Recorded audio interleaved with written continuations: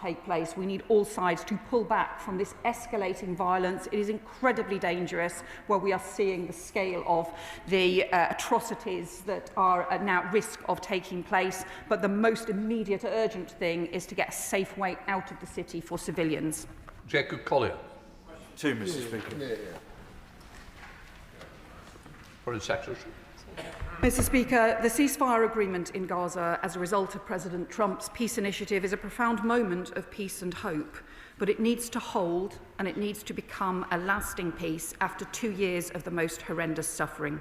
Our immediate priority is ensuring unconditional humanitarian aid is flooded into Gaza where more action is needed, but we are also working with partners to support the implementation of Phase 2 of the peace plan, including the disarming of Hamas and the establishment of a Palestinian committee as transitional government and a pathway to 2 states living side by side. I think it's a group question, Foreign Secretary. Oh, yes, sorry. Yes, and let me group these questions with questions. I'm hoping you're going to steer me while I turn to the right page with the numbers 2, 7 and 15. Thank you, Mr. Speaker. Jacob Collier. Mr. Speaker, we're grateful for the United States in its coordination, and this must not be a temporary peace that fades away. The ceasefire, as she says, remains fragile, with both sides accused of violations, and fighting on the occupied West Bank continues. So can my right honourable friend assure the House that the UK will continue to play an active role in supporting the peace plan and holding all parties to its commitments? Secretary. My honourable friend is right. Given the horrendous suffering that we've seen over the last 2 years, we need to ensure that the ceasefire holds. Part of that involves getting the humanitarian aid into Gaza. We are urging more crossings to be opened, and we are urging restrictions on humanitarian aid to be lifted. And we are also working on some of the crucial next steps in conjunction with the US, with Arab states, with many other states who have been involved in supporting this ceasefire, including disarmament of Hamas and including the development of new governance arrangements. Rinderchas. Thank you, Mr. Speaker. Despite the much welcomed peace plan, we have already seen breaches in the form of Israeli airstrikes, with life-saving supplies being restricted from entering Gaza. So what are we doing to ensure that sufficient humanitarian aid can go through to end the famine swiftly, and that the Israeli leadership is held accountable for violations of international law, so that we can finally see an end to this conflict with no more innocent Palestinian or Israeli lives being lost? Foreign Secretary. Well, it is important that all sides hold to the ceasefire and implement all of the steps that have been committed to as part of President Trump's 20-point peace plan. That does involve getting the humanitarian aid in place, and it also involves maintaining the ceasefire. We are working with the US and with other countries to seek to support an effective monitoring arrangement so that there can be a proper process involved to ensure that all sides hold to the ceasefire and that there is a proper process in place to keep moving forward. Nadia Whitson. Thank you, Mr. Speaker. Over 2 weeks into the ceasefire in Gaza, Israeli forces are still killing Palestinians. Many are being shot at as they attempt to return to their homes near a yellow line marked by Israel, a line that Israeli media is increasingly calling a new border. What will the government do to ensure that this supposedly temporary yellow line does not become a permanent border and effectively cut Gaza in half? Foreign Secretary. Well, we have been clear that not only can we not divide Gaza, but this has to be part of the journey to a 2-state solution, which includes Gaza and East Jerusalem and the West Bank, because that is the only way that we will get a just and lasting peace. Of course, there are transition arrangements set out as part of the 20-point plan, but it's really crucial that not only do we maintain this ceasefire agreement, the first phase, but that we keep making progress on the rest of the points in the 20-point plan and the second phase as well. Bob Blatton. Thank you, Mr. Speaker. Thankfully, the living hostages have been returned to receive medical attention and back to their families. But very sadly, the bodies of the deceased hostages have not all been returned. And that is a key element in this ceasefire treaty. So what action is the Foreign Secretary taking to make sure that Israel is supported, and if necessary, that the Palestinians are supported, to identify the bodies of the deceased hostages and returned so that closure can happen for those families. Foreign Secretary. The honourable member makes an immensely important point, and all of us will have seen the incredibly moving scenes of hostages returning after the most horrendous captivity and being returned to their families. But those who have lost loved ones, whose loved ones were taken in that barbaric terrorist attack on October the 7th, and are still waiting to have their remains returned. I have spoken to families whose loved ones were lost and who have had their remains returned, but I know still how difficult this is and how people need to be able to grieve and to be able to pay tribute to their loved ones. We are continuing to press for all of the hostage remains to be released, and also we have offered support, for example, demining capabilities, where, for example, there are concerns about ordinances that might prevent the recovery of remains. Foreign. Thank you, Mr. Speaker. How will the United Kingdom help to ensure that the Gaza peace plan includes measures to restore access to clean and plentiful water? The main source of fresh water in Gaza is the coastal aquifer, which is contaminated by seawater, sewage and chemicals. Up to 97% of Gaza's tap water is unfit for human consumption. Surely she will agree there can be no just peace amidst thirst and squalor. Foreign Secretary. The honourable member is right to highlight water as a crucial humanitarian aid and support, and I have spoken to Tom Fletcher, who is coordinating much of the UN support, and also to the Egyptian and Israeli foreign ministers about the importance of ensuring that the crossings are open, but also that to be able to provide water, but also to be able to rebuild critical infrastructure as well. That will also require financing, and my honourable friend, the Middle East Minister, has already been involved in looking at ways in which we can finance reconstruction for the long term. Jim Shannon. Speaker, can I thank the Minister very much for her response, Minister. The peace plan can only succeed if Hamas are not part of that. Hamas need to return the dead hostages to their families. They need to ensure they're disarmed, and they need to make sure that they're not carrying out summary executions of fellow Gazians as they are doing. Can I ask the Minister this question? If it's going to have a peace plan that lasts, then take Hamas out, remove them from the situation, and we can have peace. Well, the honourable member will know that I have always described Hamas as a barbaric terrorist organisation. That remains the case, and it's why it's been so crucial that we've seen the Arab League also condemn and reject Hamas, and to join us and other countries from across the world in being clear that Hamas can play no role in the future governance of Gaza or the future governance of Palestine. It's why the UK has particularly been offering support on the decommissioning of weapons and the disarming of Hamas. That is a crucial part of the peace process, so that Palestinians and Israelis can live in peace and security.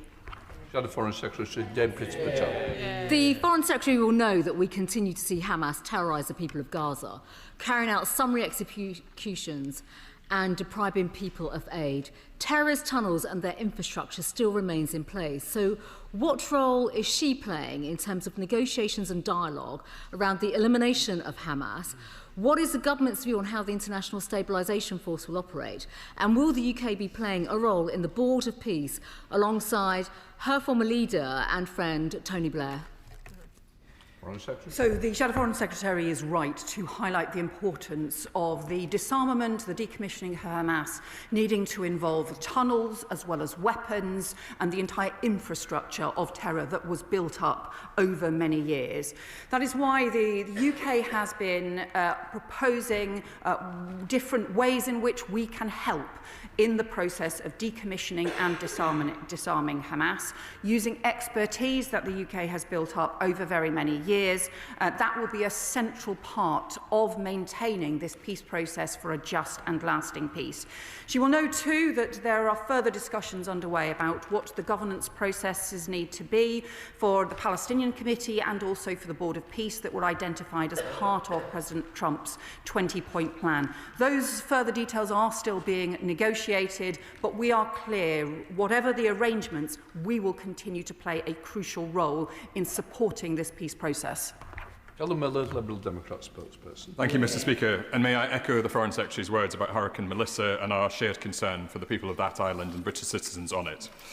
At this hopeful but fragile moment for Gaza, all sides must fulfil their ceasefire obligations, including Hamas returning the remaining hostages' bodies and Israel reopening all aid routes into the Strip. We must also preserve the conditions for a two-state solution, and this Gaza peace plan is not sufficient to deliver a lasting peace between two viable and secure states. Last week, the Knesset voted in favour of annexing the West Bank, a move which would undermine Palestinians' right to self-determination. The strong criticism from US Secretary of State Rubio was notable and welcome. So will the Foreign Secretary work with the American administration to bring forward a UN Security Council resolution which unreservedly condemns that vote and reaffirms the illegality of seizing territory by force? Foreign Secretary. Well, as I have been clear, that the future of Palestine needs to include the West Bank, East Jerusalem and Gaza. We have always strongly condemned any proposals around the annexation of the West Bank, but also illegal settlements in the West Bank. And it is significant that not only Secretary of State Rubio, but also President Trump and Vice President Vance have all made clear their condemnation of the proposals for the annexation of the West Bank. In order to have security and peace for Israelis alongside security and peace for Palestinians, we need ultimately to work towards that two-state solution, two states living side by side. Patrick Hurley. Question 3, Mr. Speaker. Foreign Secretary.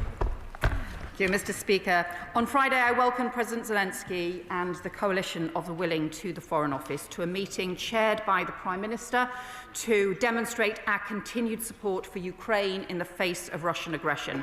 Since I set out in this House new stronger sanctions against the two largest oil producers, Rosneft and Lukoil, I'm pleased to say the US has followed suit. The EU has also introduced further sanctions. We need to tighten the economic vice on Russia to bring Putin to the table and get a pathway to peace.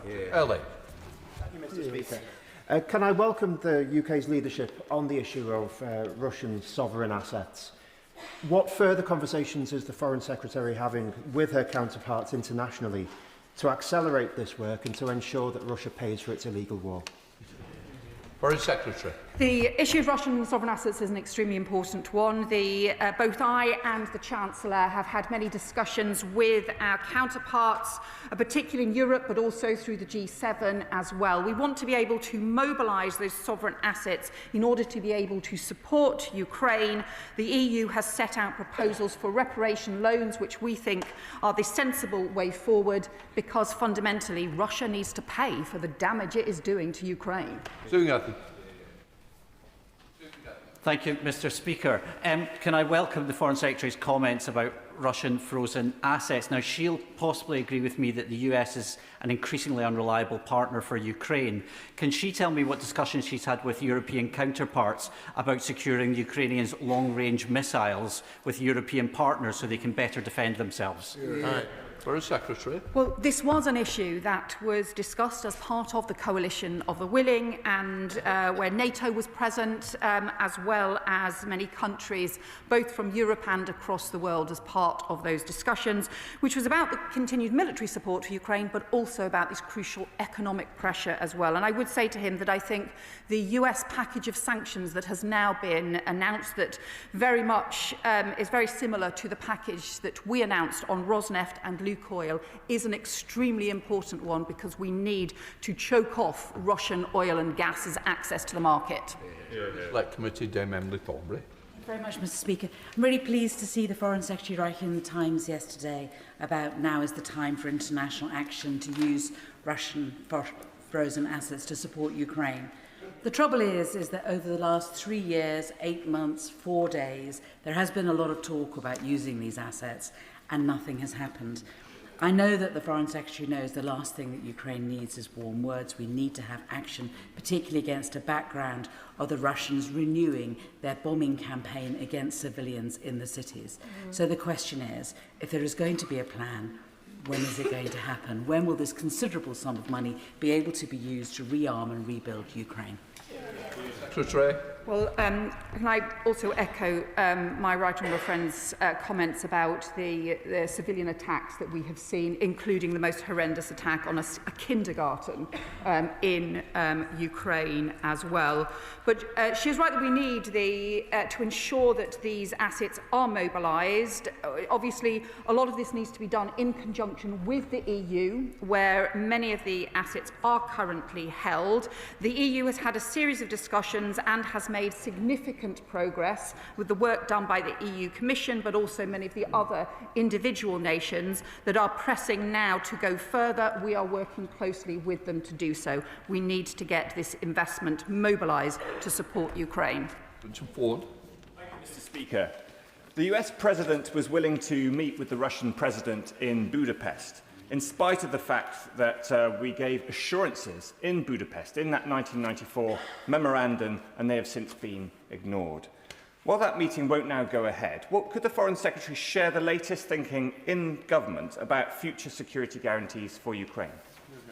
Foreign Secretary. Well, the security guarantees remains an important part of our support for Ukraine. It's one of the reasons that the coalition of the willing was brought together in order to set out what those security guarantees would be, and of course that will continue to be working with the US in order to do so. But the most immediate issue is to ensure that there is sufficient economic pressure, particularly on oil and gas, to bring Putin back to the table, because whilst President Zelensky has said he is willing to negotiate and willing to support an immediate ceasefire, President Putin is simply escalating the war. Mr. Wynne. Thank you, Mr. Speaker. Russia's war in Ukraine is fuelled by oil export revenues sustained by third country refineries in India, Turkey and China that process and re-export Russian crude as refined products, often to sanctioned states. These countries are fuelling Putin's war chest. Last month, President Trump called on Turkey to halt Russian oil imports. Did the Prime Minister follow President Trump's approach and demand that his Turkish counterpart stops the Star refinery and Tupras from buying Russian oil? Well, I can say to her that we have these discussions with countries right across the world, urging them to support either sanctions or to reduce their dependence on Russian oil and gas, to reduce those imports and to help us in choking the supply of oil and gas from Russia off the market. And that is why we have also begun now to sanction refineries, designated refineries, not just in Russia itself, but across the world. Number 4, sir. From bench. Foreign Secretary. Mr. Speaker, the former Foreign Secretary set out to Parliament earlier this year the full spectrum of threats posed by China, including espionage, cyber attacks, transnational repression and support for Russia. We challenged China robustly in relation to all of those threats. China is also our third largest trading partner and a country we need to work intensely with on international issues like climate change. That is why we need to challenge China on security and to compete and cooperate on economic and global affairs. Thank you, Mr. Speaker. The Foreign Secretary, in her former role, wrote to the Planning Inspectorate raising no objections about the Chinese super embassy application. She didn't mention any concerns about the secret basements, or some people describe them as dungeons, on the application, and she raised no objection about the proximity of the application to key data cables in the City of London. In her new role, does the Foreign Secretary now regret her previous lack of action? Well, the honourable member will know that the government takes action to ensure that security measures are in place, and we do so through a series of different routes, and he will also know that the planning process is independent and will follow its course. Thank you, Mr. Speaker. When it comes to the UK's relations with China, it is not a simple binary choice between national security and growth. National security must always be our non-negotiable red line, but subject to that, does the Foreign Secretary agree that where there are specific sectors where economic engagement with China promotes growth, that we should be open to it? Foreign Secretary. My honourable friend is right that we already have substantial trade with China and also investment both from the UK and from China, and we have always been a trading nation that works and trades with countries right across the globe. But he is also right that national security must always be the first priority, and that is why wherever there are national security threats we take them immensely seriously and will always challenge China on those. Deputy Patel, Foreign Secretary. Speaking of challenging China, will the Foreign Secretary comment on the recent threats made by the Chinese government towards Britain over the embassy application, the spy case and Taiwan? And can she tell the House whether any meetings with the Chinese government, British ministers, Jonathan Powell or other officials have discussed the now collapsed spy case? Has China at any point requested this case to be dropped? And will she now apologise for backing the embassy application? Foreign Secretary. For the Shadow Foreign Secretary has perhaps forgotten the position that her government has previously taken on a range of issues towards China.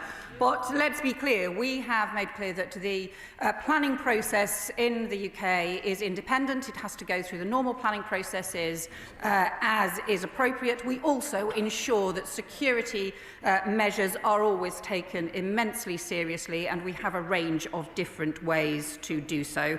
In terms of the China case that she has referred to, I remain extremely frustrated about the collapse of this case, and my view remains that this kind of activity that was alleged in this case should face the full force of the law. That's why I supported the strengthening and updating of the law in this area to make prosecutions easier. It is a shame that her party took so long to do it.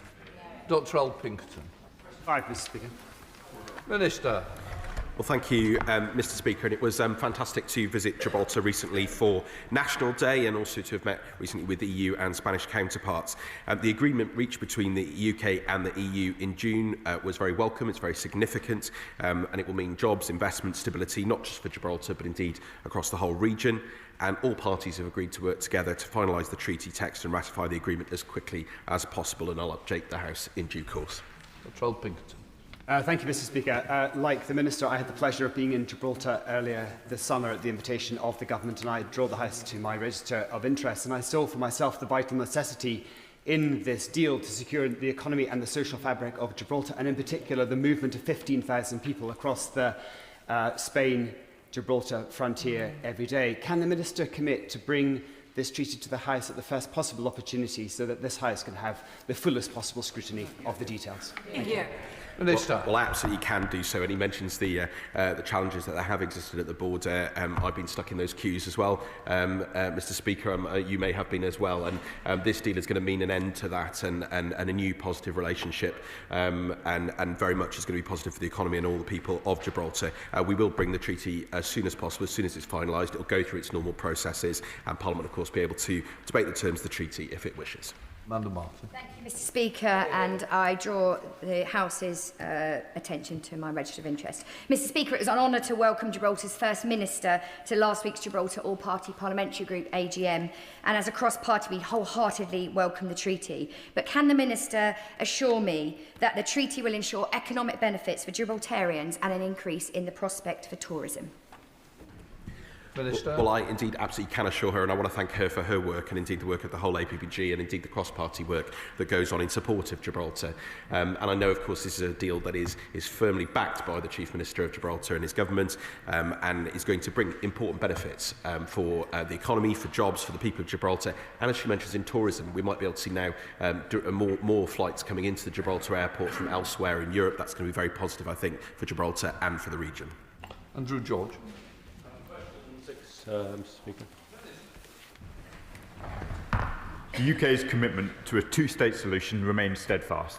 The UK has provided £116 million of aid to the Palestinian people this year.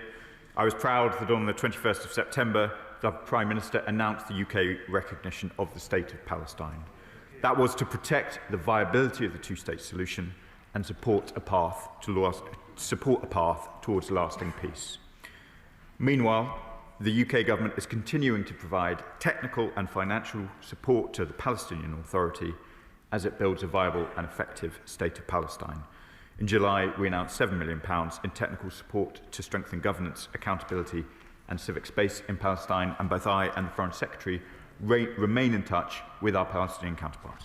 Andrew George. Slow as it was, it's very welcome indeed. I'm grateful to the Minister for his response. But will the government go beyond suspending new trade deals and actively review existing trade deals with Israel, including both goods and services originating from the illegal settlements, to ensure that UK trade policy does not undermine the prospect of Palestinian statehood? Minister.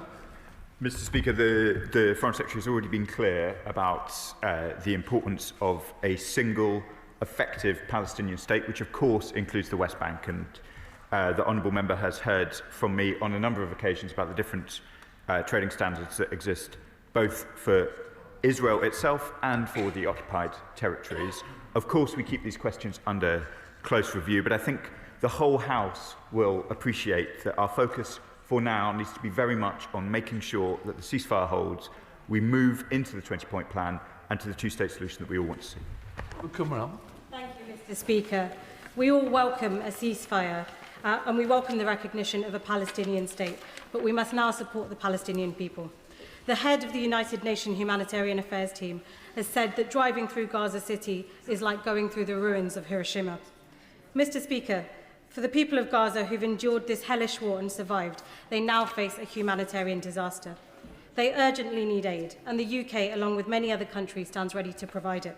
The block to this aid, as so frequently has been the case, is the Israeli authorities.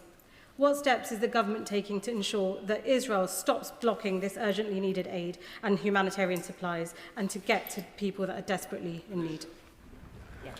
Mr. Speaker, I want to update the House on this very, very important question. We are seeing a greater flow of aid into Gaza. That is, of course, supremely welcome and something that we have long awaited.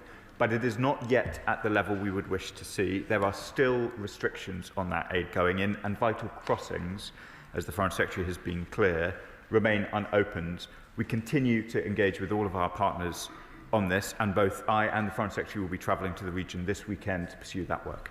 Alison Bennett. Question 8, Mr. Speaker. Mr. Speaker, the continued erosion of democratic rights and freedoms in Hong Kong is deeply concerning. Last week, the Foreign Secretary submitted to this House the government's latest 6-monthly report on Hong Kong, which details how national security legislation is diminishing Hong Kong's political autonomy. The government will continue to champion the rights and freedoms of the people of Hong Kong. Bennett. Thank you, Mr. Speaker. A constituent of mine who now lives in Haywards Heath came to the UK from Hong Kong under the British National Overseas Visa route after the deterioration of human rights there left her and her daughter with no choice but to seek safety. She is now deeply anxious about reports that the qualifying period for settlement and citizenship may be extended. I think the whole House can agree that the human rights violations in Hong Kong are abhorrent. So what representations has the Minister made to her Chinese counterparts? And can she explain how she will protect BNO visa holders who have made their home in the UK? Minister.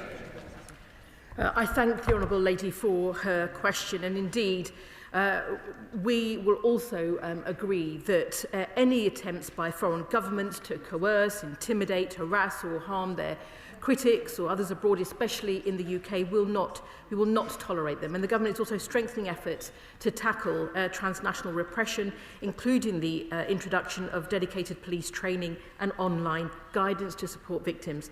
And indeed, we are committed to the people of Hong Kong as exemplified by the BNO visa route.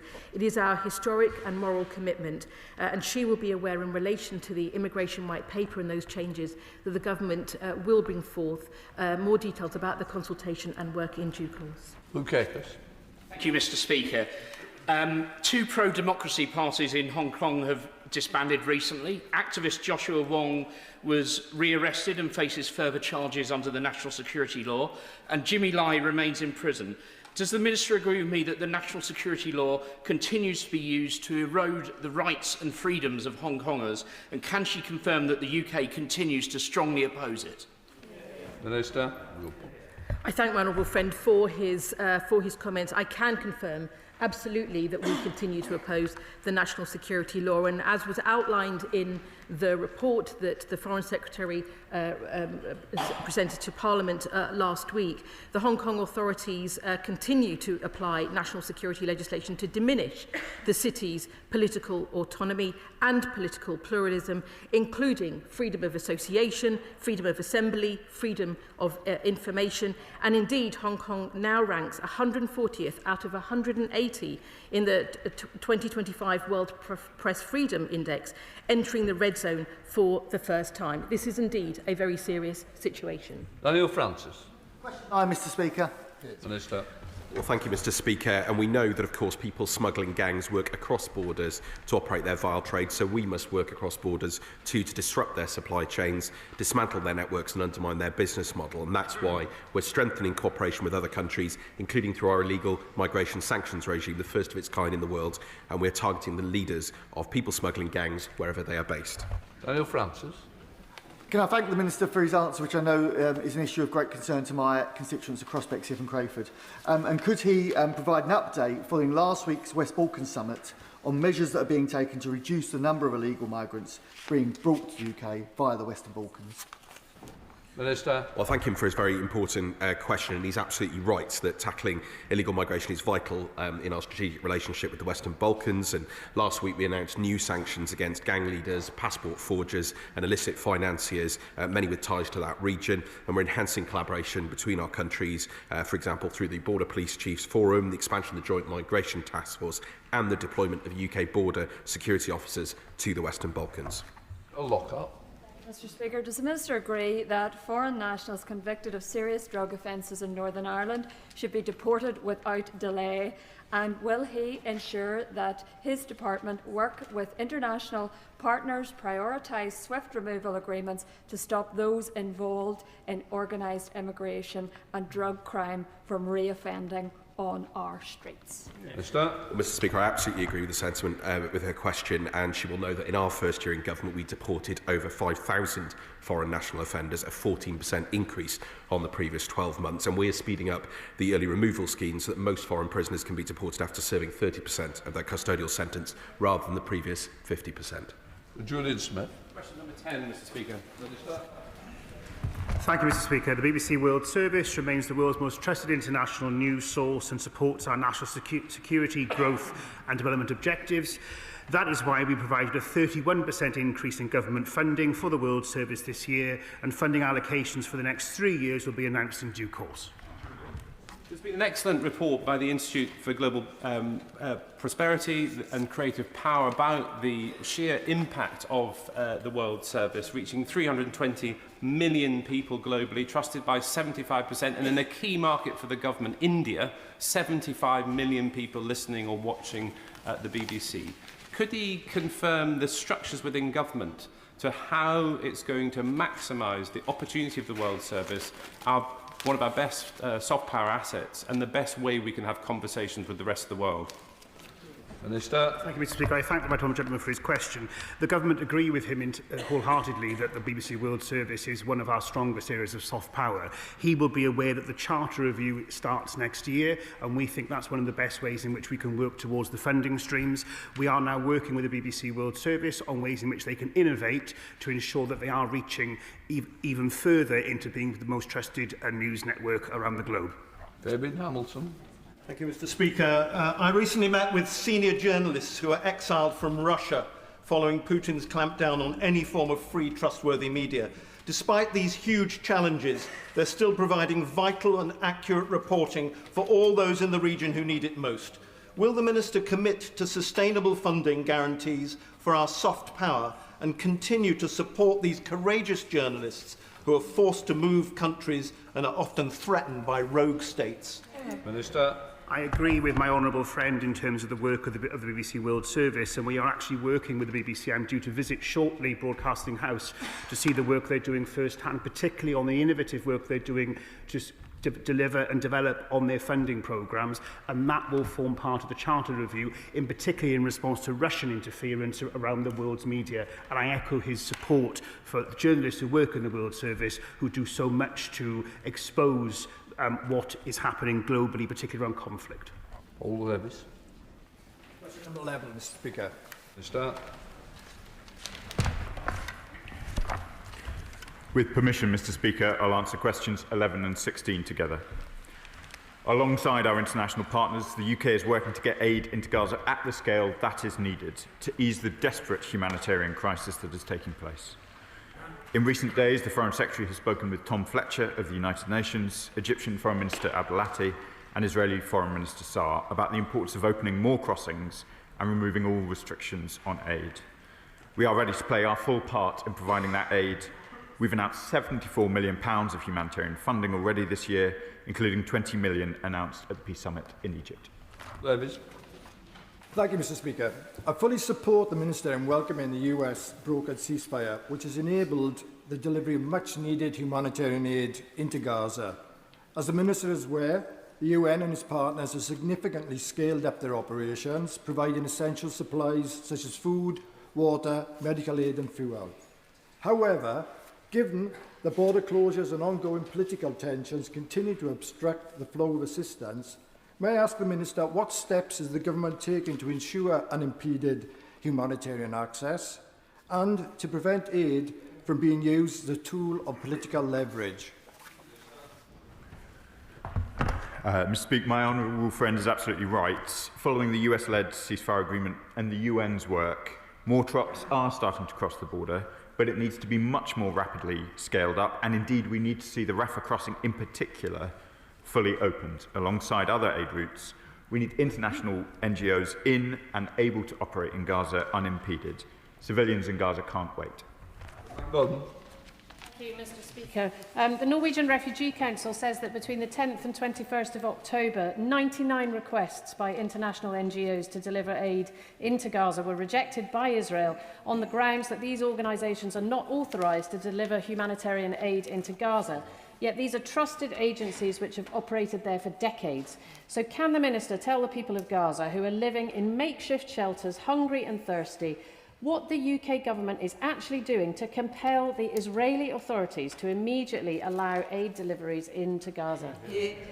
Minister.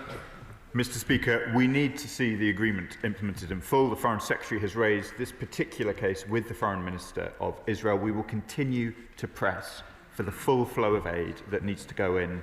The honourable member rightly asked me what I say to the people of Gaza. We understand the urgency. We understand the aid needs to be in there now. We will continue to press these points, both on the phone and when we go to the region this weekend, both of us. Jack Rankin. Number 12, please, sir. Well, thank you, Mr. Speaker. We have secured a deal that will protect the operation of the UK-US base on Diego Garcia well into next century, and the payments made under the deal will be split between the Foreign Office and the Ministry of Defence and published in the annual accounts of each department. In what proportion? Mr. Speaker, as I've said, those will be published in the annual accounts of each department. Well, that's done it right. Shadow Minister Andrew Rosenthal. Thank you, Mr. Speaker. Last week, Labour voted against our amendment to give the House of Commons a say on the government's reckless decision to surrender £35 billion of taxpayers' hard-earned money to Mauritius for the privilege of giving away our own sovereign territory. But we still have no certainty from the government about the fate of the vital Diego Garcia base after the 99-year period. So, what is stopping Mauritius from demanding billions more if the UK wishes to extend the use of Diego Garcia for another 40 years? But, Mr. Speaker, wouldn't it be more sensible to save the money, ditch the surrender deal and keep the Chagos Islands British? Minister. Well, Mr. Speaker, as he knows from the many debates, many questions that I've answered on this issue, and indeed the debate that we had in this place, which secured the passage and third reading of the bill, the cost of the agreement in today's money is £101 million, and the net present value over 99 years is £3.4 billion. However much he comes up with other fantasy figures, they are simply incorrect.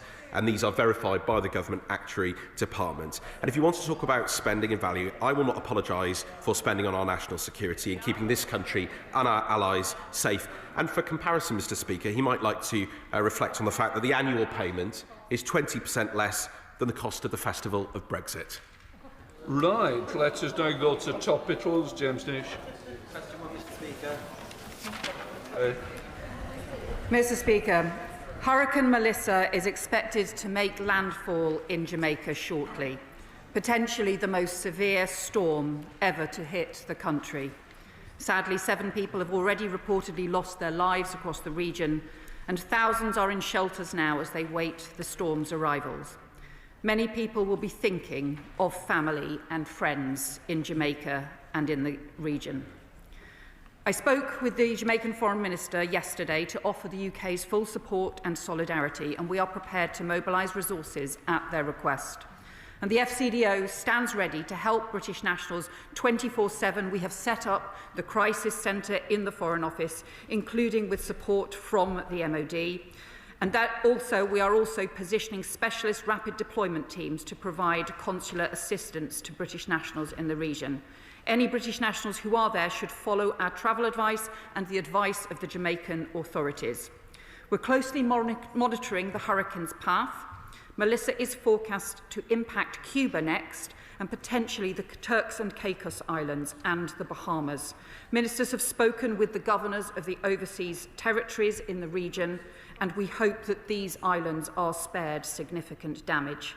The UK government is also preparing to deliver humanitarian assistance to affected areas with a focus on meeting the immediate needs of those who are most vulnerable, and we send the people of Jamaica our support and solidarity today. James Nish.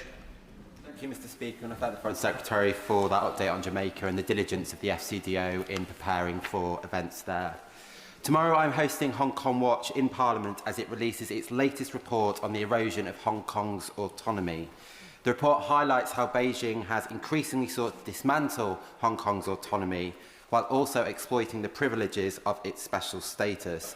This is increasingly having an impact on business operations in Hong Kong and is something that is well understood by the government but has yet to be fully recognised, including in last week's FCDO 6-monthly report. Can the Minister confirm whether the UK will consider additional steps to push back against these violations of China's international treaty obligation? Order. Can just help me to help everybody else try and get in? It is topicals. We've got to be short and punchy. Foreign Secretary. We strongly condemn China's non-compliance with the joint declaration in the latest 6-monthly report which has been published, which details the continued deterioration of rights and freedoms in Hong Kong. We have continually pressed to China to uphold the rights of Hong Kongers, and their non-compliance is one of the reasons we remain steadfastly committed to the BNO visa route. Foreign Secretary Dame Priti Patel. Hayat Tahrir al-Sham, HTS, traces its roots back to the barbaric terrorism of al-Qaeda, including terrible death and destruction and harm to our allies. Can the Foreign Secretary explain to the House why her government has deprescribed HTS, and does she believe that they're no longer a terrorist threat to the world? Well, she will know that, as both of us will know from our former roles as Home Secretaries, that the prescription process is a very detailed one and a very considered one, drawing on a range of security expertise. And that process no longer assesses HTS to be an alias of al-Qaeda after extensive consideration and a full assessment of the available information. And she will know that was the grounds on which it was prescribed in the first place. We will ultimately, however, judge them on their actions and not their words, but the new Syrian government has conveyed its strong commitment to working with the UK. Speaker, does the Foreign Secretary therefore believe that this decision will lead to the destruction of all chemical weapons in Syria? And she said that they will be judged upon their actions. Will she look at putting conditions in place if they do not step up to their actions in the same way in which America has with regards to the sanctions that were lifted on them? Well, we have, my honourable friend, the Middle East Minister, has raised this issue directly with the Syrian government, and we continue to raise these security issues, not just with Syria, but to other parties in the region, because she will know the importance of regional governments working together on some of the security issues that she raises. This is both about the historic terrorism threat that we have faced from the region, but also about the responsibility responsibility on governments to maintain stability in Syria and the impact that this has across the region. We will continue to take those security issues immensely seriously. Senator James. Thank you, Mr. Speaker. I welcome the government's sanctioning of 2 Russian oil majors around a fortnight ago. But does the Minister agree that it's only by increasing the economic pressure on Putin that we will force him round that negotiating table and finally bring an end to Russia's illegal war in Ukraine? Foreign Secretary. I do agree with my honourable friend. We need to increase the economic pressure on Putin. We need to choke off the supply of Russian oil and gas into international markets. Our sanctions, our package of sanctions, including on the 2 biggest Russian oil producers, goes a substantial step forward. It is really welcome that other countries, including the US, are now doing the same. It is only through international action we will have the impact. Democrat spokesperson. Mr. Speaker, in the United States, President Trump continues to use his public power to advance his private financial interests. In the UK, as well as rooting out traitors like Nathan Gill who take funds from our enemies, we must prevent this corrosive cronyism from entering our own politics. I wrote yesterday to the new Ethics and Integrity Commission, calling on it to investigate whether DCMS officials lobbied for Trump's golf courses. I intend to bring a bill to this place which would create enhanced protections against UK ministers and officials lobbying for foreign powers. Will the Secretary of State commit to supporting the principle of this bill? Minister. Well, Mr. Speaker, without seeing what his proposals are, I'm not going to comment on that at this stage. But what I will say is that we do take all evidence of foreign interference in this country very, very seriously. And I work closely with ministers across government, including the Home Office and elsewhere, and my colleague, the Security Minister, to keep these issues under assessment on a regular basis. John Slinger. Thank you, Mr. Speaker. I declare an interest as chair of the APPG for the Kurdistan region in Iraq and led a delegation there. In the 2005 federal Iraqi constitution, agreed in a popular vote, should underpin Kurdish rights, and we were told that Baghdad deliberately withholds salary payments to public employees there. The Foreign Secretary visited Erbil as Home Secretary and knows how important this part of Iraq is to our security. So does she agree that we need our Kurdish ally to be strong and respected in a federal Iraq, and that a better relationship there would enable vital reform for the benefit of that region and indeed our own country? Minister. The relationship between Baghdad, Erbil and indeed Sulaymaniyah is of vital importance. I continue to discuss these issues with the Iraqi Foreign Minister and indeed Iraqi Kurdish politicians as well. We'll continue to do so, and I look forward to visiting the region shortly. Thank you. The UN Secretary General has warned that it's now inevitable that we will fail to keep global warming under 1.5 degrees, with a threat of devastating consequences like the loss of the Amazon rainforest and its role in climate regulation. While the Conservatives and Reform continue to sabotage climate action, it's good to know that the Prime Minister will be going to COP30. But will the Foreign Secretary commit to no further cuts to our international aid budget so that we can contribute to the Tropical Forest Funds Forever Fund? Well, Mr. Speaker, she's a passionate advocate on these issues, I know, and we debated these issues just the other day in Westminster Hall. The UK remains committed to providing international climate finance now and in the future, and to playing our part alongside other developed countries and climate finance providers, and we're committed to delivering $11.6 billion in international climate finance by the end of 25-26. Chris Vance. Thank you, Mr. Speaker. Friday was World Polio Day. My constituent in Harlow, former Paralympian Anne Strike, continues to campaign for the eradication of polio. What reassurances can the Minister give me that the UK will continue to be a leading player in that aim? Thank you, Mr. Speaker. I know my honourable friend is a long-standing advocate of polio eradication. The UK is a long-standing supporter of this programme, and we have confirmed a £1.25 billion pledge to Gavi for 2026-30. Other spending, including on the Global Polio Eradication Initiative, is being reviewed as part of the spending review and the older allocation process, which will be decided in due course. Richard Tice. Thank you, Mr. Speaker. As we speak, the Chagosians are in the High Court to try and stop this terrible Chagos surrender deal. Given this government's passion for international human rights, and we all agree how badly they have been treated, will the government finally agree to grant the Chagosians a referendum on this dreadful deal? Minister. Mr. Speaker, I'm not going to comment on legal proceedings, but the honourable gentleman knows full well that this had to be a treaty negotiated between the UK and Mauritius. That's the basis on which it's done. But we absolutely recognise the historic wrongs to the Chagosian people. I've engaged with Chagosian communities on a number of occasions and will continue to do so through our new contact group. Luke Charters. Thank you, Mr. Speaker. I welcome the new package of sanctions on Russian financial institutions, and so does the Minister agree with me that we should stand ready to expand that package of sanctions to stop Russian financial institutions from financing their illegal war in Ukraine? Minister. Well, he will know that we don't comment on future sanctions designations, but he will know that we are absolutely committed, as the Foreign Secretary said, to choking off Russia's war machine and bringing Putin to the table. And that's why our sanctions, alongside others, have denied Russia access to at least $450 billion since February 2022, and that would have funded 2 more years of this illegal and barbarous war. So we won't hesitate to act where we can, and we will work with others in that endeavour. Vicky Slade. I joined Cathod and my constituents Carl, Harry and Joe on a deadlift challenge. We, and yes, Mr Speaker, that includes me, collectively lifted over 100 tonnes, the equivalent of 5 A-planes to Gaza. But Cathod also work in the West Bank, where Palestinians are being treated as second-class citizens living under military, not civil law. So what diplomatic actions is the department taking to ensure violence against them ends and improve their rights of the Palestinians while a two-state solution is negotiated?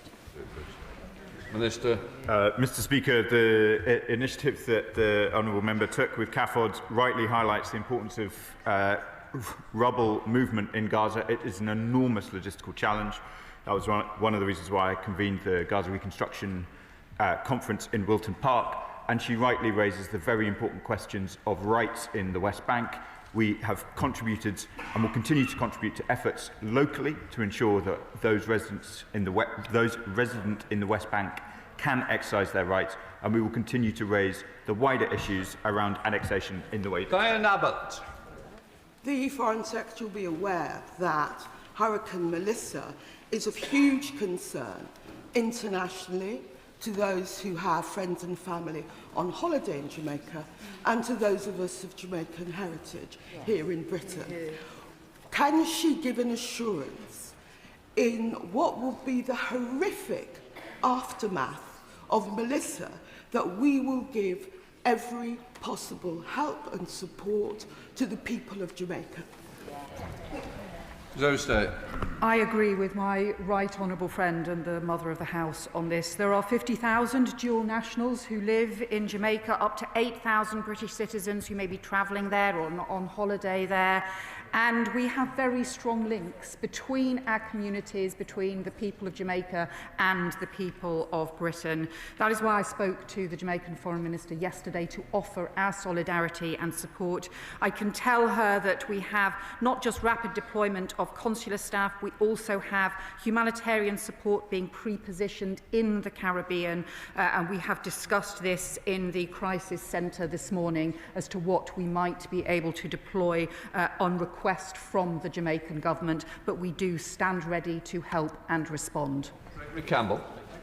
Thank you, Mr Speaker. Can the Foreign Secretary help with the context of the Middle East conflict, in that I've been endeavouring to try and establish an independent, verifiable number of rocket attacks that were carried out on the 12 months before October 7th, and how many rocket attacks into Israel in the 12 months after October 7, to give some context to what has happened since. Is she able to assist?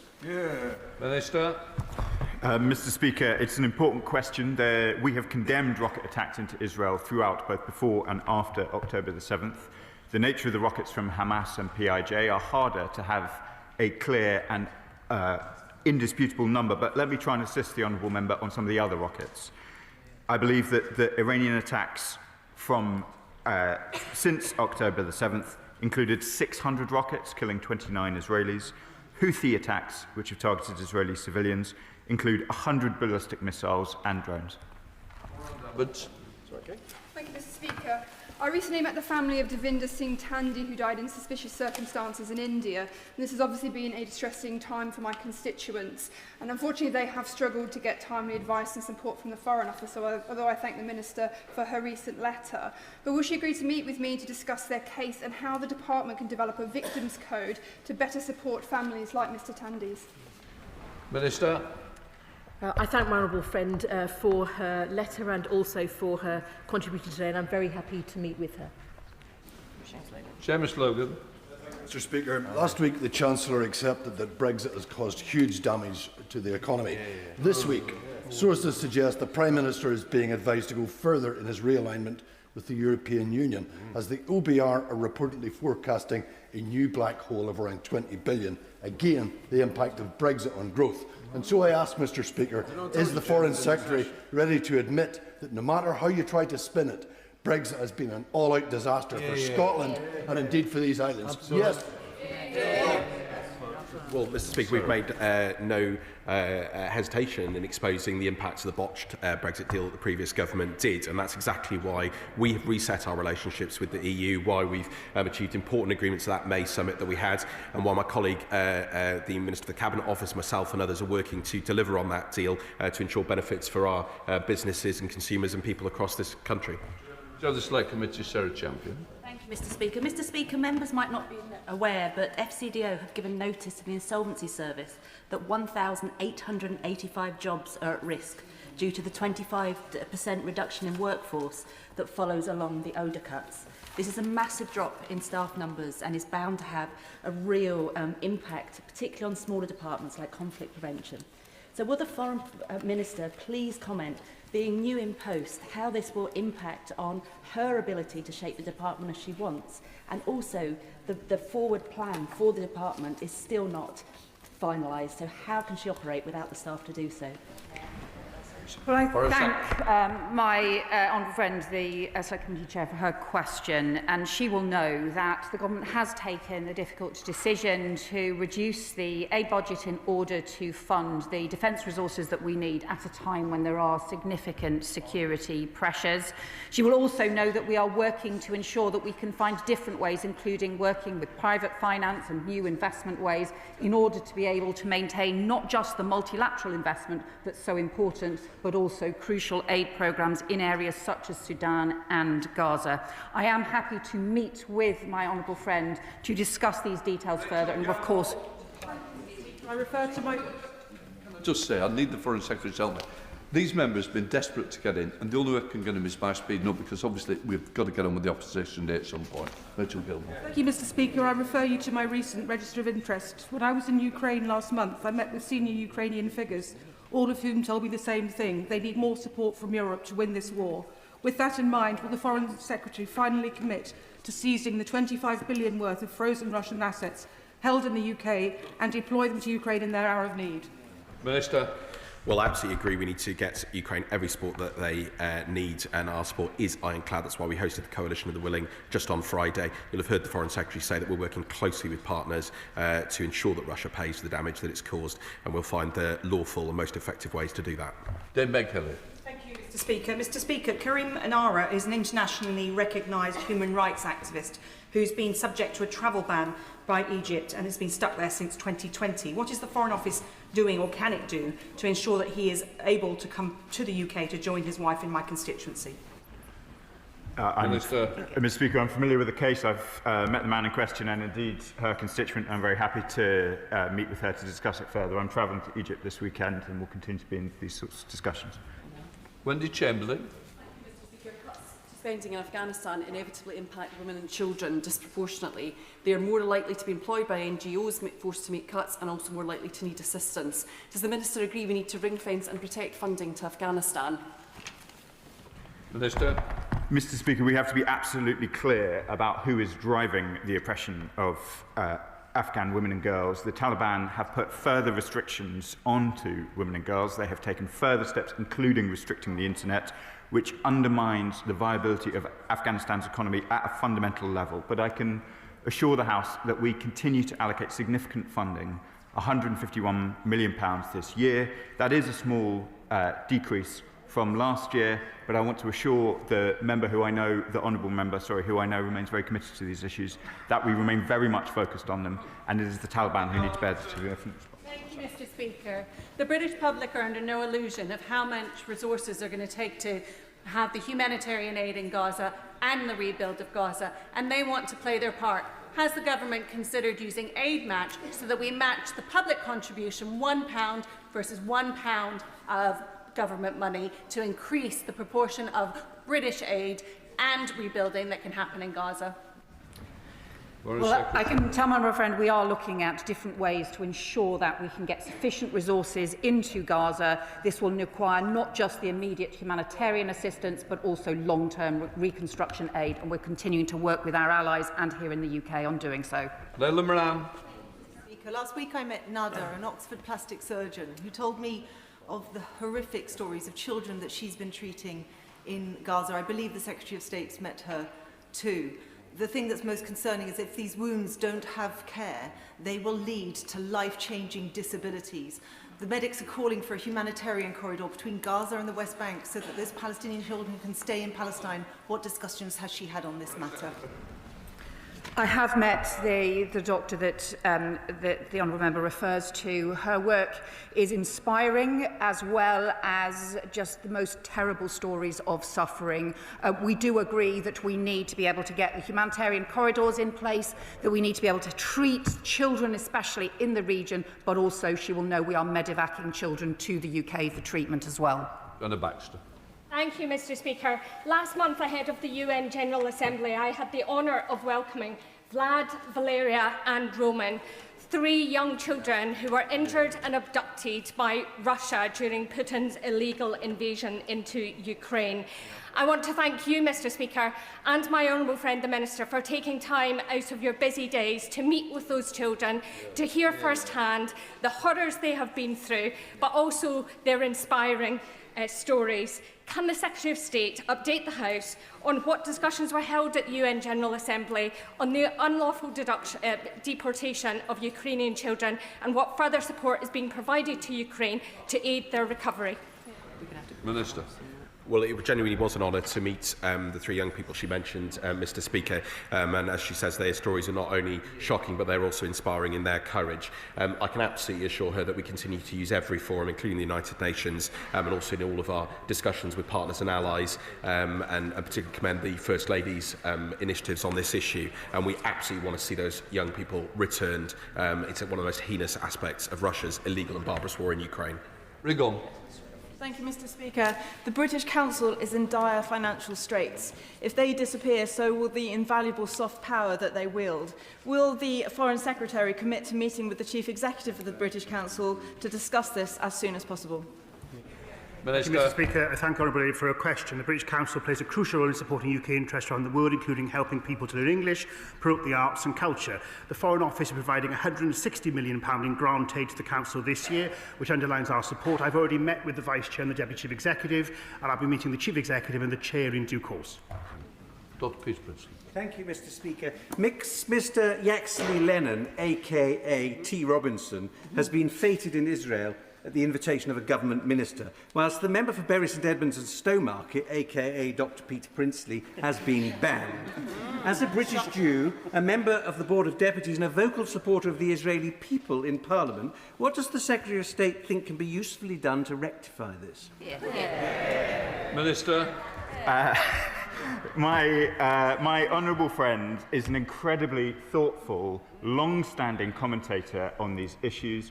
Both him and his family have made a great commitment, a great contribution to UK-Israeli relations. It was an act of great foolishness to prevent him entering into Israel and the occupied Palestinian territory. We called on the Israeli government at the time, as we did in the previous such instances. We cannot prevent the Israeli government from making decisions which are not in their interest, but this was clearly one of them. Sir Julian Lewis. The government's position seems to be that communist China can pose and does pose a wide range of serious threats to the United Kingdom, but isn't a threat itself. How can that possibly make sense? Secretary. Well, I think he will have heard me set out very clearly the threats that China poses to our national security, including transnational repression, including support for Russia, including espionage as well. And he will know those range of threats, which is why I think it is deeply frustrating that the prosecution has not taken place. He will also, of course, know that China is a trading partner and we continue to have strong economic relations as well. It is possible for both of those things to be true. Louis Say. Speaker. Despite a ceasefire being in place for almost a year, Israeli forces struck UN peacekeepers in southern Lebanon just this weekend. What work is the government doing with the Lebanese government, and in particular the Lebanese armed forces, to shore up our crucial ally in the region? Minister. Lebanon is a crucial ally, Mr. Speaker. I will be travelling there shortly and I intend to go to the area affected. It is absolutely vital that Lebanon's borders, both in the east and the south, are secure. That is vital for their security as well as ours. Final question, Mark Pritchard. British national Jimmy Lai is currently in a prison in solitary confinement in Hong Kong. He's been there for 5 years. He's 78 years of age. He's in ill health, and his trial will come to an end very, very soon. Ahead of the Apex summit, what representations has the Foreign Secretary made to the White House to ensure that when President Trump meets President Xi, that the case of Jimmy Lai will be raised, as it has been in the last 36 hours, by a cross-party group of 38 US senators?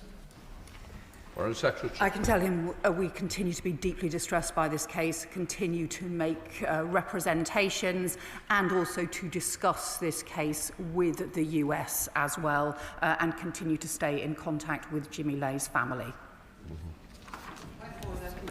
Point of order, Don Butler. Mr. Speaker, I'd like to apologise for not taking the direction of the chair yesterday. Can I first of all say I thank the honourable member for a point of order and for an apology. I'd also add that should any member need any advice on the rules and convention of the House, the clerks are always available to assist. Point of order, was it Stephen Flynn? Thank you, Mr. Speaker. Not to apologise on this occasion yet. There is still time. So we'll give it a minute. Give it a minute.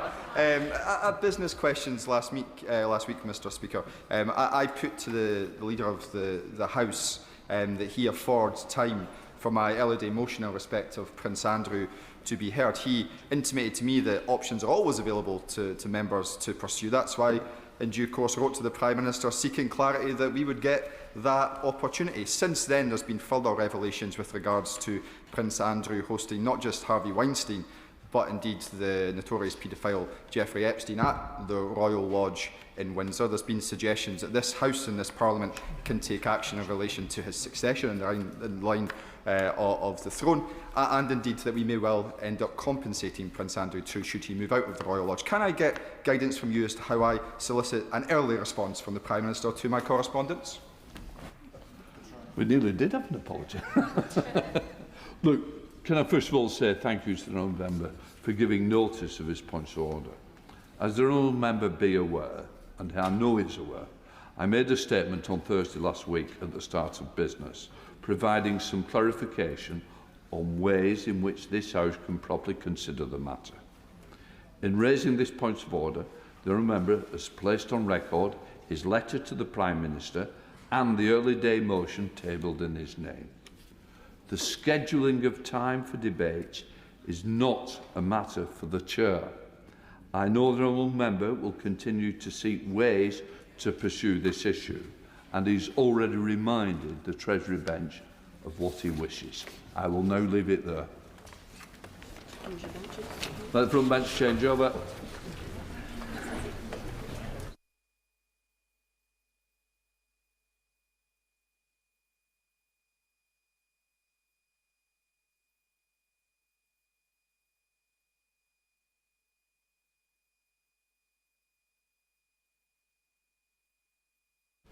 We now come to the Opposition Day motion on stamp duty land tax. I inform the House that I have not selected the amendment. I now call Shadow Chancellor Mel Stride to move the motion. Thank you, Mr. Speaker, and I beg to move the motion on the order paper. Mr. Speaker, there comes a time in the careers of some in this House when they stand too close to the edge, when they play with fire, when they fly too close to the sun. And to continue in that astronomical metaphor, we have a Chancellor who has truly thrown herself headlong into a colossal black hole entirely of her making. The Chancellor, Mr. Speaker, has trashed our economy. And she will blame anybody but herself. The OBR, the legacy, the Conservative Party, Donald Trump, Brexit, whatever it is, as long as it is not herself. And yet we on this side of the House know the clear truth. We know exactly what has happened to our economy. We know that we had a government that, when it was in opposition, said that there was no way they would be putting up taxes left, right and centre, and yet within a few short months they had done precisely that, layering up taxes on businesses, destroying growth, at the same time as talking down our economy, the fictitious £22 billion black hole, which ironically was debunked as not legitimised by the OBR at the behest of the party opposite themselves. We know that this party has borrowed colossal amounts of money, is due to be spending around £500 billion more than the plans that they inherited. And what has been the consequence of that, Mr. Speaker? It has been elevated inflation. We now have the highest inflation in the G7. The IMF tells us that next year we will once again have the highest inflation in the G7. And the consequences of that, through monetary policy, of course, are that interest rates will be higher for longer, bearing down on those who have mortgages, businesses who wish to borrow. And critically, I will in a moment, critically, when it comes to our burgeoning national debt, which is soaring under this government, the costs of servicing that debt are now running at £100 billion a year, rising to £130 billion across this Parliament. That is twice what we spend on defence. Indeed, if government servicing of our debt was a department of government, it would be the third largest in Whitehall. And none of that money, Mr. Speaker, is going on public services. It is simply going to pay off the creditors who are owed money as a consequence of the profligacy of the party opposite. And I give way to the honourable lady. Thank the honourable gentleman. Thank you, Mr. Speaker. I thank the honourable gentleman for giving way. And would he agree with me that Liz Truss's disastrous mini-budget impacted on working families up and down this country with astronomical mortgage interest rates that they're still struggling to fund at this point in time? I think, Mr. Speaker, we'll take no lessons from the party opposite when it comes to the mismanagement of our economy. What I have just set out has led to a Chancellor that had a budget back in the October of last year, in which she blew all the headroom and more, rebuilt it in the spring, and is now, as we all know, heading into this budget on the 26th of November with a gaping black hole that she will have to fill. That is due to economic incompetence. And it is causing huge uncertainty, Mr. Speaker. I speak to businesses up and down the country. None of them know what to expect. They're all fearful about the tax rises that are yet to come. And that is down to this Chancellor. And what are the consequences? The consequences are that we have the highest level of unemployment in 4 years. And just with every other Labour government, we always know in history they leave office with unemployment higher than that which it was when they came into office. In the retail, hospitality and leisure sector alone, 90,000 jobs have been destroyed under this government. Young people bearing the brunt of these policies. Under us, Mr. Speaker, youth unemployment fell by around 45%.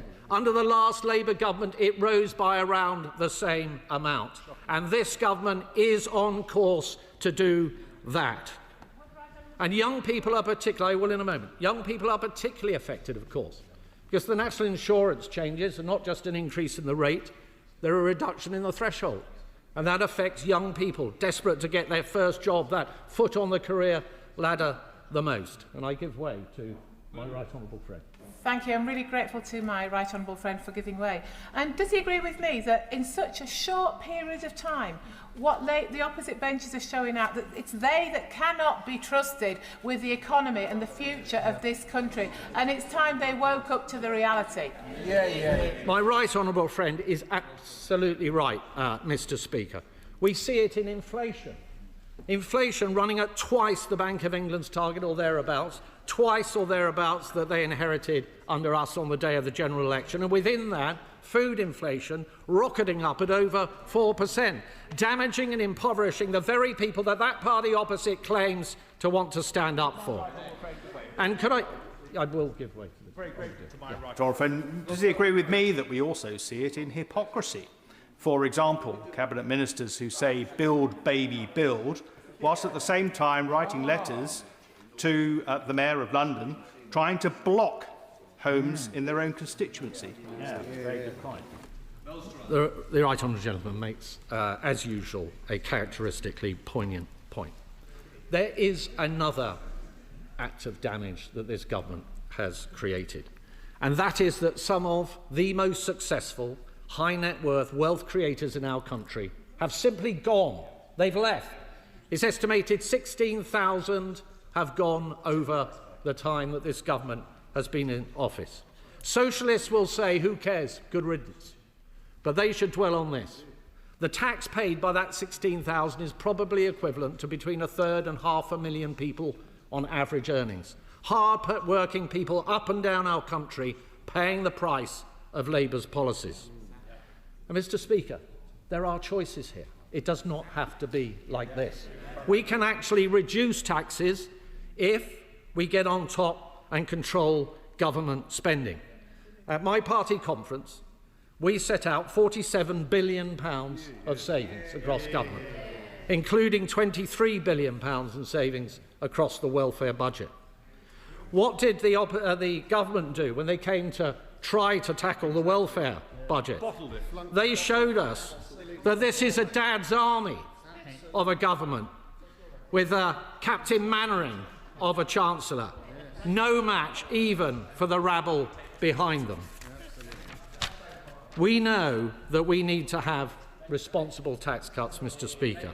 That means they need to be funded and they need to lean into growth. And that is why we have announced that were we in government, we would be abolishing stamp duty on primary residences. This is one of the worst taxes in our tax system. The OBR states that a 1% increase in stamp duty will lead to between a 5 to 7% decrease in the number of transactions. And yet, on this government's watch, the stamp duty due on a home valued at £300,000 will have doubled during their time in office. And I will certainly give way to, I'll give way to my right honourable friend. I'd like to thank the Shadow Chancellor for giving way, and he's making a very powerful speech. And is he aware that recently in the Treasury Select Committee we were given evidence by a range of tax specialists, all of whom endorsed abolishing stamp duty? Yes, and can I thank my right honourable friend for the excellent work that she's been doing on the committee, particularly when she chaired that committee in the last Parliament. So, Mr. Speaker, I will give way to my... I'm very grateful to my right honourable friend for giving way. Would he agree that this government is not only taxing young people's jobs, it's also taxing young people's chances of owning a home by its increase in stamp duty, its increase, rumoured, on the capital gains on principal private residences?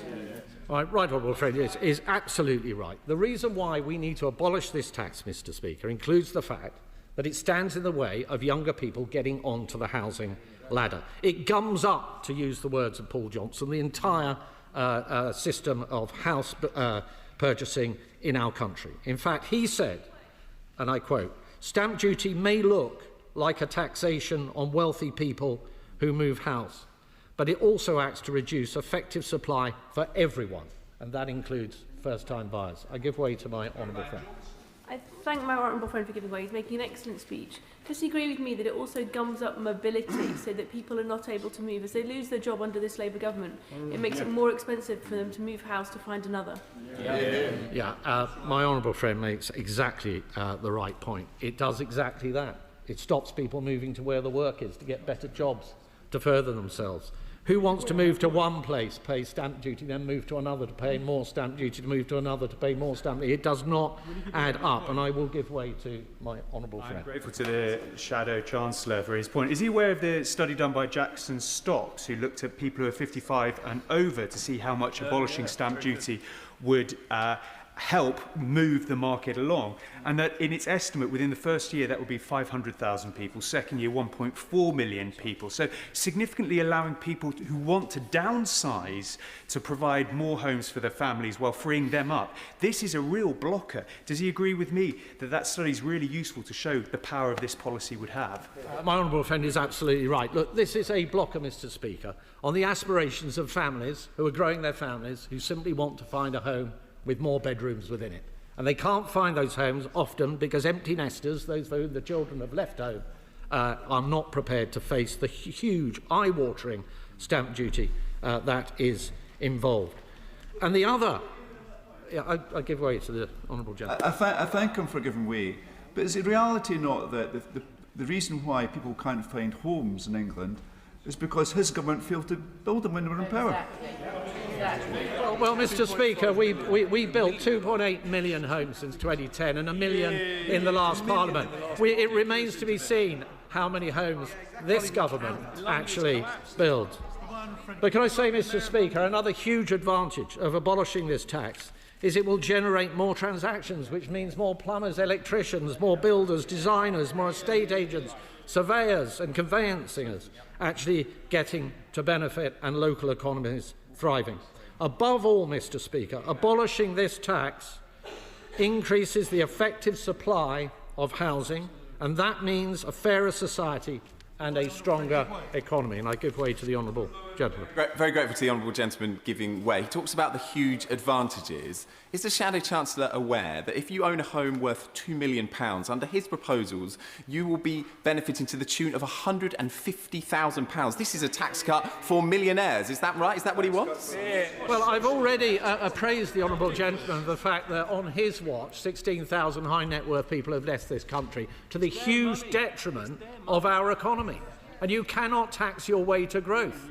And we have to abolish this tax right across the piece. That is recognised by think tanks right across the political spectrum. Indeed, the Institute, I will momentarily, the Institute of Economic Affairs says abolishing stamp duty is the single best reform that any government could make to Britain's tax system. But the Resolution Foundation, which may be more to the taste of the honourable gentlemen and women opposite, says of stamp duty, it is, and I quote, one of the most economically harmful ways of raising revenue.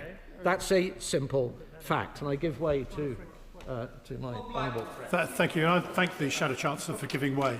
Will he also accept the fact is now that the housing market is virtually stagnant, moribund, and the houses and flats that we want to see built in this country are not being built, because one of the barriers is because the cost of stamp duty is so high that individuals don't want to pay it. My honourable friend is absolutely right. I've already set out the figures from the OBR, the estimate that a 1% increase in stamp duty means a 5 to 7% reduction in transactions. It is a horrendous and terrible tax, and it remains to be seen later whether the members opposite choose to defend it or not. I give way to my honourable friend. The Shadow Chancellor has been extremely generous allowing me to intervene. I was just reflecting on the point made by the member opposite. He talks about millionaires getting a tax cut. We're talking about young families getting on their... Does he agree with me, Will, that while they engage in the politics of envy, we will always engage in the politics of hope? Yes, absolutely. My honourable friend is absolutely right. And as Paul Johnson, formerly of the IFS, says, and I quoted it earlier, it's important, and then in quotes, that this will reduce the effective supply. It also acts to reduce this tax, the effective supply, for everyone, right across every age, right across every income section of the income scale. So if only Parliament, though, and the Secretary, the Parliamentary Secretary, who I see is not in his place, who's a former director of the Resolution Foundation, could show at least some backbone and at least agree with his former self and the quote that I read out from the Resolution Foundation. The facts are, Mr. Speaker, they're very clear, that the government should support this motion today if it believes in growth, if it believes in a fairer society, and if it believes in a stronger economy. So, Mr. Speaker, as we approach this budget, through a period of great uncertainty, The Chancellor faces a clear choice, a choice between still higher taxes or controlling spending and getting taxes down, between continued anemic growth or getting the size of the government under control, between continued anemic growth and getting it under control, between jobs destroyed or getting people off benefits and into work, between doing the right thing for our country or simply ducking the challenge. We on this side of the House know what must be done, even at this late stage, to save our economy. Perhaps even the Chancellor herself knows, deep in her heart, that we are right. Yet is it not the truth, Mr. Speaker, that faced with the serried ranks of obstinate delusion arrayed behind her, she is just too weak to act? No plan, no backbone, no wonder under this government we are staring into the abyss. The question is on the order paper. I now call the Chief Secretary, James Murray. Thank you very much, Mr. Speaker, and may I also thank the Right Honourable Gentleman for Central Devon for opening the stage debate with characteristic theatricality in his remarks so far. Now, Mr. Speaker, I know that members opposite are desperate to forget their time in office. They are desperate for all of us to forget the damage that they caused to the economy and to public services on their watch. But surely, Mr. Speaker, they cannot have forgotten how the budget process works. And so they will know that no Treasury ministers, particularly in the weeks immediately before a budget, will speculate on tax changes. Any decisions on tax will be taken at the budget by the Chancellor in the usual way. I see surprised faces on the bench opposite, but I remind them this is how the budget process works. As honourable and right honourable members opposite will know, the OBR produces a forecast. The Chancellor will take decisions in the round based on that forecast when she presents a budget to this House on November the 26th. But, Mr. Speaker, notwithstanding those limitations on what I, or indeed any minister, can say, I will seek to address some of the ideas that this motion tries to raise. And so, first, let's be honest. Stamp duty is hardly a popular tax. Moving house, buying a home is a complex, often stressful process. Stamp duty has to be paid at a point when most people feel they probably have enough to worry about already. If there was a cost-free way to get rid of stamp duty, I would not expect long queues of people lining up to keep it. But there is, of course, no cost-free way of doing this. Figures show that it raised £13.9 billion in 24-25. And, of course, at this government's first budget, we made changes to stamp duty to help give first-time buyers and other people buying a home to live in an advantage over those buying second home, third homes and more. And so if an opposition party is going to propose getting rid of a tax that raises nearly £14 billion a year, they need to have a plan for doing so. Because being a credible opposition means proposing things that could actually work, Mr. Speaker. And frankly, this motion exposes the total lack of seriousness of the current Conservative Party. It exposes their complete failure to learn any of the lessons of their time in office. I'll give way. To the Right Honourable Gentleman for giving way. He indicated that if there was a plan to fund this, he would back it. The Shadow Chancellor has clearly set out we do have a plan to fund it, so will he back it? Yeah, get on with it. Mr. Speaker, the Right Honourable lady is having an attempt at humour in the chamber by pretending there is some kind of a plan from the party opposite for what they're proposing to do. I think to call it half-baked is not really going far enough when talking about the motion that they put forward today. And in fact, Mr. Speaker, what their motion put forward today shows the recklessness which the party opposite has when they approach the economy. It may be Halloween on Friday, Mr. Speaker, but the ghost of Liz Truss is here today, because the economic recklessness that the former Prime Minister embodied is back in front of us in this chamber today. We have a half-baked motion from the party opposite, built on the wholly unworkable premise of more unfunded tax cuts. 3 years on from their disastrous mini-budget, they have learned precisely nothing. I will be interested to see the gentleman's link. I'd be very interested, Mr. Speaker, in what the Minister intends to do to ungum the housing market. I think he'll accept it's an important part of our economy. He says he's very keen on growth. So what will he do to ungum it? And what does he say to those legions of trades, electricians, plumbers, kitchen fitters who are all looking to the government to provide them with some relief in the months ahead? Mr. Speaker, I would say to everyone who works in building homes that we are the party who are getting on with building. We are the party who are making those changes to the planning system to get those homes built. And I noticed, Mr. Speaker, that the right honourable gentleman opposite did not address, despite his attempt to make a link to my previous comments, the fact that this motion is entirely half-baked. And I must say, Mr. Speaker, it is a genuine shame for British politics that we have an opposition who thinks they can put forward a motion like this for serious debate in the House of Commons. Because the party opposite, to be fair, Mr. Speaker, is steeped in centuries of opposition and government, but they have become deeply unserious by putting forward motions like this today. Their motion, Mr. Speaker, their motion on the order paper today simply says that their plan to abolish stamp duty is to reduce public expenditure. That is it. That is the sum of their plan. I thank my right honourable friend for giving way. He's absolutely right to say that the opposition have not been clear about how they would fund this tax cut, but there are some clues. The Shadow Chief Secretary to the Treasury told a fringe event at Tory Party conference that we should look at the Australian system of state pension, and in his words, essentially a means-tested state pension. Does my right honourable friend share my concern that under the Tories, the state pension is under threat? Well, my honourable friend is absolutely right to point out the state pension is under threat if the party opposite were to win the next general election. And in fact, my honourable friend is also right to draw this House's attention to comments that the party opposite made at their party conference, because they may think people are not watching what they say in those fringe meetings at their party conference, but we do get it reported, so we know exactly what they've said. And we know at their recent party conference they think they can find some £47 billion, indeed the right honourable gentleman, through cuts to public spending. Now, Mr. Speaker, let's look at the detail. Let's look at the detail in this, shall we? Because at least half of these fantasy savings come from a welfare plan that amounts to a menu with no prices. A list of measures that they say would raise £23 billion in total, but with no breakdown of how whatsoever. Now, in June of this year, just as they were on their way out of Downing Street, they said they could cut £12 billion from the welfare bill. Now they've doubled it without explanation. And frankly, Mr. Speaker, if the right honourable member for Central Devon thinks he has any credibility on this matter at all, he is sadly mistaken. He is far from the best person to be making this argument, given the fact that he personally oversaw the biggest increase in benefit spending in decades during his time as the Work and Pension Secretary. I'll give way.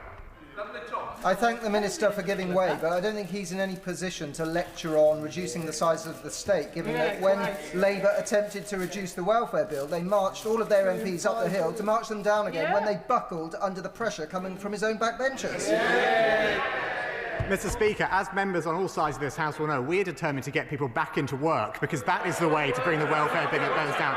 That is the way to bring the benefits bill down, and that is the way to make people better off. What is not the right thing to do for this country, Mr. Speaker, is to follow their plans of £47 billion of cuts for which they have no plan and would represent nothing less than a return to austerity, Mr. Speaker, because their £47 billion of cuts, if they were to come from public services, if they were to come from cuts to public services, that would mean 85,700 fewer nurses. It would mean cutting every police officer in the country twice, and it would mean cutting the entire armed forces. Funnily enough, Mr. Speaker, none of that detail is in their motion today. And this is a shame for British politics, as I said, Mr. Speaker, because with their long history, they really should know better.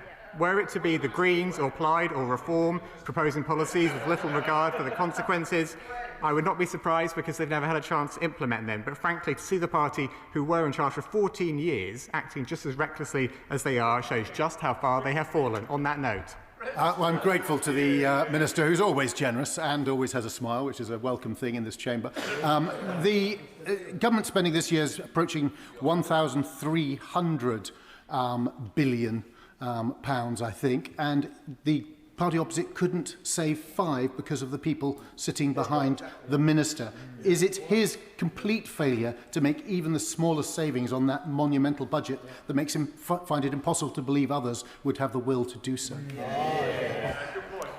Mr. Speaker, what I find impossible to believe from the party opposite is we now have a shadow chancellor claiming to have a plan for £23 billion of welfare cuts when he himself was the Work and Pension Secretary. He presided over the biggest increase in welfare spending in decades. That is a record which gives him no credibility whatever in this debate. Now, Mr. Speaker, in their motion, the Conservatives also claim that they want to get Britain working, grow the economy, and give people a stronger stake in their communities. And yet, they spend their whole time trying to claim that Britain is broken.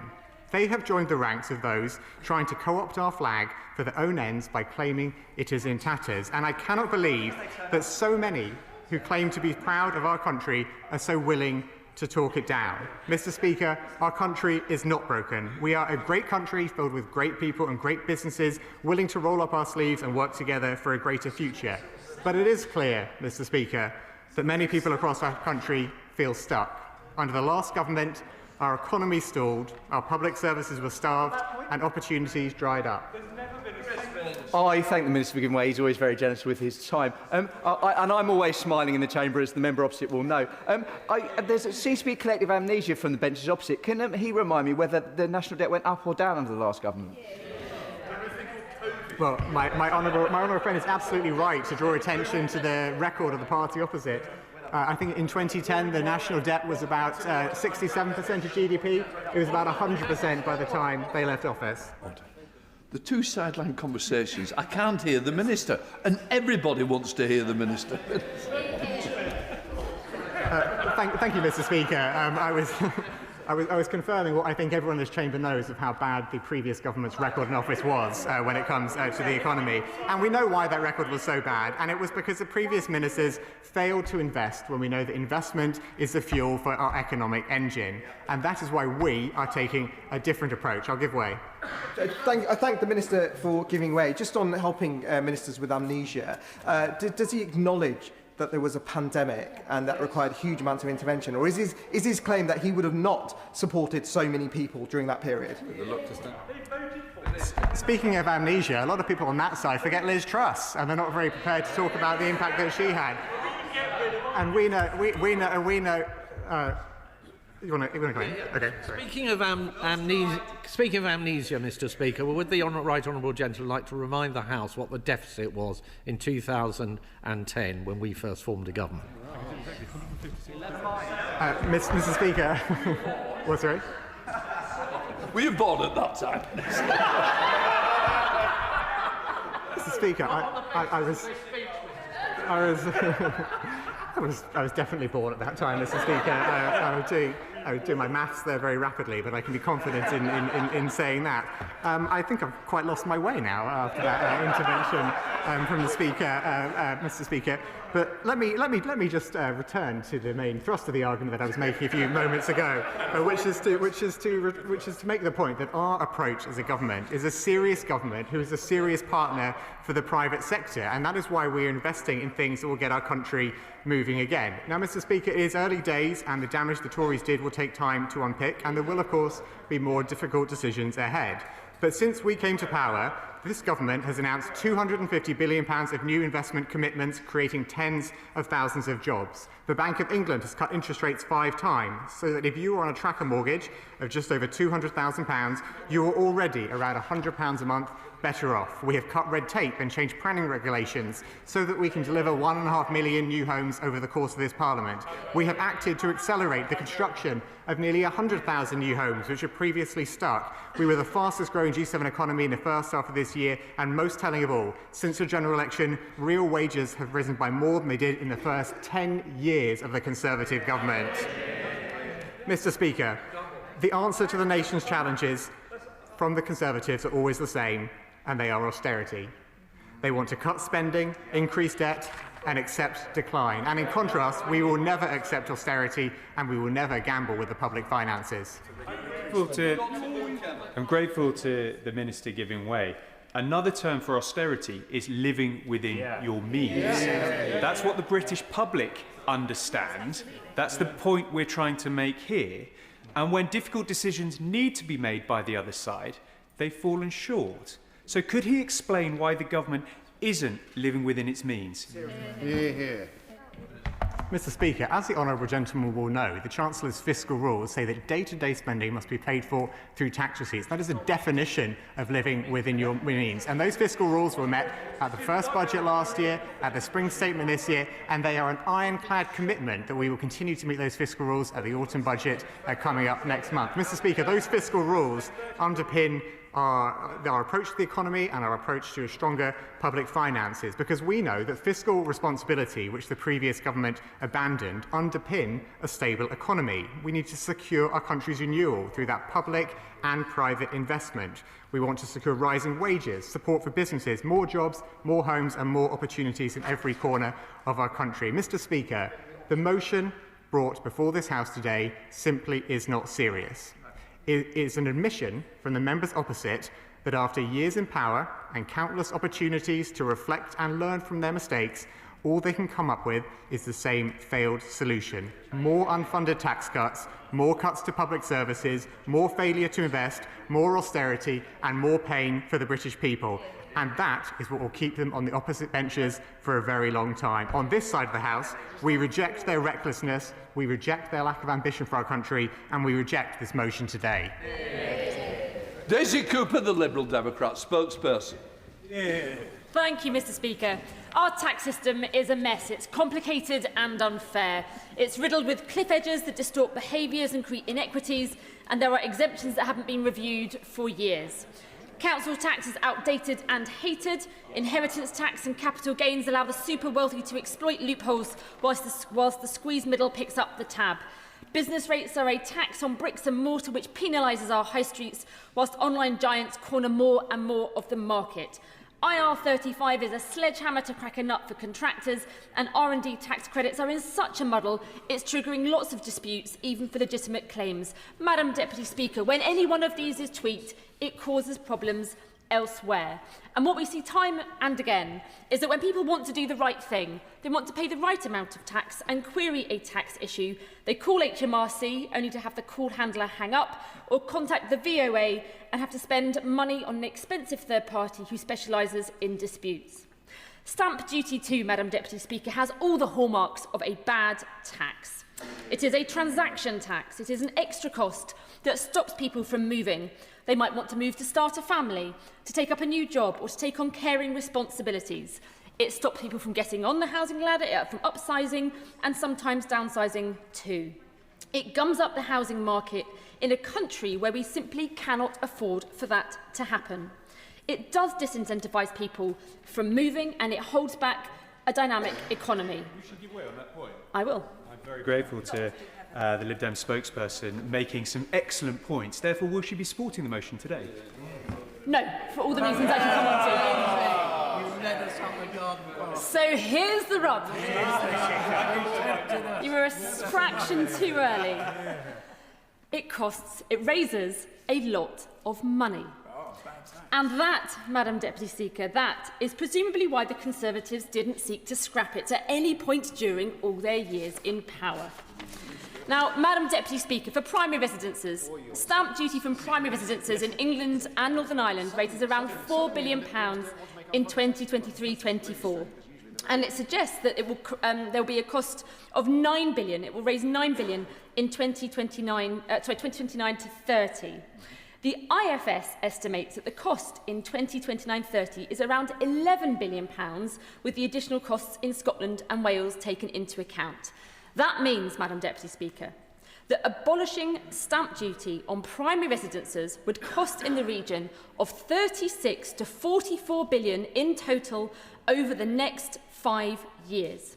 For anybody who isn't keeping up, this is almost the cost of a mini-budget, just in slow motion.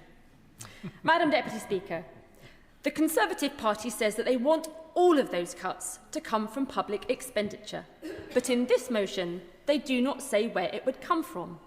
Well, by my calculations, to make those savings, they could choose to scrap nearly the whole of the Ministry of Justice. Given revelations in recent days about prisoners being let out wrongly, it feels like they may already have done that. Madam Deputy Speaker, they could instead decide to end all support for farmers by scrapping the entirety of the DEFRA budget, which had reached £7.4 billion in 28-29, including capital. Maybe they would want to do well, it doesn't say so in the motion. Maybe they would want to do away with clearing the vast majority of the NHS maintenance backlog, the cost of which would reach it in a single year. Or maybe they would want to scrap the £12 billion a year SEND budget. Madam Deputy Speaker, it is not clear in the motion of the opposition party today where those cuts would come from.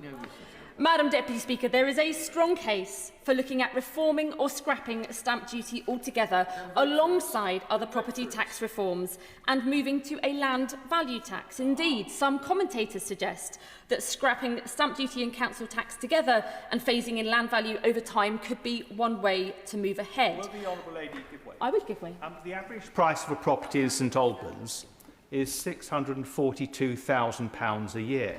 Under the proposals of her party, how does she think her constituents are going to face paying ever more taxes, either through stamp duty land tax or the council tax reforms that she and her colleagues are proposing? Well, as the honourable gentleman will understand, I'm not setting out proposals today. I'm commenting on the proposals from his party. Madam Deputy Speaker, for the record, I outlined that there are some commentators who have been talking about how to change this. This was not setting out Liberal Democrat policy. I was discussing what some commentators have been pointing towards. Well, I'm sure in the next 2 or 3 years, as we get closer to the general election, they'll be very interested to read our tax plans, which are under active consideration. Madam Deputy Speaker, even if people cannot agree on what should replace it, they can agree on this. If you change one tax on its own, in isolation, it has knock-on negative effects. And far from giving more people the security of home ownership, this measure in isolation would make it more out of reach. And how do we know that? Because during the temporary stamp duty holiday in 2020-21, there was a big surge in house prices. That had a negative impact on house buyers. Now, Madam Deputy Speaker, if the Conservative Party is truly interested in growing the economy, indeed, if the government is interested in growing the economy, surely they will agree that the best and most immediate way to do that is to reverse the damage of their terrible Brexit deal with Europe. Analysis shows, Madam Deputy Speaker, that if the government did a better deal with the EU within their own red lines, well, I'll tell them again, it would raise an additional £25 billion per year, Madam Deputy Speaker. £25 billion per year by unleashing the growth potential of our exporting British businesses. That is the way to grow our economy, to do away with the 2 billion pieces of paperwork that have come in since Brexit, enough paper that can wrap around the world 15 times, and yet they still groan. Madam Deputy Speaker, 15 months ago, it seemed as though the Conservatives were struggling to adjust to life in opposition. Now it seems to me that they are simply enjoying it far too much. That's precisely why this idea of abolishing stamp duty in isolation and funding it through cuts to public services alone is fantasy economics and desperate politics. This announcement at the Conservatives Party conference had everything to do with the Leader of the Opposition keeping herself in post until after May's elections, and nothing to do with making a serious contribution to the debate on tax reform. Madam Deputy Speaker, this motion is unfunded, unserious and not worth the paper it is written on, and that is why we won't be supporting it. Jonathan Hinter, please. Speaker, let's cut straight to the point. What we're discussing today is a Tory plan for tax cuts for the better off, with no plan to pay for it. That's what the Tories have chosen to spend their opposition day on. My constituents in Pendle and Clitheroe are frustrated at the stark regional inequality in our country, which means London and the South East are now, economically speaking, another country altogether. And they lament the lack of public investment in transport, infrastructure and skills that this Labour government is now seeking to put right. So it's staggering that today the Tories have chosen to propose tax cuts for people buying expensive homes in London and the South East, further entrenching that regional inequality. In the North West, the average house price is about $200,000. In London, it's over $550,000. That means that 95% of first-time buyers in the North West of England do not pay stamp duty. whereas in London, 80% of them do. So, Mr. Speaker, let's be clear. These are the priorities of the same old Conservative Party that we've always known, prioritising the protection of wealth in the South East above the concerns of constituents like mine. Where would their supposed spending cuts fall? They don't actually tell us, so we can only assume they would fall on public services in areas like Pendle and Clitheroe. Madam Deputy Speaker, the funny thing is, I'm a strong advocate of serious property tax reform, but the Tories aren't proposing to address the most unfair, regressive tax in Britain, the council tax. A council tax system that punishes working-class people in the north precisely because they live in a poorer area. Can you believe, Madam Deputy Speaker, that someone living in a £1 million London townhouse will pay £1,000 less per year in council tax than a constituent of mine living in a house worth £250,000? It bears repeating. £1,000 less if you live in a £1 million London townhouse than if you live in a £250,000 house. It is outrageous. And if the Conservatives were still a serious party, then perhaps they would focus on the council tax, which is so emblematic of the regional inequalities I just mentioned, and these inequalities that have condemned once prosperous regions of the country to steady economic decline. But they won't, because they quite literally now no longer represent regions like mine. And I look across the chamber, I can't see a North West Conservative MP, but then that's not so difficult because there are now only 3. They're a rare species, just as they are in many other regions outside the South East.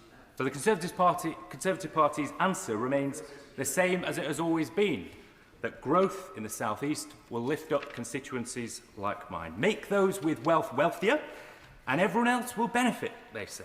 But that failed economic thinking has failed time and time again. So, let me finish by saying, by saying that property taxes in this country do need radical reform. And in that, I hope I can find allies on all sides of this House. We need a more proportional property tax.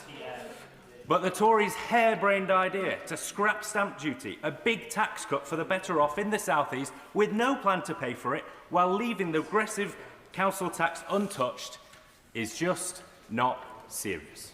Thank you. Kit Malthouse. Thank you, Madam Deputy Speaker. I'm very sorry to hear the honourable gentleman's antipathy towards the South East. I can assure him it's not reciprocated, and no doubt the London members who may or may not be present here will have something to say to him about the wealth or welfare of their residents. Madam Deputy Speaker, since this government was elected, I have often called to mind the famous aphorism uttered by Ronald Reagan about the government's contemplation of the economy. He said, they think if it moves, tax it, if it keeps moving, regulate it, and if it stops moving, subsidise it. And it feels to me as if with housing in particular, we're moving into the third of those phases. And I'm afraid, contemplating the fact that with some alarm in chasing their huge housing target, noble though it is and shared by this party, we're about to see enormous subsidies in the budget pumped towards the housing market, which is precisely the wrong thing to do, particularly for a government which is struggling to create growth within the economy. What they seem to have failed to realise is that if you allow capitalism to function, if you allow it to do what it's supposed to do, it is brilliant at creating abundance. It has been the single greatest tool for alleviating poverty across the world that humankind has ever known. And yet here in this country, not just this government, but to my alarm, previous governments over the last 20 years or so, have not appreciated the formula of incentives that's required for capitalism to function, and particularly damaging for it to function or not function as it has been within the housing market. And that's particularly salient for the United Kingdom, whose economy is so closely tied to its domestic housing market. If you look at the correlation between the two, it's pretty much one-to-one. If the housing market is doing well, our economy is doing well, and vice versa. And that points to the problem that we face with this particular tax. I just wanted to raise, if I may, a few points, Madam Deputy Speaker, about this motion. And I agree entirely with the Shadow Chancellor in his excellent opening speech. First of all, this is not a tax on wealth or even on property. It's a tax on decision-making. It skews people's ability to conduct their life as they wish to, and it deters decisions within the housing market and bungs it up in a way that means it doesn't work for anybody, wherever they sit in that market, paying stamp duty or not. Because for capitalism to work, for a market to work, there need to be lots and lots of transactions. There needs to be fluidity, liquidity. That's what achieves a steady price. That's what creates abundance, because people know they can take a risk in a market because they'll find a counterparty. Scarcity is what raises prices, and that's exactly the position we find ourselves in the moment. And penal rates of stamp duty do precisely to the housing market what none of us want them to do, which is that they reward scarcity. They push people into other forms of economic activity, and means that they can't fulfill the wishes and aspirations of their family, by all means. For giving way. It's very generous for his time, and I agree with him in the housing market on the importance of creating abundance. Does he therefore think it was wrong for his party and the Prime Minister at the time in the general election to come to my constituency and to campaign against the new homes being built there that we know that this country so desperately needs? Hear, hear. Well, look, I was Housing Minister for 12 golden months, during which I'm pleased to say the United Kingdom achieved its highest starts and finishes of housing for 10 years either side. And not that that was entirely due to my stewardship, but nevertheless, I'll take the credit. So I'm with him in wanting to encourage the building of a significant number of houses, and I'm very pleased that large numbers are to be built in my constituency, but they have to be built in the right place. We have to protect our landscape, we have to protect our countryside and heritage, and we need at the same time to recognise that many of our market towns need to grow and reach sustainable size. So we can have the houses, they just have to be in the right place. And also, we have to, I think we'll be able to embrace more housing if somehow we're able to breach the conspiracy of crap, frankly, excuse my language, Madam Deputy Speaker, crass word, but it's just a great way of summing up the fact that we're building terribly badly designed houses. The conspiracy between planners and the development community to produce ersatz housing across the country, rather than building beautiful designed houses, as generations of house builders did before us. It won't come as a surprise to the honourable gentleman that in his constituency, as in mine, the most valuable houses, irrespective of size, are often the oldest houses, the Victorian houses, and even earlier periods, Georgian houses that command huge prices because they're seen as desirable because of their beauty. So we can have the houses as long as we put them in the right place and they look good. Yes. I'm very grateful to my right honourable friend for giving way, and this stamp duty policy will help lubricate the system, but he's talking about putting the houses in the right place. And can he agree with me that this government really does need to follow through on that and put the houses in the right place? They've got to prioritise brownfield sites, and they've got to stop bringing in policies that are going to rip up the green belt, which in areas like mine in Epping Forest represent the heart and lungs of our area. I completely agree with the honourable gentleman, and the best people who can decide where houses should go are local people, and that's why for many years I've been a strong proponent of neighbourhood planning. It is proven time and time again that neighbourhood planning actually produces more houses than other forms of planning, in particular local plans, something like 15 to 20% more. Because if you get the design right and you put power in the hands of local people, they will very often make the right choices, not just for their community, but also for the next generation as well. The second point I wanted to make was a point made by the Shadow Chancellor very powerfully, which is that we should recognise that a gummed-up housing market, and it is stagnating at the moment, really suppresses the renovation and construction supply chain.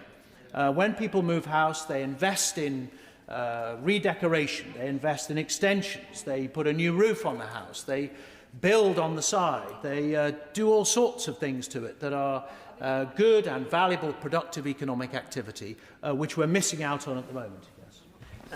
Can I commend the Honourable Gentleman for what he's saying and commend the opposition for bringing forward this proposal? In Northern Ireland, house prices have risen by 7.7%, the highest in all of the United Kingdom. What's happening in my constituency, I suspect, and others, is that young people are coming to me and saying, I can't get a mortgage, so they need help. I'm hoping that this proposal tonight brought forward by the opposition will be one that can give that hope. The aspiration that the Honourable Gentleman refers to, that I have as well, every person wants to own their own house. This will be a method of making sure that the young people have that opportunity. Well, I understand the Honourable Gentleman's hope for the next generation, and I completely agree with him. As somebody with 3 children, I hope they get the same housing opportunities and economic opportunities that I did. Sadly, unfortunately, the way the housing market has gone and is going, it doesn't look to me as if that's going to be the case. But he makes the point that I made in the opening of my speech very neatly. We've come full circle to the extent that to get young people on the housing line now, we want to have a subsidy scheme. Instead of thinking again about how we can have a market that functions for them, a deregulated free market that allows the houses to be built that can accommodate young people, we're saying, well, actually what we should do is take tax off them and then give it back to them in the form of housing subsidy, which seems to me nonsensical. So just back to my point on supply chain, there are thousands and thousands of small builders around the country desperate for this kind of work and seeing the housing market stagnating and seeing the work reducing. But worse than that, in areas of high property value, what you find is that instead of moving, those that do have capital decide to build down or up or out. And so we get a densification, particularly in areas like central London, which very often causes significant problems. And then, Madam Deputy Speaker, I just wanted to move on to the fact why this tax actually doesn't work very well for government either. First of all, as members will know, it is pro-cyclical. It crashes at a time when the government needs it most. So during the 2007-8 crash, stamp duty receipts fell by 60%. We saw a surge in stamp duty receipts during the window a year or so ago, but since then it's been falling very significantly, and the Chancellor, who's facing very significant fiscal problems, is going to see that fall even further. So it doesn't work for government on that basis either. Secondly, it's a bad tax because of its salience. Economists have this idea that taxes have a salience, which is frankly how much people notice they're being taken. VAT has low salience because we don't really notice it. It goes in the price of what we pay. Income tax, PAYE, has low salience. This tax is enormously noticeable. At a moment when people are making a huge decision about their lives, they're trying to progress their families, wham, there comes the government saying we're going to have a slice of your wealth. Yeah. I'm extremely grateful to my right honourable friend. He's obviously making a brilliant speech. But on that last point, does he acknowledge in terms of the salience, it has had a particularly pronounced effect in the capital, particularly for those that come to this country, that invest in this country, create jobs. And one of the prime reasons why we've seen such a significant, perhaps 16,000 people leave this country is because of the incidence of that tax in the capital. Well, he's completely right, and he makes a very powerful point. As I say, anybody overseas or here who comes particularly to London and the South East, or frankly anywhere in the country, and wants to make a significant purchase, is immediately presented with a massive bill, a huge bill that cannot be borrowed, that comes out of any equity that you may have spare lying around, or that you may have saved up for years to build towards your housing decision. And for the government to show up and take it at that moment of significance in anybody's life seems to me to be extremely damaging. In the same way that when the government shows up on the death of a relative and says, we'll take our slice, this tax has enormous salience. And as a result, stamp duty, along with inheritance tax, are easily the two most unpopular taxes in the country. Yes.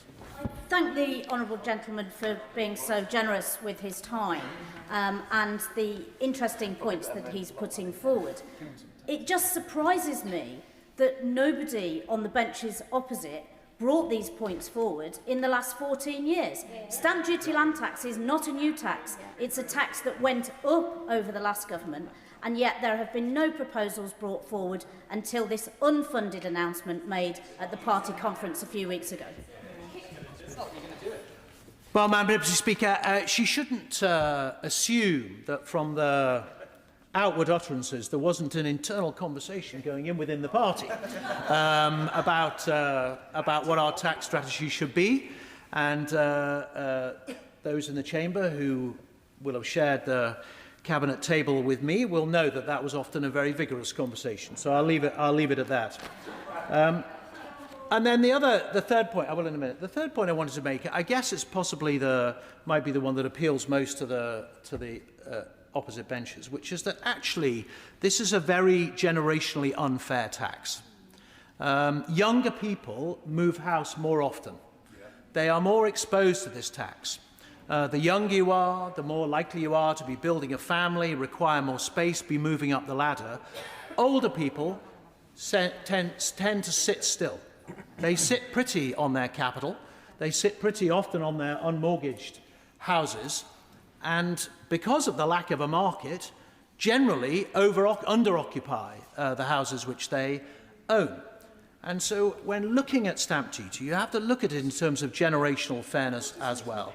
I know hundreds and hundreds in my own constituency, aspirational families who need more space, who would like to move up the ladder, who've worked hard and accumulated money and deposit that will allow them to do so, that want to spend that money on curtains and carpets and decoration and all the rest of it, who are deterred from doing so because of this tax. And so if we're going to be fair to the next generation, not only do we have to build the houses that they want to buy, we have to make it cheap for them to buy them too, and that means cancelling stamp duty as well. So for all these reasons, Madam Deputy Speaker, for fluidity and liquidity in a market that is skewed in a way that it produces artificially high prices, for a market in which developers will take a risk and build more houses and landowners will put land forward, but fundamentally for a generation which is being denied access to housing, we need to take very seriously the idea that stamp duty sits at the heart of this problem and to abolish it entirely.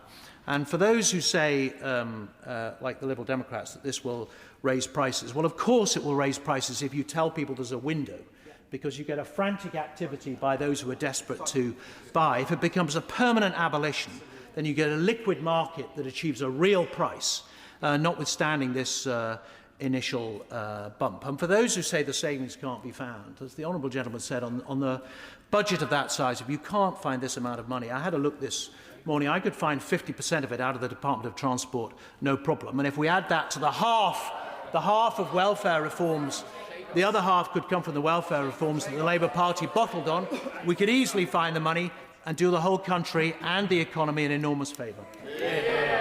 Chris Curtis. Thank you, Madam Deputy Speaker, and I'd like to thank the Right Honourable Member from North West Hampshire for his speech and also for his fight and campaign within his party in favour of abundance and against scarcity. I hope it is a fight that he can win, given the damage that was done by not having enough of that attitude when the Conservatives were previously in power. And I hope, given that this debate cannot happen in isolation from the supply of housing, that at the next election I will not be facing leaflet after leaflet after leaflet from the Conservative Party campaigning against the building of new homes that this country so desperately needs. And can I also start by thanking the opposition for securing this debate, and also want to start on the few points where I hope that we can agree. Stamp duty is a dreadful tax. It discourages the very behaviour we should want to encourage, people moving homes that no longer suit them, and into properties that do. As an example, as has been mentioned by many others, it deters people from downsizing, which means fewer family homes become available for those who may need it. And in much of London and the South East, where housing costs are already painfully high, it makes moving almost prohibitively expensive. At a time when, for various reasons, the demand side of the housing market is struggling, it is also a barrier to building the homes that this country so desperately needs. So I think there was a lot to agree with on the drive in order to campaign against stamp duty, and I am in no doubt that we should find a path to removing it. However, I can't support the motion today for two reasons. Firstly, because, as has been said, a tax cut of around £9 billion must come with an honest explanation of how it is going to be paid for. If there were apparently tens of billions of cuts that you could make to the state, then you can only conclude that it was pretty negligent for the previous government not to find them when they were in power for 14 years. When they were handing out redundancy notices to police officers, why were they not making those cuts instead? Unfunded tax cuts are either a return to Liz Truss or a return to Tory austerity. But there is the second and perhaps more important point that I would like to discuss. The focus on stamp duty alone, I fear through the motion today, is too narrow, when we need, as was mentioned earlier, a wider conversation about property taxes in this country. The Right Honourable Member for North West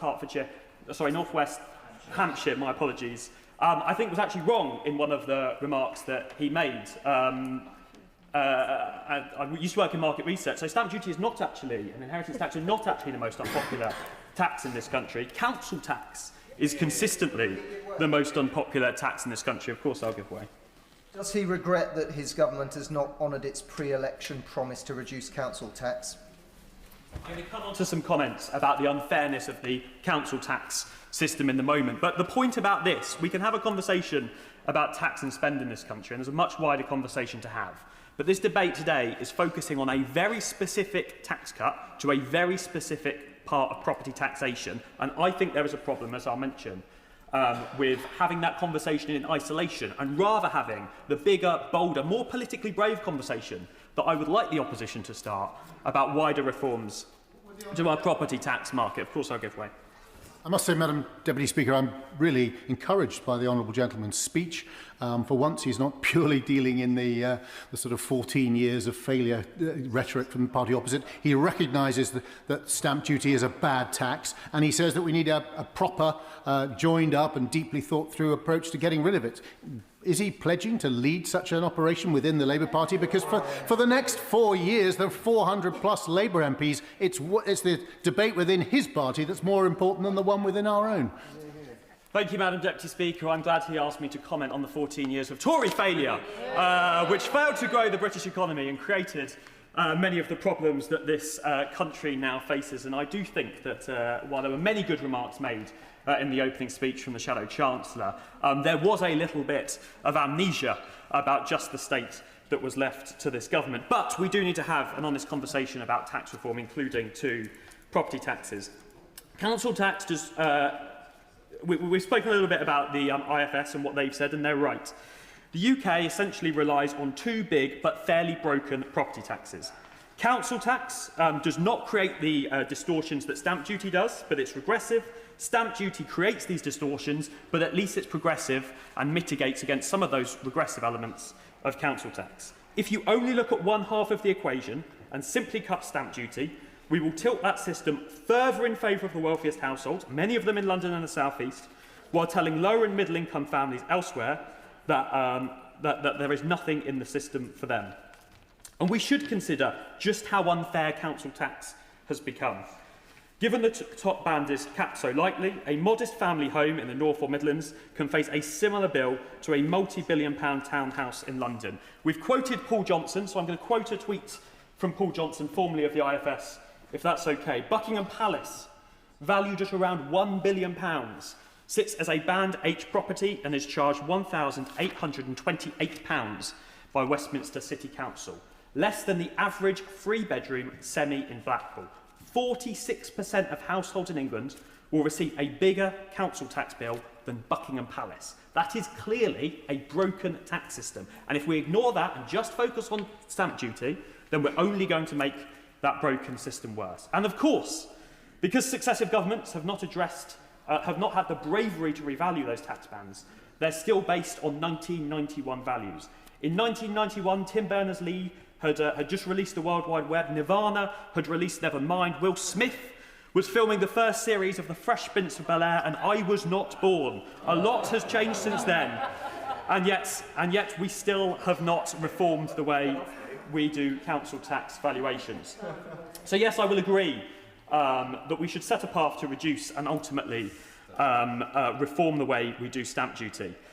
But we should do it as part of a broader package that shifts tax away from transactions and towards ongoing occupation of higher value properties. Now that could include revaluation and rebanding of council tax so that the bills reflect today's values. It could include a higher rate of surcharge on the most expensive property and targeted reliefs to support downsizers and first-time buyers. Yes, go on. Last time. The Honourable Gentleman, he's giving a brilliant speech, I must say, and it smells like teen spirit to me because of the energy that he's bringing to it. Would he recognise, as well as council tax, and I agree with most of the points he's made about council tax, if you see what a small flat in Beverley the council tax charges compared to a multi-million-pound apartment in Westminster, it's outrageous, and I agree with him. But does he also see that the business property relief, this BPR, is going to be bringing in huge costs on businesses like house builders? I met one last week. If that business was worth £100 million, say on the death of the owner, it would be a £20 million tax. The person who inherits it would have to extract 40 million from that business in order to do it. And as they told me, for every 40 million you take out of the business, that's 120 million of investment not made in housing. Would he recognise there's a real problem there? And I think with respect, Madam Deputy Speaker, I've already stretched the debate a little bit far away from stamp duty, and I don't want to go into a wider tax system. But I'll finish off. I think it's important to widen this debate out to a wider conversation about property taxes, as I've tried to do. And if the opposition genuinely wants to remove stamp duty, I invite them to engage in that wider conversation in good faith. If you want to remove the costs at the point of transaction for high-value homes, the only fair route is to ask those homes to contribute more through day-to-day charges. That would be a system that was fairer, supported mobility, and meets the objectives that I think members from across this House share. A housing market that works, more building, a tax system that is both pro-growth and fiscally responsible. Thank you. I call Blake Stevenson.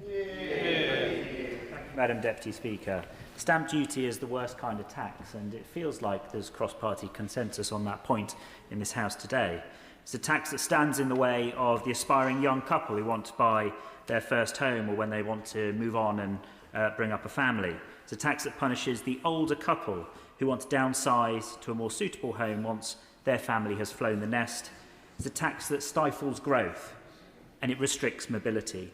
And it's even a tax that's become so complex that it confuses even deputy prime ministers.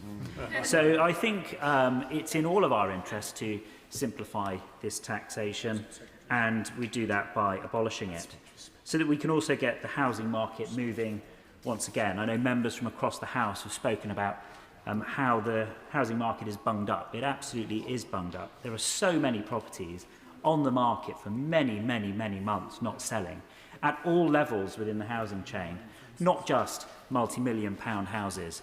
But if those multi-million-pound houses don't sell, then houses throughout the chain also don't sell, impacting young people, families and old people right throughout the country. We have a commitment to unshackling our housing market by abolishing stamp duty on primary residence. And I was really pleased to see that announcement in the Conservative Party conference a few weeks ago. And I'm pleased also to hear the honesty from my right honourable friend from North West Hampshire when he says this debate has been ongoing in the party for some time. And I'm pleased, very pleased indeed, that we've settled on this position. Madam Deputy Speaker, in my constituency in Mid-Bedfordshire, the average house price is around £372,500.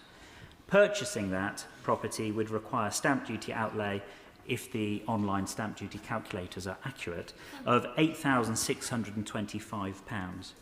When the stamp duty land tax was introduced on land transactions by the then Labour government in December 2003, the average house price in my constituency was £169,000, with a stamp duty outlay of just £1,090.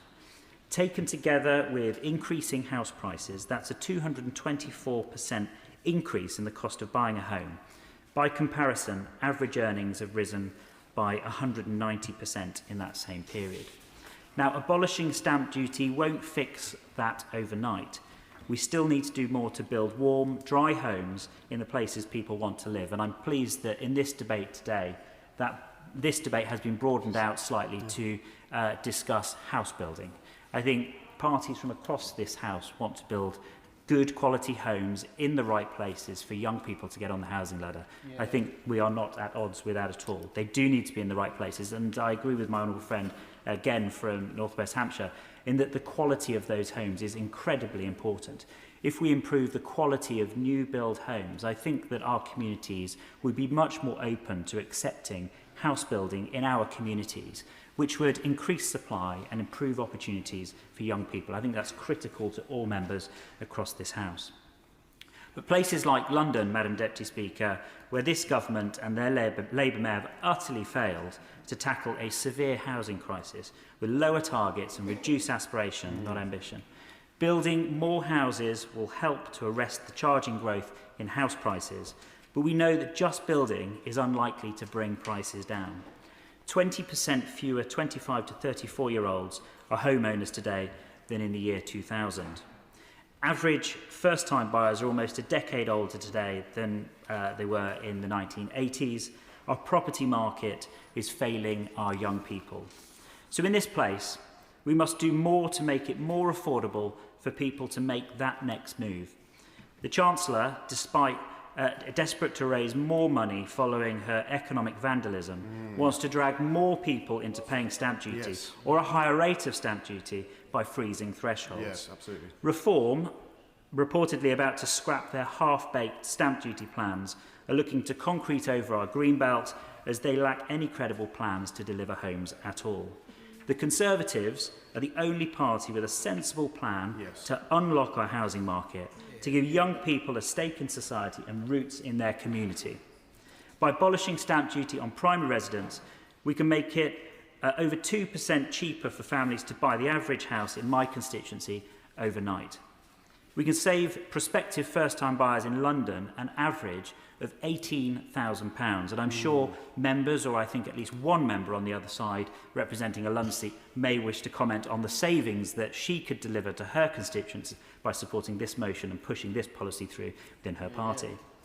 That's the sort of real impact that people will feel in their pockets. And it's a real impact that they will feel while unboxing their prized possessions in the living room of their new family home.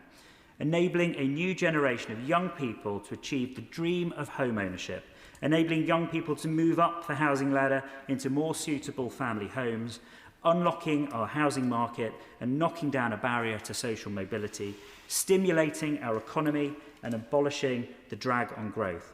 That is what I got into politics to deliver, Madam Deputy Speaker. Less government red tape, fewer taxes on aspiration and mobility, and families in a home of their own. Thank you. Dr. Jeevan Sundar. Thank you, Madam Deputy Speaker. It's a pleasure to speak in this debate on stamp duty. But there's a lot of agreement on both sides of the House. I think that if we could just abolish stamp duty, we would. So the question is not about stamp duty or abolishing it. The question is, how do you pay for it?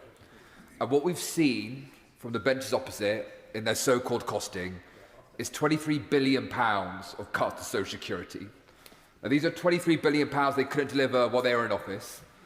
But it's also £23 billion that would lead to rising destitution, and not just for those who are out of work, not just for children, but also those who are in work as we speak.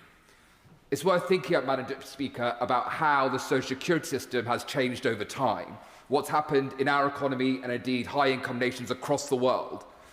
Technological change means that we've divided between high and low-paid jobs. It means some jobs, mostly done by graduates, pay enough to live, and a lot more do not pay enough to live at all. For a two-parent household to just afford the basics, and have 2 kids, is £35,000 each they need to earn. 40% of full-time workers earn less than this. So in order to top up wages, in order so people can afford to live, we have used the social security system to top up wages. It's what we did with working tax credits. It's what the benches opposite did when they reformed it to become universal credit.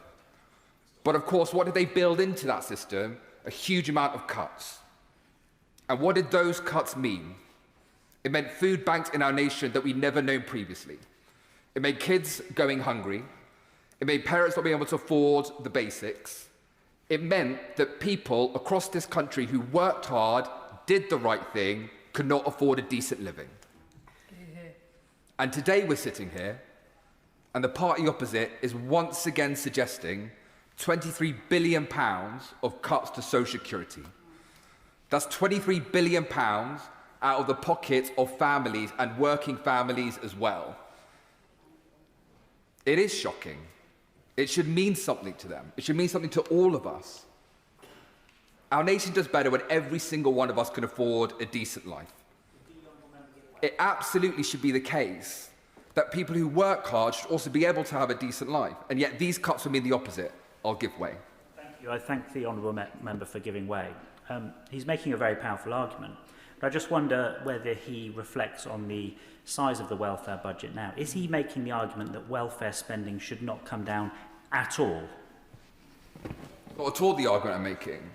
The argument I'm making is, how do you ensure that people live a decent life, that £23 billion of social security spending with huge amounts of destitution and increasing inaffordability for families, and also this debate is opposite as well.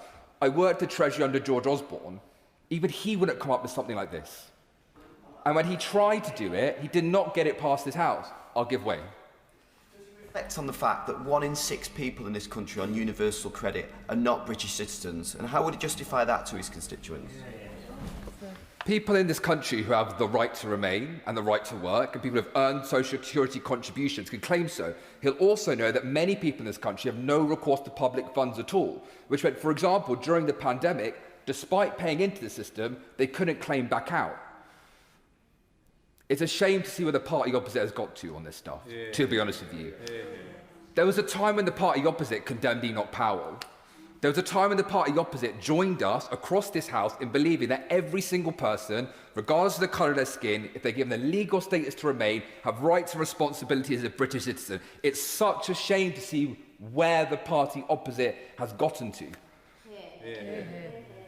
And the truth is, I think the party opposite feels ashamed as well. When they talk about things like cultural coherence, we can hear the dog whistle. Across this country, we hear it. And I tell you why, because British citizenship is not just about the colour of our skin or the way we look. It's our values and the way we act and the way we cohere together. Different communities across this nation who speak in different ways. It's a deep, deep shame. Dog whistle away. Yeah, gone. Thank him for giving way. I just call upon him to reflect on the fact that, regardless of political difference, it's the Conservative Party that has delivered 3 female Prime Ministers.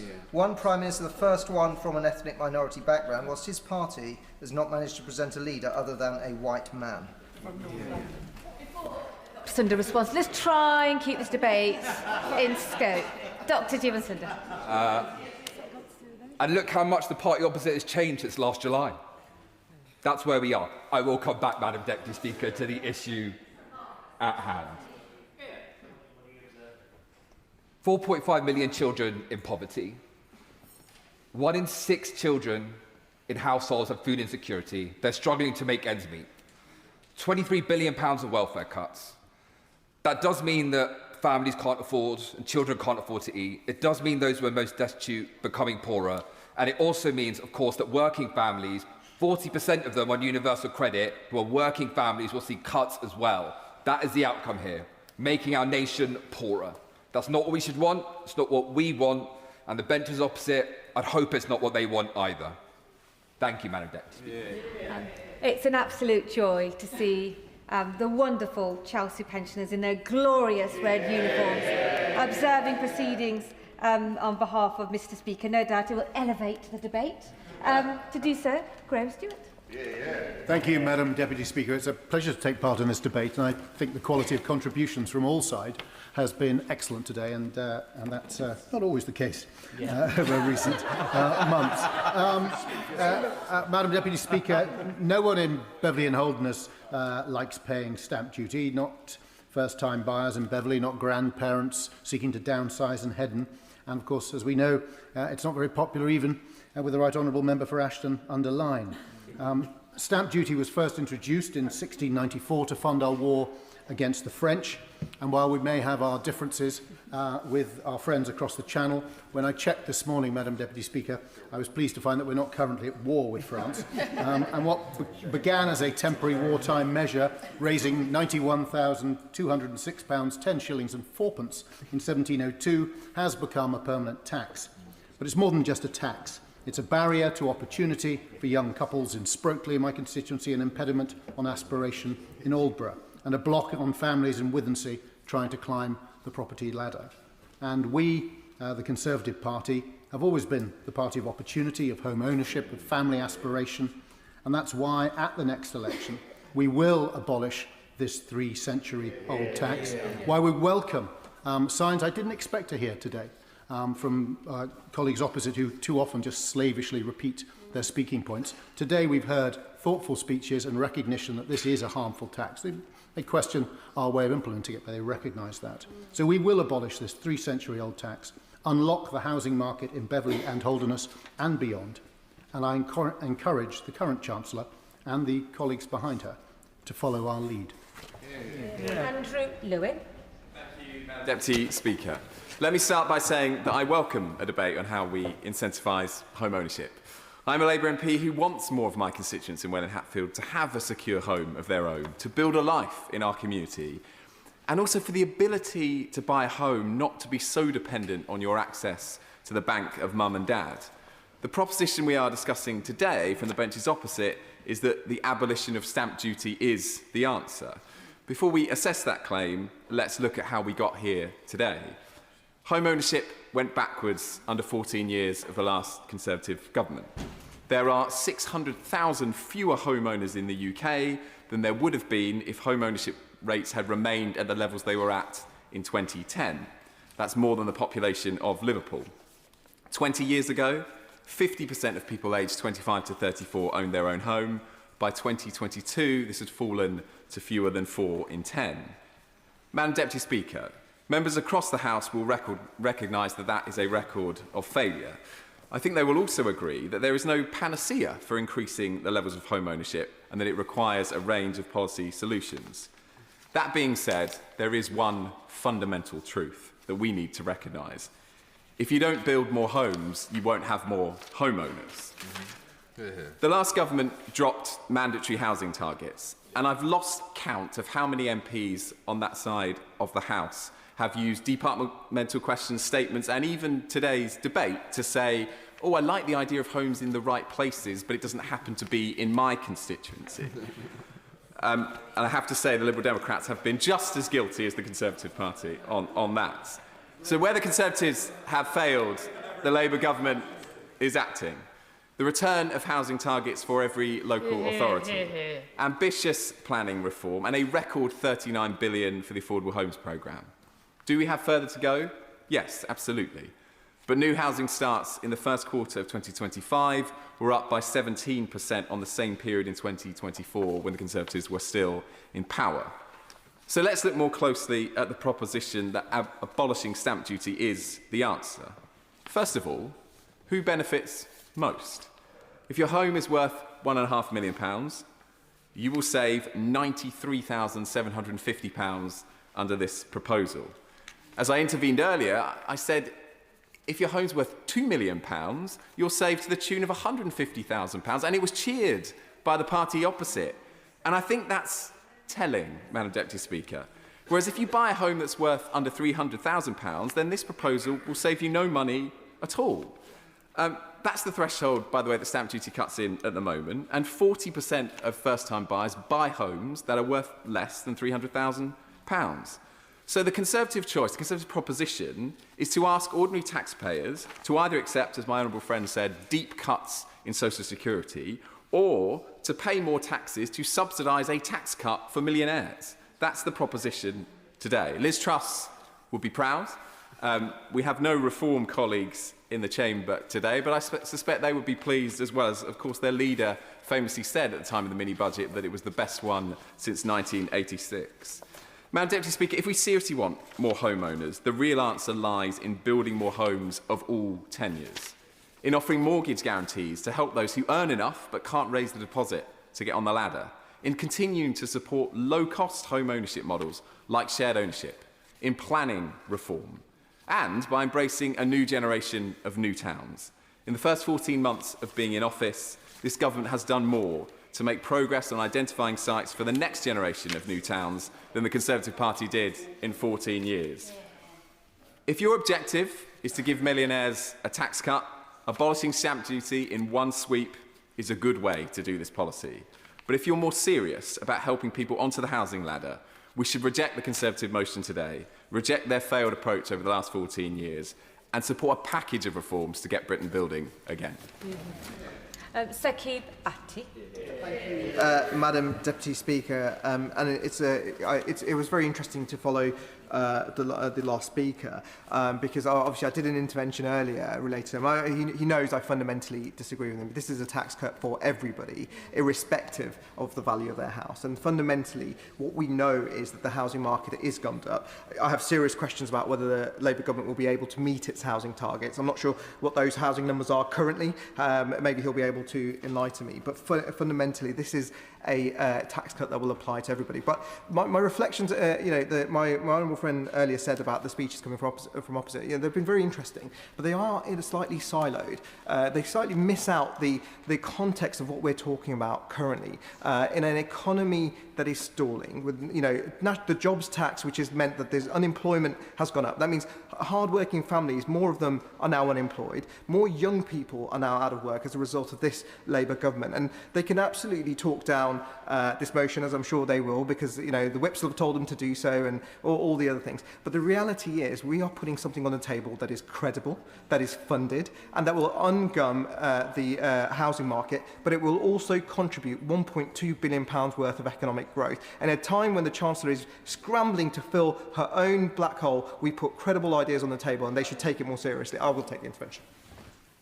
He said that this tax cut will benefit everybody.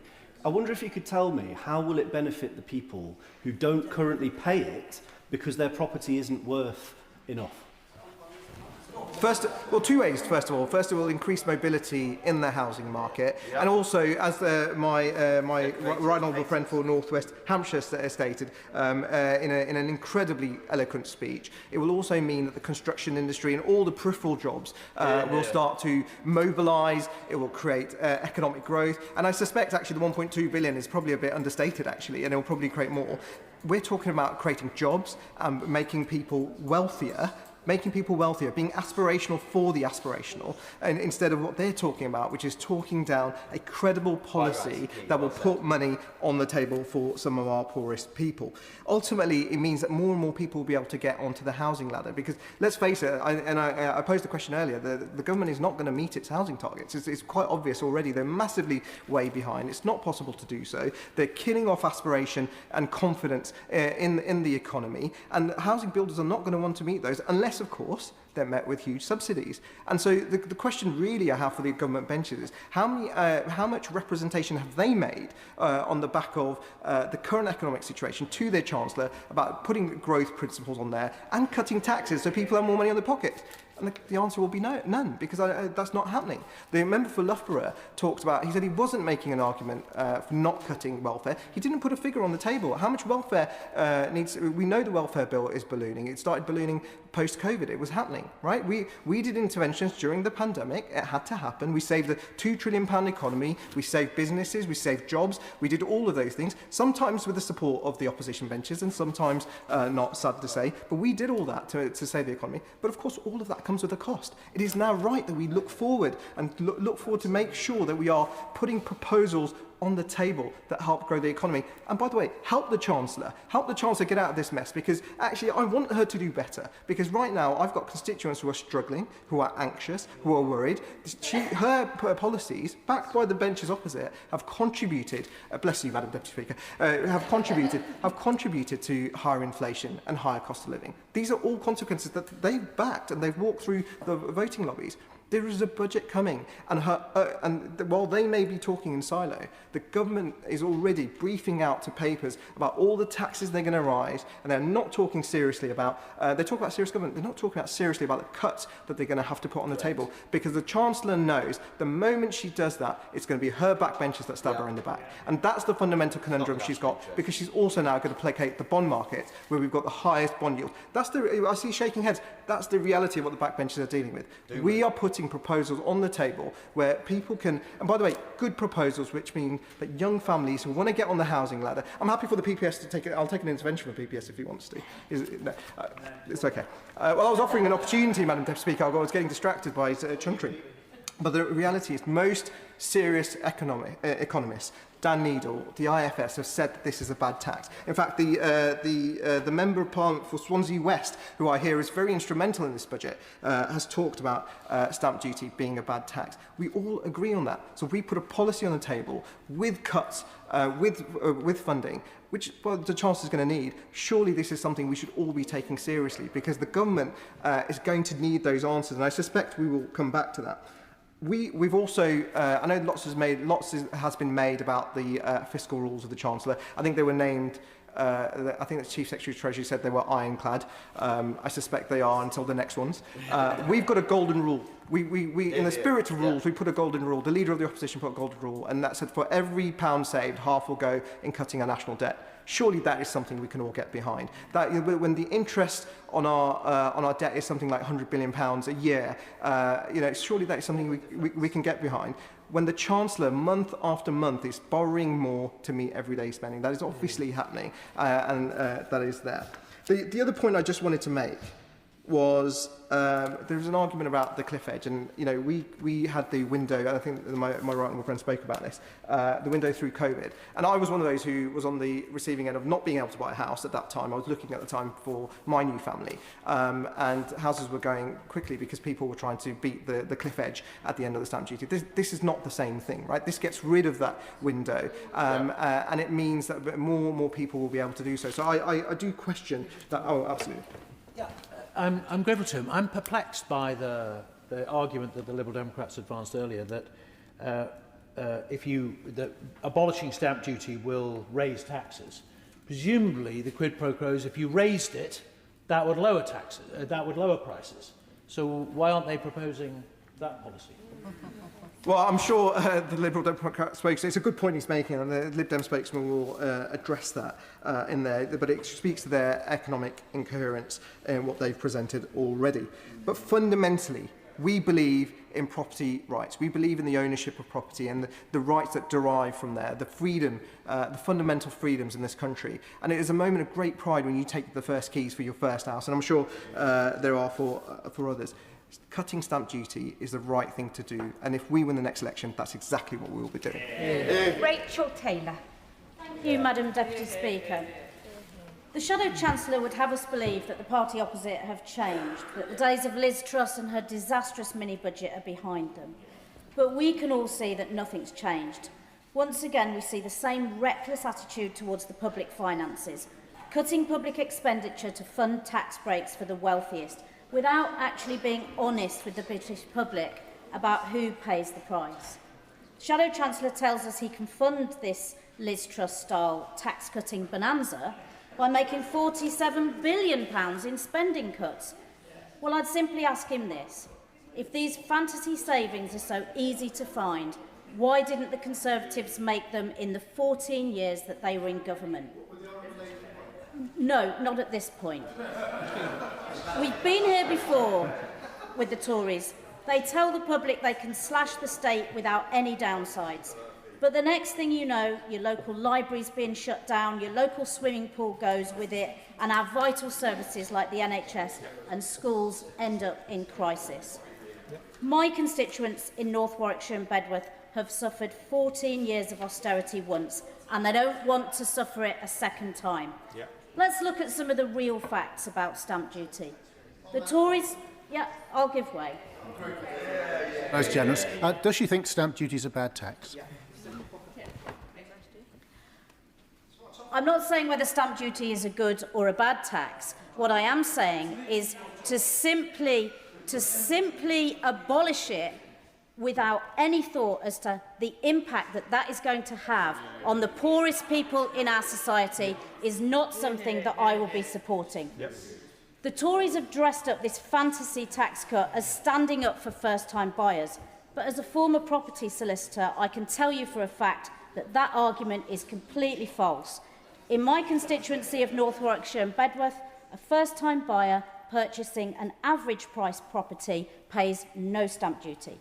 This tax cut would be of no benefit to them whatsoever. Yep. Indeed, the average property sale in my constituency would see buyers... I'll make some more progress. The average property sale in my constituency would see buyers buying for the second or subsequent time paying between £2,000 and £3,600. Not an insignificant amount of money for sure, but just a tiny fraction of the cost of buying an average home. Compare that to the kind of house being bought by, say, your average Tory party donor, perhaps a £2 million property in central London. That property sale or purchase would attract stamp duty of more than £150,000. That's who this massive Tory tax cut is helping, not first-time buyers in my constituency, but London-based millionaires. So let's be clear. This whopping Tory tax cut will overwhelmingly be spent on the wealthiest in our society, while sucking money out of our public services and local communities. It'll do nothing to help young people to get a foot on the housing ladder, while giving a whopping tax break to some of the richest people in our society. Let's be absolutely clear. This isn't a tax cut for working people. It's a tax cut for the wealthy. It will take money out of our public services and our local communities, while doing nothing to help young people get a foot on the housing ladder. The Conservatives claim that they've changed, but this latest plan shows they haven't learnt a thing. It's the same failed ideology, the same unfair priorities, austerity 2.0, and the same harm to my constituents in North Warwickshire and Bedworth and right across this country. Office. Deputy Speaker. Stamp duty land tax is one of the most unfair and outdated taxes in our system. It punishes aspiration, locks people out of home ownership and blocks up the housing market. I have heard from constituents who are first-time buyers struggling to get a foothold on the housing ladder because of the amount of stamp duty they are expected to pay. Eastleigh's Liberal Democrat-run Borough Council has a strong record of building homes to meet local demand, but the average price of a house in Eastleigh is still £313,000 according to the ONS, which is unaffordable for many. It is simply wrong that the dream of home ownership has drifted so far out of reach for so many people. My constituent Tom and his wife are a young couple who spent the past 2 years desperately trying to buy their first home. In the haste to get the purchase through before the end of the stamp duty holiday, they missed key checks and accepted extra costs just to complete the purchase. As someone who grew up in rented accommodation with everything that goes with it, I find it so incredibly disappointing that at a time when we should be doing everything possible to make home ownership accessible, the system instead creates obstacles for those simply trying to put down roots and start a family in a home of their own. As we know, there is a housing crisis. The private rental market is expensive and insecure. There are far too few homes available for social rent, and poor quality housing is damaging people's health. The government must tackle the root causes by increasing the building of new homes to 380,000 a year, including 150,000 social homes a year, ensuring every community has access to secure and genuinely affordable housing. Madam Deputy Speaker, the entire system of property taxation, from council tax to stamp duty, is wholly unfit for purpose. Reforms must be fair, comprehensive and forward-looking. That means setting out a clear plan, not an uncosted headline or a short-term Treasury grab. I hope the government will replace this outdated, unfair tax with a modern, more efficient system that supports social mobility, economic growth and reignites the dream of home ownership for all generations. But I'm afraid I won't be supporting this ill-thought-out and uncosted motion today.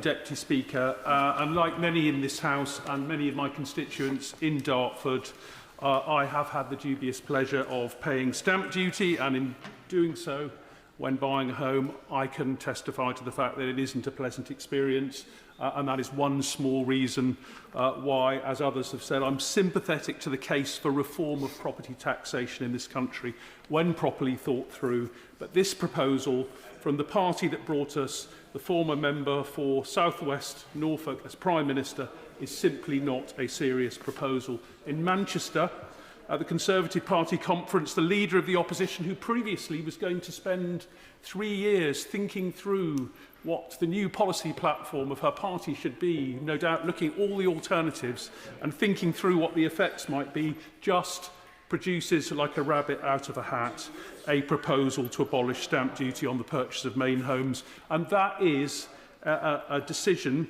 which, if implemented after the 2029 general election, the Institute of Fiscal Studies reckons would cost the country, the Exchequer, around £11 billion a year in lost revenue.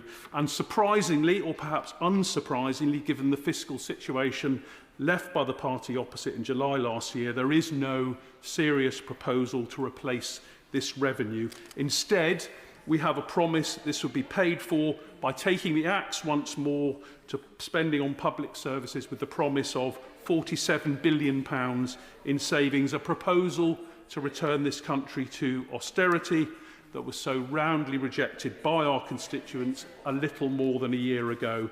And indeed, the £47 billion includes a saving, as others have said, of £23 billion on welfare, a figure vastly in excess of anything the last government even approached during their 14 years in office. And in fact, as we know, spending in this area went up during that time. So to attempt to make this sort of saving in the timescale that they're suggesting would inevitably mean a big increase in the number of families in our country living in poverty. And I wanted just to take a moment to remind the House of the state of the public services and public finances at the end of the 14 years of Conservative government, a plethora of unfunded spending commitments and departmental spending plans that were so out of touch with reality that they left, as has been said many times, a huge black hole which this government has had to try to fill. And now they are proposing to cut public services even further. This isn't a serious plan to improve those public services or invest in or grow our economy. Clearly, stamp duty is a far from perfect tax, and we should have a sensible debate on property tax reform. This just isn't it. In the short term, for instance, you could increase the number of council tax bands to capture the higher value properties in some parts of the country and redistribute some of that income elsewhere. In the longer term, a wider reform of council tax and other property taxes could provide a fairer way of taxing property so that those with the broadest shoulders bear the greatest burden. Instead, as a former advisor to the party opposite in government, Tim Loonig, said this would be a very, very big tax cut for rich people and would have the effect of pushing house prices further out of reach for first-time buyers. So this is disappointing, Madam Deputy Speaker. It's fantasy economics from what used to be a serious political party, and I hope the House will reject their motion today. Thank you, Madam Deputy Speaker. They say an Englishman's home is his castle, the place he feels safe and he has control of with a sense of permanence.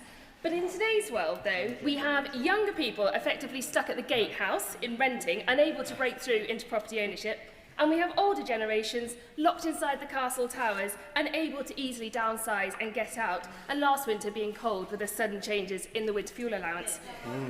And they are also now facing a government armed with a trebuchet, flinging economic misery at the castle walls, destroying prospects and the foundations. Now, there is also a reason, I'm sure Madam Deputy Speaker appreciates, why people like programmes like Escape to the Country and Homes Under the Hammer, other daytime programmes, are available. But they are really popular because they embody the aspiration of the British public to earn, to purchase, and to create and to make a true home. Absolutely. And this policy today really does so much to unlock the potential that we have. Abolishing stamp duty on primary residence could save young families, especially in London, up to £18,000 on their first home. And I am really disappointed to hear the members opposite, particularly the member for Pendle and Clitheroe, not believing that it is fair to do that. And it's feeling more like a politics of envy, given that house prices are so much higher in London and in the South East. This is only a fair policy. Now, if you combine this as well with our announcement of the first jobs bonus offer, where the first £5,000 of national insurance would be paid by any British citizen starting their first job, would be placed into a personal savings account, that would be earmarked for a first home deposit or future savings. This would be transformational. Now, stamp duty is, as has been echoed across the chamber, a terrible tax. And I'm sure, again, certain members on the benches opposite agree. But it is an additional tax which distorts the markets, and it often stops people moving. As we all agree, it is complicated. Its calculations, the exemptions. I was a former commercial property lawyer and I saw having to actually complete stamp duty forms, and they are an absolute nightmare. They slow down and they stifle the market. And particularly for young couples and families, one finds that dream home that they want to move into, and the stamp duty alone is enough to stop them. Yes. And that shouldn't be happening in this day and age. We need to unlock true aspiration and opportunity, and I really fail to see how the opposition benches would reject such a policy that has been welcomed by so many, including their own constituents. Now the government, I'll make some more progress, thank you. The government benches, however, sneer when we talk about living within their means. But that is something that every single constituent of ours has to do. They have to make those tough decisions not to spend at certain points, or to save, or to work harder. But this government does not even follow the principles that it asks its own constituents to adhere to. This is a government that wants to... of course I'll give way to the I thank my honourable friend for giving way. Does she agree with me that it would be very helpful if the government were much more ambitious in finding savings in their budgets in order to deliver this ambitious policy that would support young people up and down our country? Absolutely, I think my honourable friend makes an incredibly important point, and I really wish that they would be able to find that, but unfortunately, judging on the current chance, I don't think that is going to be a possibility. In reality, the government really should be creating an environment in which for people to thrive. It shouldn't be fixing people in an environment. And stamp duty is one of those taxes that literally locks people in place. We've got to learn that we need to be able to trust individuals, give them those opportunities, and see true growth. So I fully support, and I hope everyone was, on stamp duty land tax. Connor Naismith. Thank you, Madam Deputy Speaker. I want to start by acknowledging the point that many members have made across the two sides of the House, that many of us would not defend the principle of stamp duty, and indeed if it didn't exist already, it's hard to believe that we would invent it. But that is not the choice, that is not the question that is in front of us today. If we are going to decide to abolish stamp duty, we have to say how we're going to pay for it, and we have to justify that decision as a priority above all of the other decisions that we may make with that money. Yes. We Liberal Democrats accept that the property tax system must be reformed, and arguably radically so. But I do struggle with the Conservatives who governed for years without substantial reform, now promising to abolish stamp duty with no credible plan to pay for it. Where is the money coming from? Is the magic money tree being rerouted? I thank the Honourable Member for that intervention, and I think she's absolutely right to point out that the Conservatives had 14 years in government. Now they're in opposition. They want to talk about all these magical savings that they can come up with. Why didn't they do it when they were in government? It's a little bit, too little, too late. But as I was saying, if you're going to decide to do this, you have to tell us how you're going to pay for it, and justify that priority versus all of the other priorities that you might decide to do. My honourable friend give way? Yes, I will. I thank my honourable friend for giving way. And does he agree with me that what's locked young people out of the housing market over the last 14 years is not the existence of stamp duty, but the astronomical rise in house prices that have gone from being around three times a first-time buyer's income to more like 10 times in constituencies like mine and his? I would completely agree with my honourable friend. The most common reason that I hear from my constituents about why they can't get on the housing ladder is because of that astronomical rise in house prices. I think I'm going to make some progress. I think this motion tells us everything we need to know about the priorities of the Conservative Party today. Regressive, in the context of the vast majority of options that we could choose to pursue, this is a regressive tax cut, funded once again by cuts. Cuts they won't be brave enough to specify with any credibility. Reckless with our public finances, reckless with our public services, and utterly out of touch with the realities facing working families in constituencies like mine in Crewe and Nantwich. I will give way. member for giving way. He talks about reckless. Has he heard the news that the OBR has said the Chancellor's going to have to find another £7 to £9 billion due to the fall in productivity? Therefore, her black hole has just got bigger. I thank the honourable member for that intervention. And look, we'll await the budget to see the OBR's forecasts. But I'll just say I'll take no lessons from members opposite on economic credibility. They are the party of Liz Truss, which dragged this country into the economic abyss. We know that Tory austerity and a lack of investment in our country's infrastructure is part of the story of why we have never recovered in terms of economic growth and productivity from the financial crash in 2008. And it seems like the party opposite want to take us right back to the beginning of that 14 years of chaos, failure and decline. I think my constituents would say no, frankly. And mine. What's worse, they can't even tell us with any credibility where those cuts will fall. And Madam Deputy Speaker, we've seen this playbook before. No credible plan to pay for their promises, just vague talk of savings to the very services our communities rely on. Our schools, our NHS, our local infrastructure. And the cheek, frankly, of the Tories to come here and talk about home ownership. They manifestly failed to build the homes our country needs because they presided over a broken planning system that they did nothing to reform. And my constituents, as I mentioned earlier, haven't forgotten what Liz Truss's mini-budget did to their mortgage payments. During the election campaign, I spoke directly with families in Crewe and Nantwich who had seen their monthly costs soar overnight. I distinctly remember speaking to a man who told me his mortgage payments had risen by £1,000 a month and he was forced to sell his home as a result. If you want to examine the reality beyond the rhetoric of the modern-day Conservative Party's record on home ownership, Madam Deputy Speaker, it is that. Failure to deliver, soaring prices and broken dreams. Compare that...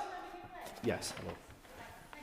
Speaker, the honourable member talks about broken dreams, but I'm just really interested. None of the speakers this afternoon on those benches over there have spoken about the hard-working families in the middle. So not the ones who are struggling to buy their first home, and not the so-called really, really rich people at the top who this is going to, in their world, benefit. But it's the hard-working families that no doubt he has spoken to, who are not able to buy the property with an additional bedroom for their growing family, because that stamp duty, as my honourable friend here has referenced, is the difference between the price of the home they wish to buy and the dream to be able to actually succeed in that.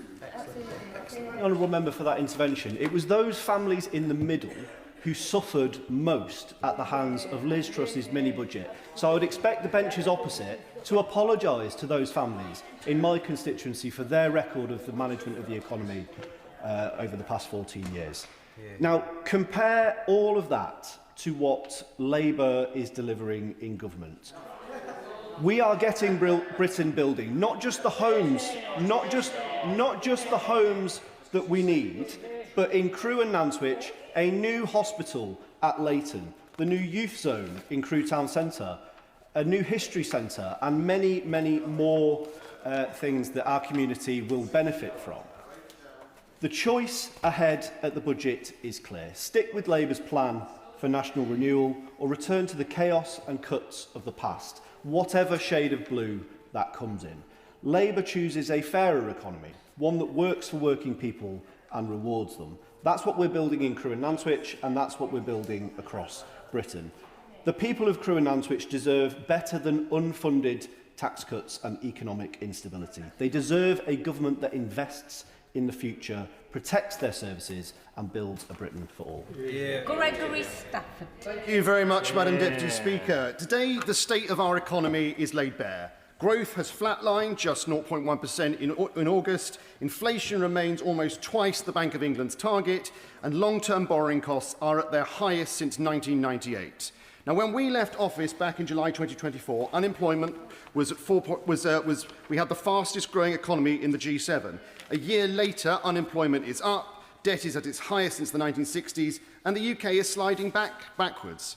It's hardly surprising from a government with more experience in the trade union movement than in business. And so only the Conservatives are serious about the economy. The government, I've literally only been speaking for 30 seconds, so I think you can bear with me for a minute or two more. The government's inexperience shows in its policies that they pursue, policies that make it harder for businesses, harder for homeowners, and harder for first-time buyers to thrive. And now, just weeks before the Chancellor's budget, comes the most destructive raid on homeowners in living memory, if we are to believe the leaked reports coming out of the Treasury. I will give way. Thank you. Under the Conservatives' watch, the Conservative Party grew the national debt by nearly £1 trillion. You drove our economy through a hard Brexit into the ground, and yet you are the Conservative Party is masquerading as a party of good sense in the economy. I do not understand how that makes sense. Please, can you explain? COVID, war in Ukraine. There's been a lot of comments about when people were born, so what they remember, but I hope the honourable member doesn't take offence. I'm sure he was born during COVID and during the war in Ukraine, and so knows why we had to increase the national debt to do it. And he is being entirely disingenuous if he believes that those things did not have an impact on the economy. And if he didn't, if he had been in power, what would he have done? Would he have not supported those small businesses? Would he have not supported employers? Would he have not supported the hard-working people? Now, I think I've already heard enough of him from today so far, so I won't give way for the moment. Just to be clear, good language is appropriate, and we're not sure that disingenuous is the best language to use. I'm sure that we'll find an alternative word. Mr. Stafford, are you finished wandering around the chamber? Are you comfortable now? Fabulous, Mr. Stafford. Of course, I misspoke and I withdraw that comment, but I do find it very strange that members of the Liberal Democrat Party seem to have collective amnesia on what happened over the last few years. Now, returning to the substance of this, families across my constituency are bracing for new taxes on homes, capital gains tax on family houses, and even potentially a land value tax. This is not reform, it's a sledgehammer aimed at aspiration, mobility and stability. And as I've said before, in Farnham, where the average home now costs £660,000, families could face bills of £5,000 a year on top of their mortgage and energy costs. In Hazelmere, Liphook and Borden, already stretched households will be hit again. And pensioners in Greyshot or Tilford face the grotesque prospect of a capital gains on the homes they've worked a lifetime to own. Everyone, pensioners, farmers, small business owners, is treated by this government as a cash cow. Yeah. A tax on the family home is a tax on aspiration. It traps people in their properties, it dries up supply and breaks housing chains. The very people Labour claim to champion, first-time buyers, will be frozen out altogether. The government claims this is about fairness, and we've heard this from a number of government speakers this afternoon. But there's nothing fair about a pensioner in Gretham being forced to sell their home to pay the taxman, or a young family in Linford choosing between childcare and a new annual levy. That's not fairness, it's a regional punishment for those of us who just happen to live in the south and southeast. So that is why I back our clear Conservative plan to abolish stamp duty on primary residences. Owning a home gives people a real stake in their community and their country. Our policy will make the economy stronger and help families achieve the dream of home ownership once again. I will. Honourable member for giving way. He says that owning a home gives people a stake in their community, and I agree with him. Why then does his party oppose this government's moves to help build 1.5 million homes and reform the planning system? Well, the simple answer is we don't. So I can't add more than that. Well, where we do have a problem, as he's drawn me on this, is one, we don't think it's anywhere going to be deliverable, and because the government is not meeting any of its targets thus far. And where, from a parochial point of view, where in Waverley and East Hampshire, my constituents are facing a doubling of the housing targets. In London, where the infrastructure is already in place, the targets are actually being reduced. That is not joined-up thinking. That is a government that is spraying its house targets all over the country without thinking about how it's actually going to deliver. So on stamp duty, as I said earlier, an average price of a family home in Farnham is £660,000, which means that they would be paying £23,000 in stamp duty. That's an enormous cut if we can get this through. And it's fully funded, most importantly, part of that £47 billion saving plan, consistent with our golden rule that every pound saved is split between reducing the deficit and growing the economy. The Institute for Fiscal Studies calls stamp duty, I quote, the most economically damaging tax in the UK. The London School of Economics found it, and I quote, cuts mobility and investment. The Centre for Policy Studies calls it, again I quote, a tax on aspiration. They are all right. Our plan will save first-time buyers up to £18,000 in London, £4,000 in the South East. And as my right honourable friend for South Northamptonshire said, combined with our first jobs bonus, a young couple could save £28,000, enough to get on the ladder and build a future. Now, we've heard a number of honourable members on all sides of the House claiming that they support the principle of removing the stamp duty land tax. Notable exceptions being the members for Pendle and Clitheroe, Welwyn Hatfield and North Warwickshire. But the point that those three members forget is that buying a house almost always is in a chain. So just because someone at the top of the market might be buying, and I think they're being a little overreaching with £2 million, but even if it were a £2 million house, everybody else down that chain benefits, because as soon as you can get the market moving, you will allow people to buy and to sell and to get the youngest people, those who are buying their first home or trying to upsize because they're starting a family, the ability to actually buy. So it's not just those people who are technically covered by the tax, it is everybody within that whole chain. And by contrast, Madam Deputy Speaker, Labour froze the thresholds, dragging more families into higher bands. And even their Housing Secretary tried to block 237 homes in his own constituency. Build, baby, build? I think not, Madam Deputy Speaker. Now, as I said, a number of members across the House, especially on the Labour benches, have expressed sympathy for the principle of the policy. But they seem entirely unwilling to make the tough decisions to get there. And we saw that with their total inability to cut the welfare bill by a tiny amount earlier this year.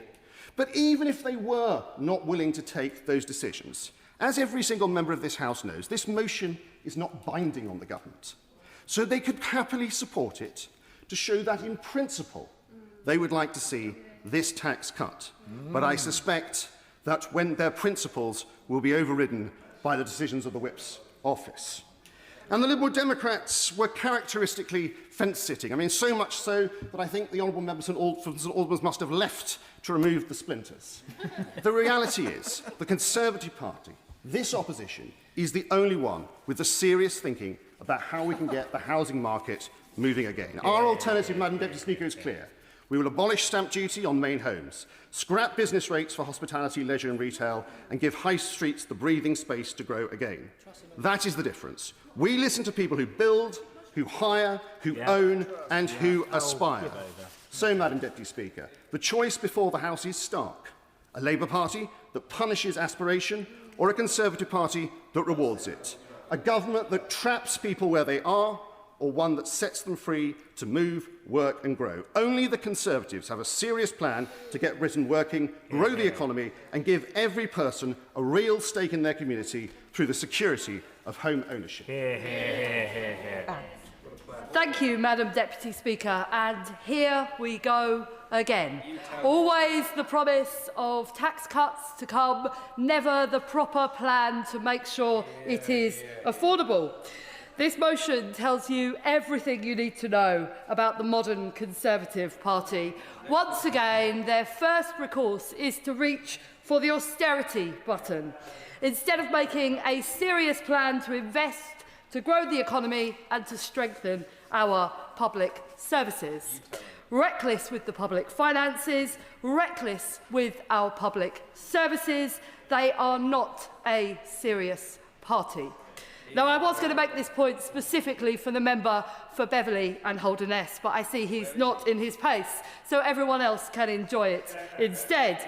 Yes, it is time for the greatest hits of austerity, the 14 years that talked and did this country down, when day-to-day public services spending fell by nearly 17%, stripping away nearly £46 billion every year from services our residents rely on. And remember that as I talk about this austerity, because they are funding this tax cut we're talking about today with £47 billion, a larger number than the austerity years. And look at the back of a fag packet, plans that they have to make it add up. So let us remember what austerity did to our country. It left our NHS with a £10 billion repairs backlog. It left 9 in 10 of our schools in urgent need of repair, including more than 230 schools with Swiss cheese for roofs, including rack in the roof of Wood Green School in my constituency. Those pupils deserved so much better, a decent place to learn, and we will make that happen. They didn't. When the pandemic struck our services, they were critically understaffed and underinvested in. And the result, thanks to their austerity and their cuts, over 170,000 excess deaths amongst the worst in the developed world. In that period, our precious public sector workers who give their all, nurses, teachers, carers, had their pay frozen or capped for years, leaving the average nurse over £4,000 worse off than in 2010. And they left 1 in 10 workers, 1 in 10, in insecure employment, including the best part of 1 million on 0 hours contracts. Cuts to social security pushed more families into poverty, and the end result, just in my constituency, is 50% of children living below the poverty line. Every second kid, every second door when I walk round the estates that I have the honour to represent. 117,000 people in temporary accommodation because of the amount of money they took out of the Affordable Housing Building Fund that today they seem so very pleased to speak in favour of. Of course I will. I wondered whether she had any views on stamp duty land tax. I'm speaking today about the other part of the motion laid in front of us, the one where unspecified cuts come to pay for it, and speaking about the implications of that. But as you would expect, as a responsible member of my party, I am not going to speculate with plans about how we fund things for which there is no plan. Going back to the record of austerity, remembering that austerity cost and took out of our economy less than they are planning to take out with their plans in front of us today. The bottom fifth of households, £517 poorer, while the top fifth gained £174. Austerity didn't just deepen inequality, it entrenched it. With the longest pay squeeze in 200 years, growth anemic, productivity absolutely flatlined, public investment slashed. My friends at the TUC worked out if wages have risen, they are my friends, and I was proud to represent millions of working people. You speak about those working people with disdain. It was an honour to represent those people in their workplace, to negotiate for better wages on their behalf. Good Conservatives in the past used to understand about social partnership and the importance of responsibility, of working with workers and with bosses to get the best outcome, and it is a shame those lessons have been forgotten with the baying calls of the mob at the mention of trade unions. So my friends at the TUC worked out if wages have risen in the last decade by the amount by which they rose. Between 1997 and 2010, the average worker in my constituency would be £93 a week better off. That's nearly £5,000 a year more in people's pockets. But instead, we got the longest pay squeeze in 200 years. I'll happily give way. Lady for giving way. I'm just perplexed where this is going, because ultimately those statistics that she's just quoted would have saved her constituents £5,000. But if she doesn't scrap stamp duty, anybody that aspires to buy a slightly bigger house with that increased income would have not been able to afford to do it. Lady for her intervention. To make it clear, the point that I am making today is that the unspecified cuts named in the motion, and we are talking about the motion with the unspecified cuts in it, I'm talking about the implications of the last time there were cuts on that magnitude made by the party opposite. And whilst it may be the case that stamp duty may save some money if it were got rid of for people in my constituency, where there is an average house price of £190,000, it by no means will have the impact that it will have for people in richer constituencies in other parts of the country. But the cuts that they intend to make to pay for it, those will hit people in my ends. And despite all of the pain of those years of austerity, it failed to reduce public debt in any meaningful way. This is why our public services were on their knees, and why we still face a mountain of debt built up over 14 long years. Compare that to our Labour government, steadily, slowly delivering the change this country needs. 5 million extra NHS appointments. People in my area are waiting. People in my area waiting more than a year for the operation they need is down 45%, thanks to the investment from our Health Secretary, crack teams going into Dudley, Wolverhampton and Sandwell NHS trusts. 3 major trade deals. In the first 10 months of our government, wages went up by more than in the first 10 years of their government. Pride in place funding for communities hit the hardest, like Friar Park in my constituency. £39 billion of affordable housing funding going to fund new social and affordable homes, the largest in a generation. And I hope 600 of them will come to my constituency. I will happily give way. The trade deals, so many more than were achieved, she says, under the Conservative government. The reality is that these trade deals could not have been made had we not had the Brexit deal that we achieved. And what's more, the reality is that her party opposed that. We couldn't do those trade deals until post-2016. Honourable member for his intervention, and it's good to see that one of the key achievements of this first 15 months of a Labour government is starting to fix some of the mess of the dreadful agreement they made with the European Union that underplayed this country. We are filling some of the holes. We are making it easier to do trade with the European Union. We are making it easier to sell brilliant British products abroad. I would have thought that would have been something that the benches opposite would have welcomed, Madam Deputy Speaker. In summation, we choose national renewal, a Britain built for everyone. We choose a fair economy that rewards working people, invests in our public services, restores dignity to work, rebuilds this brilliant country for every single one of our kids. Bobby Dean. Thank you, Madam Deputy Speaker. If you ask any economist, or indeed most members in here today, stamp duty is a bad tax. It creates friction in the market, whether you are in a one-bedroom flat trying to make that step up into a family home and you found that your savings goal has got that much higher, or whether your kids have flown the nest and you're considering downsizing, but you think that that bill is acting as a disincentive to you to do that.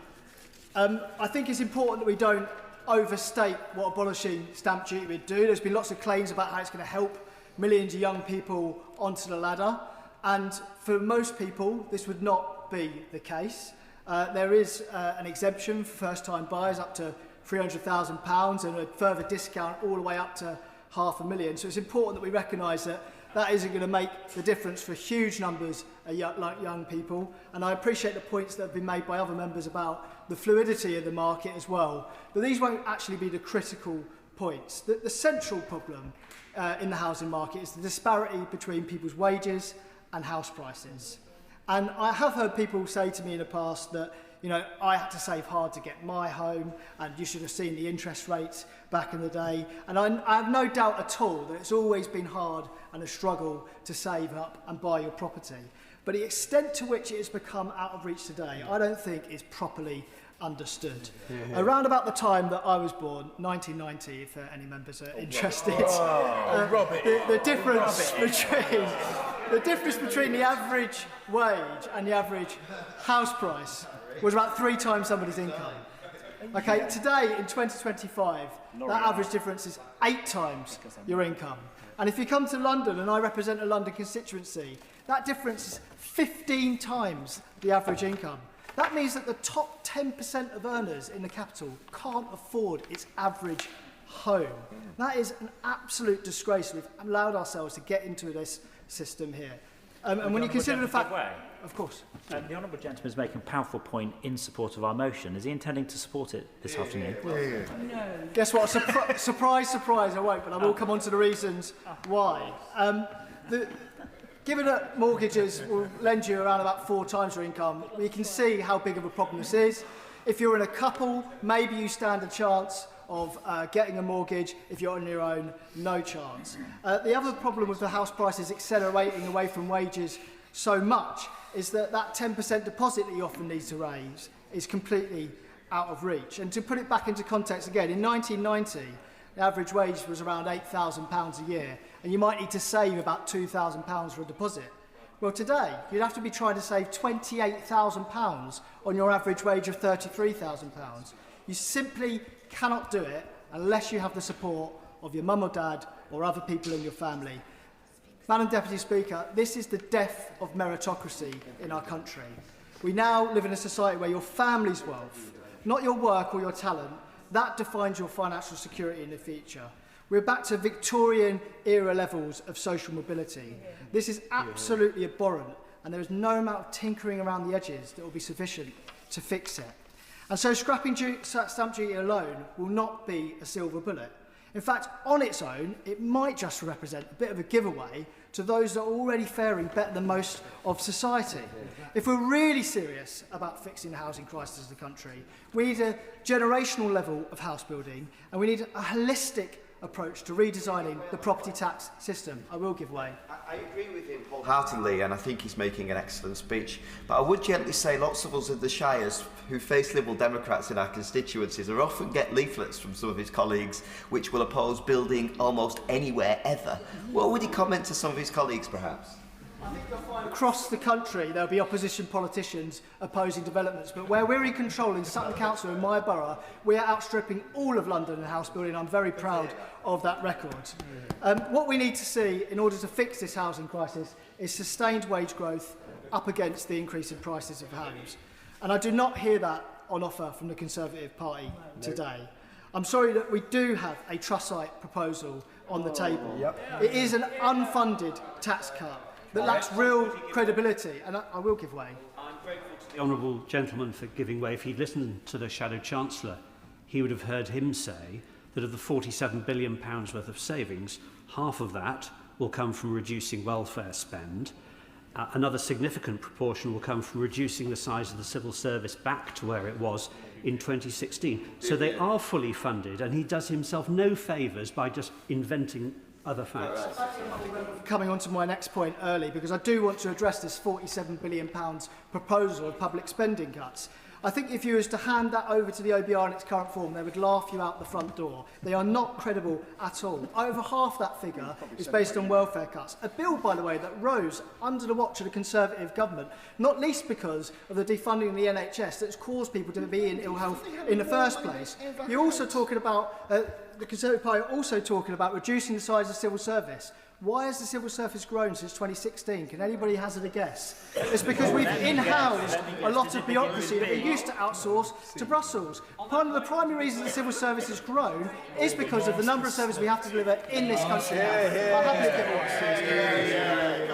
I'm grateful to the honourable gentleman giving way a second time. He hasn't mentioned COVID in his speech, which is the largest single contributor to the increase in the size of the state. He also didn't mention the £5 billion reduction in welfare spending proposed by the government which my party supported, and unfortunately the government just gave in.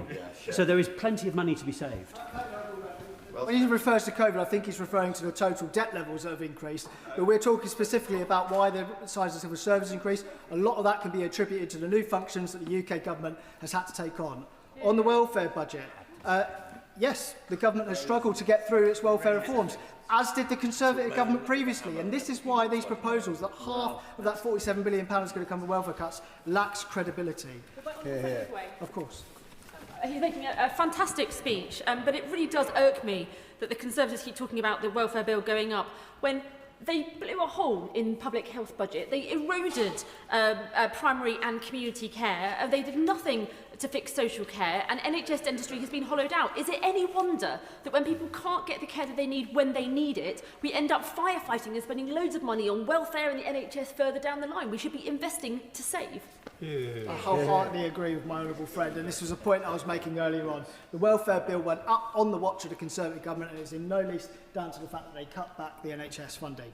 So in this chamber today, we may well agree on the analysis of stamp. I'm going to make some progress. I've been intervened on quite a few times in the last minute. So we may agree on the analysis of the stamp duty's failings, but we cannot support this motion because I don't believe it is a credible plan.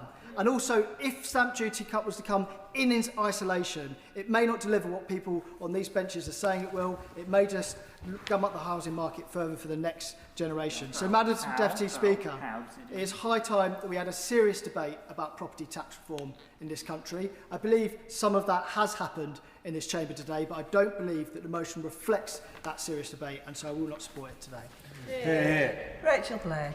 Thank you, Madam Deputy Speaker, and it's an honour to be able to speak in this debate, and in the spirit of cross-party unity, I would like to congratulate Her Majesty's opposition for their valiant and brave attempts to dress up a political tax cut as a meaningful intervention in the housing market. And I've been looking at every single one of those opposition speakers and thinking about whether they really believe that this kind of tax cut is actually going to make a difference. I think I'd like to develop my argument a little bit further, and then I look forward to hearing from you. So these opposition proposals, and I have read them with interest, and I've been really looking out to see exactly how they intend to fund this tax cut. And I'm struck that not satisfied with the devastation of public services under their former attempts at austerity, and not satisfied with crashing the economy, driving up mortgage costs, driving up rents, driving down the supply of new homes, and driving down the overall rates of home ownership,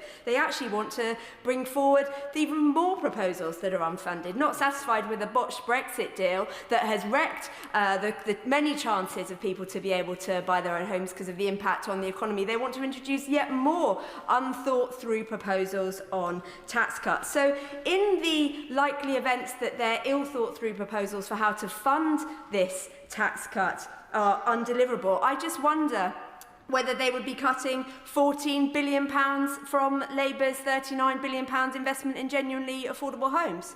Or would they be cutting £14 billion from this government's £23 billion investment in the National Wealth Fund to get our economy going? Or would they be taking money out of our £3.8 billion homelessness fund? Because the truth is, under the previous Conservative government's interventions in the housing market, we saw temporary accommodation go up, we saw rough sleeping go up, we saw mortgage rates go up, we saw rents go down, we saw rents go up, and we saw home ownership go down. The Tories pretend to be the party of home ownership, but it's Labour who is absolutely determined to get these homes built. It is Labour who is coming forward with the proposals to get these homes built, and I believe it's Labour who's going to be delivering on that. I'll give way to the person at the back.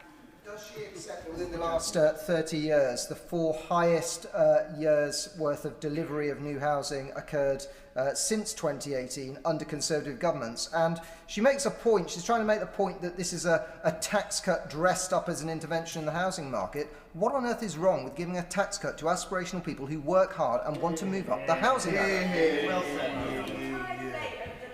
ours has been presented as some kind of meaningful housing market intervention because of a supposed commitment to aspiration. It's the Labour Party that has always been the party of aspiration. It's the Labour Party that has been the driving force of social mobility throughout the last century, and the party opposite know, and that's why they're chuntering along so much. And look at the stark contrast of what this Labour government. Sorry, yes, I will give way.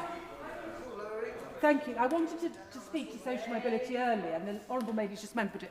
If anybody wants to see what happens under the Conservatives in terms of social mobility, all they need to do is come to Minehead in my constituency, which is ranked 324th out of 324 in the entire country, after having a Conservative Member of Parliament for 23 years who did nothing.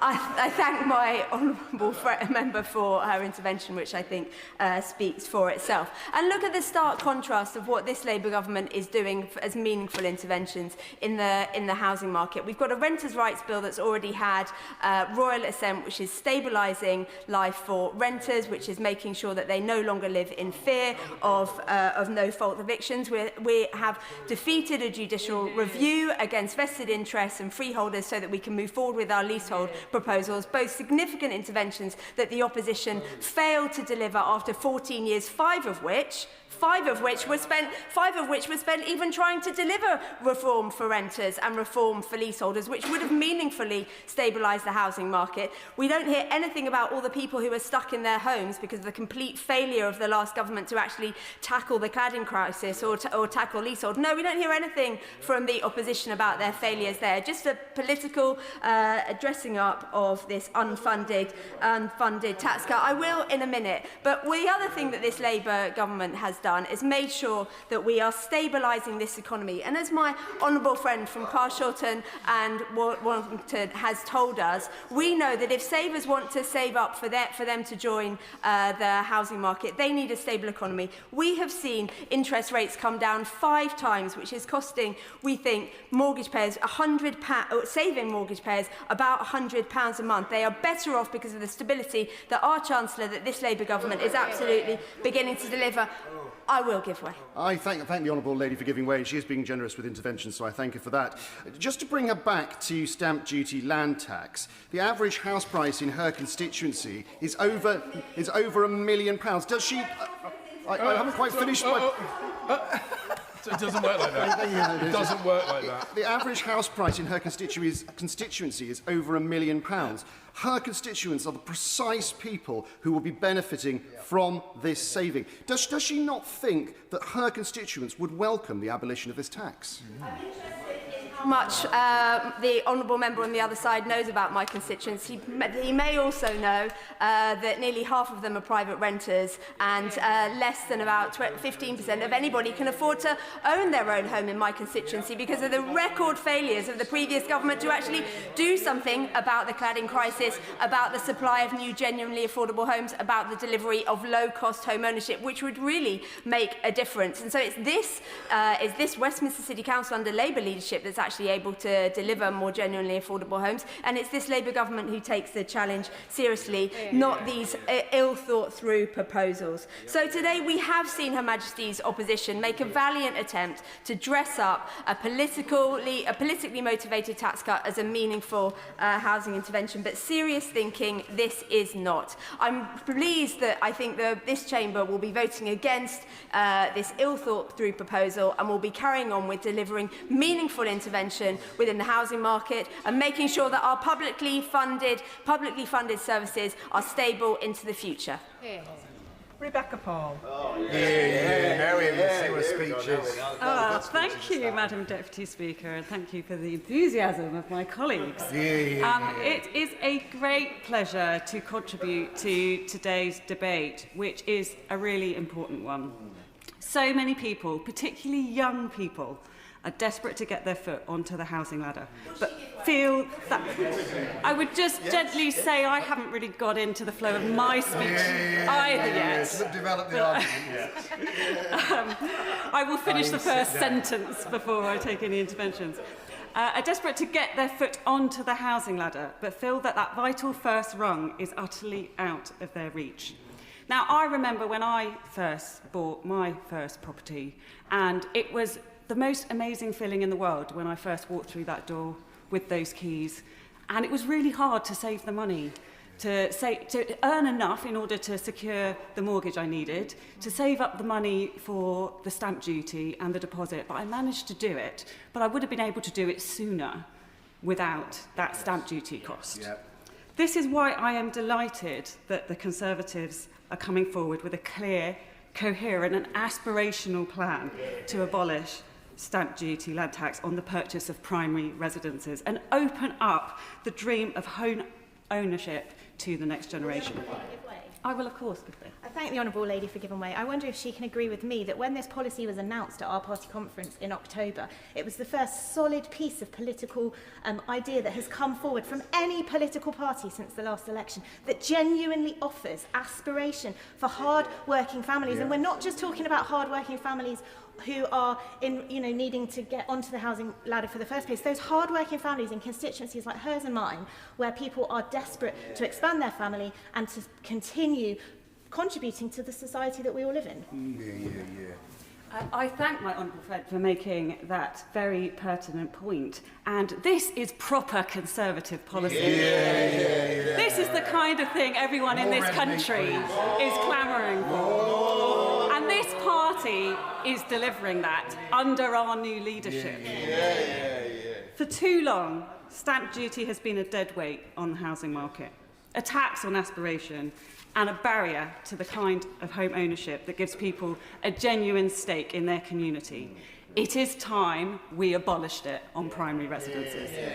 We can surely all agree that our housing market is not working as it should. Far too many young people feel locked out, priced out, and increasingly disillusioned. The average age of a first-time buyer in England is now 34, up by nearly a decade from where it was 40 years ago. In London, it's even higher. And across the country, 20% fewer 25 to 34-year-olds own a home today than they did in the year 2000. And I have skin in the game. I've got 3 children. I want them to be able to buy a house without them coming to mummy and daddy to help them out. I should declare that interest. This amounts, Madam Deputy Speaker, yes, to an economic failure, but also a social failure. Home ownership gives people stability, autonomy, and long-term security. It encourages saving. It strengthens families, and it fosters pride and a sense of genuine community in our towns and villages. Abolishing stamp duty will save families thousands of pounds and put the many benefits of home ownership back into reach for the next generation. On that point, would she give way? I will, of course, give way. I'm grateful to my honourable friend for giving way. Would she agree with me that cutting stamp duty not only benefits young people aspiring for home ownership, but it will also act as an incentive for older people to downsize, freeing up those larger family homes and making those larger homes available for families that need to increase the size of the house that they own? I thank my honourable friend for making that point, and I will be making that exact same point later in my speech. I completely agree that that is a very relevant change that will come about from this. I see clearly in my own constituency the way in which stamp duty chokes and distorts the market as it penalises those who move, creates a disincentive for older people to downsize, and deters growing families from upsizing into more suitable family homes. As the Institute for Fiscal Studies has put it, stamp duty land tax is in a crowded field, the most economically damaging tax in the UK. I cannot disagree with that. My constituents feel this acutely. Stamp duty is all the more painful in an area where the average house price is now above £490,000. The young families I speak to, those who have made the move out of London and settle in towns like Redhill or Reigate, have been hit with eye-watering upfront costs that made those moves extremely challenging. Many more will have found it impossible. That's why our policy matters. We intend to strip away one of the fundamental barriers to family life in this country. Eliminating stamp duty will save the average first-time buyer in the South East around £4,000 and as much as £18,000 in London. And unlike the party opposite, we will not punish those looking to move further up the ladder with frozen thresholds and stealth tax hikes. Of course, Madam Deputy Speaker, you would expect me to paint a suitably positive view of this proposal. But what do the experts think? Zoopla's Richard Donnell has rightly said that more home moves will, and I quote, support economic growth and the ambition to build more homes. The IEA went further, calling this the single best reform any government could make to Britain's tax system. Indeed, the case seems so strong that one has to wonder why the government oppose us on this. The truth is that Labour has always been the party of higher taxes on homes. They reversed a Conservative policy that raised the first-time buyer threshold to £425,000. They are freezing stamp duty thresholds in real terms, dragging more and more people into paying this punitive tax each year. And while they talk endlessly about house building, their actions tell a different story. Not only are they on track to miss their self-imposed housing targets, but the Housing Secretary himself tried to block 237 new homes in his own constituency, despite promising to build, baby build. By contrast, the Conservatives have delivered 2.8 million homes over the past 14 years, including nearly 750,000 affordable homes, and we are pledging to go further. I will, of course, give way. Thank you. As someone who represents a very rural constituency with villages where young people are constantly forced to move out where they grew up from, could you explain to me where in rural Britain these affordable homes were located, where young people can move to, where they can make a family life? Because for 14 years they were shut out of the communities that they grew up in.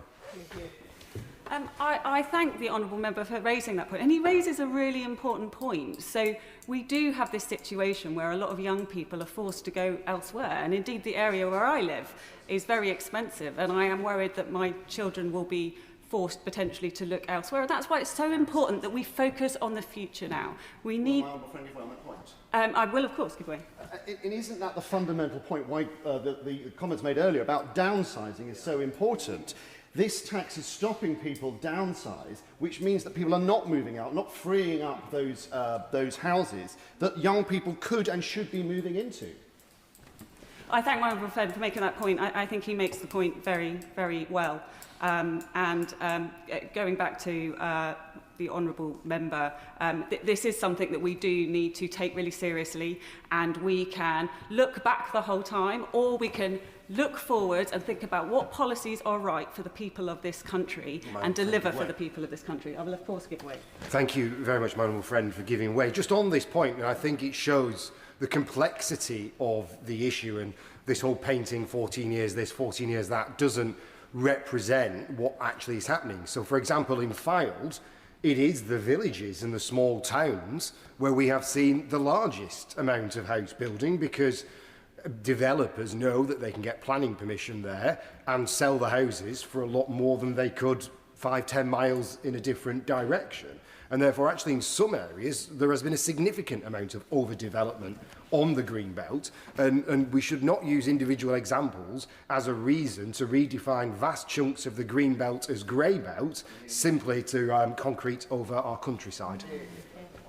I thank my honourable friend for making that excellent point, and a very pertinent point to my constituency as well, which is full of amazing, beautiful green belts. And we are really suffering with what this government has done around housing targets. So the housing targets in Reigate and Banstead have doubled, whereas they have gone down in London. So I can tell you what that means. It means we are building more homes, but it's not for local people. It's not for the children you mentioned that want to stay close to home. It's for people living in London who then move out to Reigate and Banstead. And that can't... I will, of course, agree. I'm grateful to my honourable friend for giving way. I wonder if she shares my concern that in the southwest of England, the government has reduced the building target for Bristol City Council, which has a lot of Labour members, but has instead increased the building target for rural Somerset, where there are a few Labour members, by 40%. And does she share my concern that Labour are fiddling those housing targets for political advantage? I thank my honourable friend for yet another very relevant and important point. And I would urge the government to really think logically about what they're trying to achieve here. we all support the ambition to build more homes. We recognise the problem that is trying to be solved. However, the way we do it is really important, and it is very important that we have those homes in the right places and that we set the targets in a logical, meaningful way. With this policy, and others like it, Madam Deputy Speaker, we are offering the public a clear choice. A choice between a party that wants to unlock aspiration and reward the hard work of our young people, and a party that clings to economically damaging taxes because its own backbenchers refuse to make even the smallest concessions on out-of-control spending. Of course, Madam Deputy Speaker, we are on this side of the House are clear that any significant change to tax policy must be properly costed. The public finances are in a challenging place, and reckless commitments only add to the prevailing sense of uncertainty. That is why it is so important to emphasise that our intention to scrap stamp duty on primary residences is costed and fully funded, fully paid for through our £47 billion savings package. Our plan is clear. It is costed, and it is rooted in a belief that home ownership should be within reach of the next generation, just as it was for our own. Thank you. Peter Bedford. Thank you, Madam Deputy Speaker. This debate captures the key difference between Conservatives and the Labour Party. Because we on these benches believe in people. We believe in their talent, their drive, their hopes and their aspirations. And by contrast, the Labour Party like to box people in, to restrict, to regulate, and let the state determine every aspect of their lives. We on this side of the House believe in setting people free, free to work hard, free to achieve, and free to build their own future. Let's unleash the power of individual freedom. Let's unleash the energy of the maker and enterprise, and above all, Madam Deputy Speaker, let's unleash the unstoppable force of aspiration across every part of the UK. The word aspiration runs through the very DNA of the Conservative Party. It's who we are. From delivering educational reforms to promoting social mobility, to delivering a property-owning democracy. Of course I'll give way. I would be very grateful if the Honourable Member would expand on how that driving value of aspiration came into the Conservative government when they were completely failing to address the urgent need for leasehold reform over the last 5 years, when so many people have been suffering to sell their leasehold homes because of the cladding on their homes. Where was aspiration then? I thank the Honourable Member for her intervention. Aspiration, Conservative aspiration, comes from a sense. I'll give you an example. In my family, they never owned their own homes. My grandparents didn't own their own homes, but Margaret Thatcher gave them the opportunity to do so. She gave many people like my grandparents the opportunity to aspire, to achieve, to own their own homes. That's the aspiration we need to get back to as a country. Every generation of Conservatives have understood this ambition. And it's not your background that shapes your future. This is the equality of opportunity in action, not a quality of outcome that the Labour Party so much desire. But we cannot talk about aspiration without celebrating the Prime Minister that understood it the best. Mrs Thatcher gave people the freedom to own their own future. She rewarded hard work through lower taxes, turned millions of people into shareholders through privatisation, and made dreams of home ownership a reality for many across the country with her Right to Buy scheme. Mrs Thatcher just got it. She understood human nature, she understood people are ambitious, and she knew that when you trust individuals and not the state, Britain succeeds. My honourable friend, give way. Of course I'll give way. I think going back to what former fantastic great Prime Minister did and comparing it to the policy on stamp duty, both times it was hated by the people on the benches opposite, because what it did was take away the role, the choking role of the state, and free people up to have that aspiration and that social mobility. And it proved that actually giving people their own homes, allowing them to buy them and removing the state from their lives, created that social mobility. In the same way here, removing that tax and allowing people that aspiration to be able to smash those ceilings is important. And the members opposite hate it because it reduces the size of the state, the dependency on the state, and the hold they have over people's lives. I thank my honourable friend for his intervention, and he's absolutely right. Unfortunately, the party opposite, they tend to have the mantra, what I can't have, you shan't have. But we on this side want everyone to succeed. Of course I'll give way. I'm still smarting from my honourable friend's reluctance to squash the honourable member for Westminster and the cities of London, who alleged that there had been no leasehold reform. Such was the extent of leasehold reform under Conservative governments that the Duke of Westminster resigned from the party in indignation. Well, I thank the honourable member for putting that on the record. But, Madam Deputy Speaker, I am not confident that this Labour government understands aspiration, because they simply cannot comprehend the politics that people want to better themselves, their families and their communities. In fact, they actually fear aspiration, sadly. And that is why this Labour government is the most anti-aspirational government in living memory. They have strangled the jobs market, and they've sent unemployment rates soaring, the direct result of punishing employer national insurance hikes, and their reckless unemployment rights bill is striking fear into businesses up and down the country as they question whether to take a punt on recruiting new people, particularly young people. That they've caved into the hard left on much needed reforms to the welfare system, a system that should reward hard work and not entrench state dependency. As is always the case with the Labour government, they invariably side with the shirkers and not on the side of the strivers. And sadly, they have driven our economy into a full-blown doom loop, a cycle of ever-increasing taxes, rising inflation and net zero growth. Every hard-working family in Mid-Leicestershire is paying the price for this government's failure. But, Madam Deputy Speaker, what is most damaging at all isn't just the economic damage, it's the lack of a can-do attitude they have and they're instilling in our young people.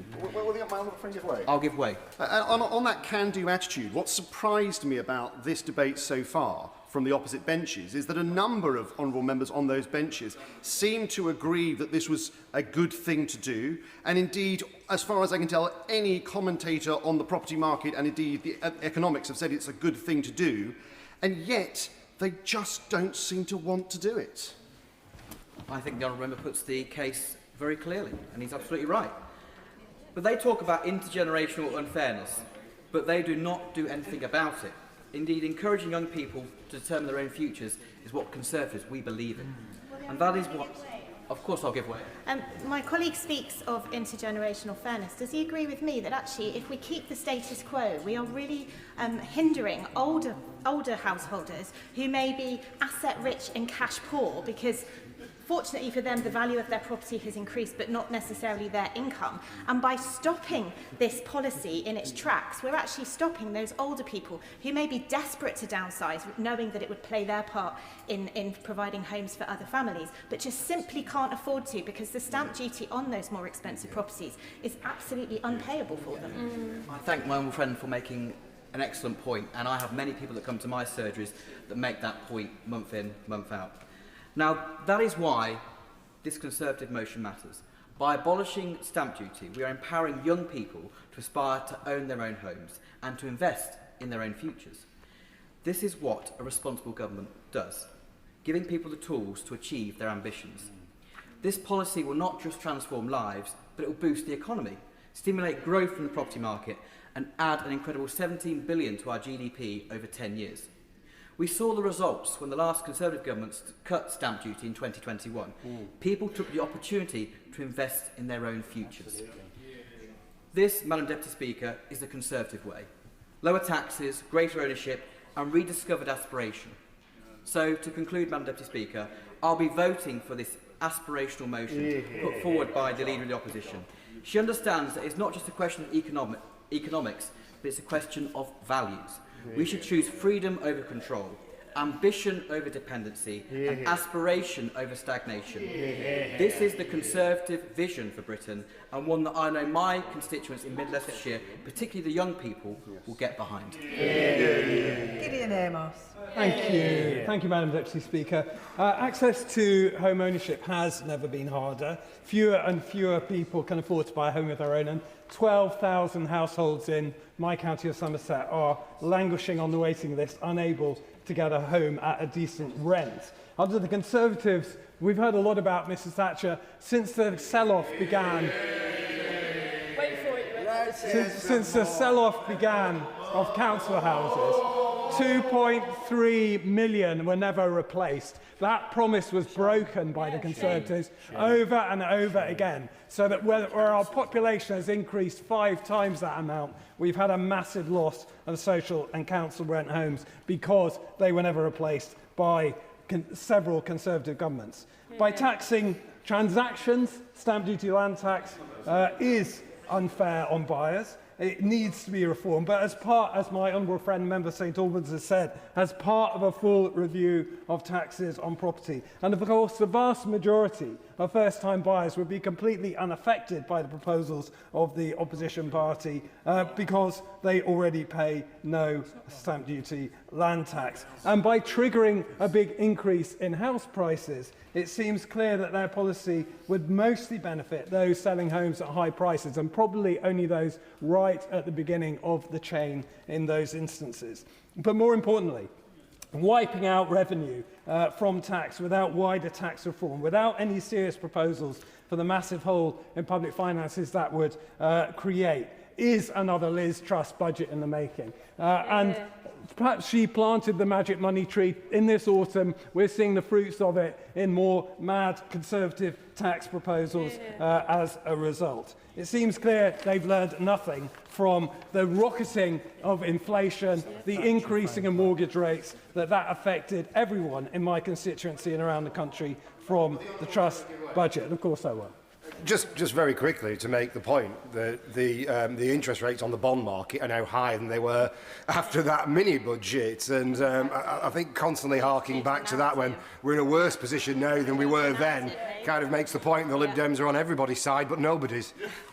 I quite understand why the members on those benches keep asking us to look forward and not look backwards at the experience of their own government in the Truss budget, because it's an experience they don't want to remember. It's an experience they would like to forget. But unfortunately, the effects of that Truss budget were long and far-reaching and have had serious effects on all of our constituents. I will give way. I'm very grateful to the Honourable Gentleman, who I followed when I gave my maiden speech, so it's very good to see him. Doesn't it just say everything that we now have Conservative Party colleagues on the other side of the House defending the Truss budget and all the damage it did to communities like mine and his? Absolutely, they have no recollection of the past. They are blind to the experience of their own government, and they are only asking us, urging us, pleading with us to look forward and not to look back at their own record. In Taunton and Wellington, Madam Deputy Speaker, there are countless examples of folk unable to afford a home of their own. Rosanna, a qualified solicitor living with her parents for over 6 years, unable to afford a new home. What's needed, Madam Deputy Speaker, is a far bigger focus on building council and social rent homes needed by our country, up from the government's target of 20,000 a year to the 150,000 per year the Liberal Democrats propose, and less reliance on a few big house builder developers whose interest, perfectly reasonably, is on increasing profits in the value of their land rather than on making their products cheaper, why would they, or necessarily on increasing the amount of housing supply. Less reliance on the big developers and more homes delivered by public funding in terms of council and social rent homes would mean there would be no need for the government to have cut the affordable housing requirements in London that it did last week. Our manifesto provided £6 billion per year over 5 years to begin to reach that total, and not just the 90,000 social rent homes that Shelter and National Housing Federation say we need, but 150,000 in our manifesto, because a decent home shouldn't just be for the most vulnerable, the most excluded. It should be for all working people who should be able to have a home at a decent rent. Coupled with that, we need to see new routes available to get onto the housing ladder, the home ownership ladder, and a new generation of rent-to-own homes where renters can gain ownership over 30 years. I will give way to whoever it was. Give way. I thank the honourable member for giving way, and he's making a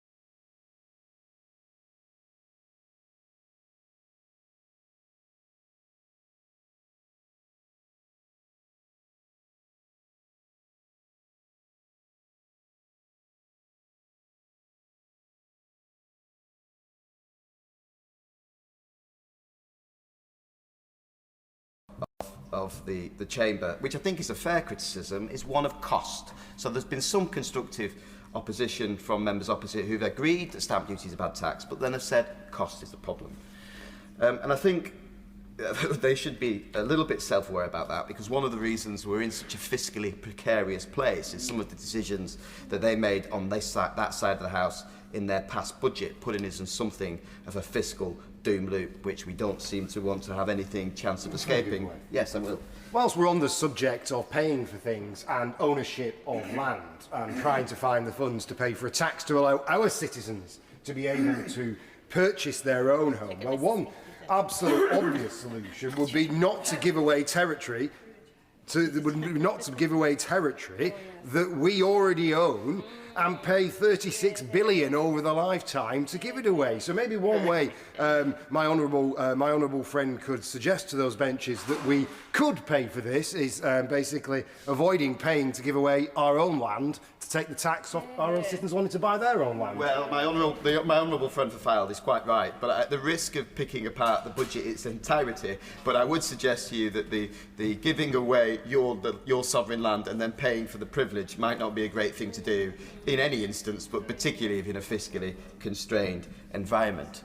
But despite having to have a reasonable answer on the cost, and I will get to that later on in my remarks, I think in this side of the chamber we should also not be shy of talking about some of the positive other fiscal benefits that such a policy will yield. I think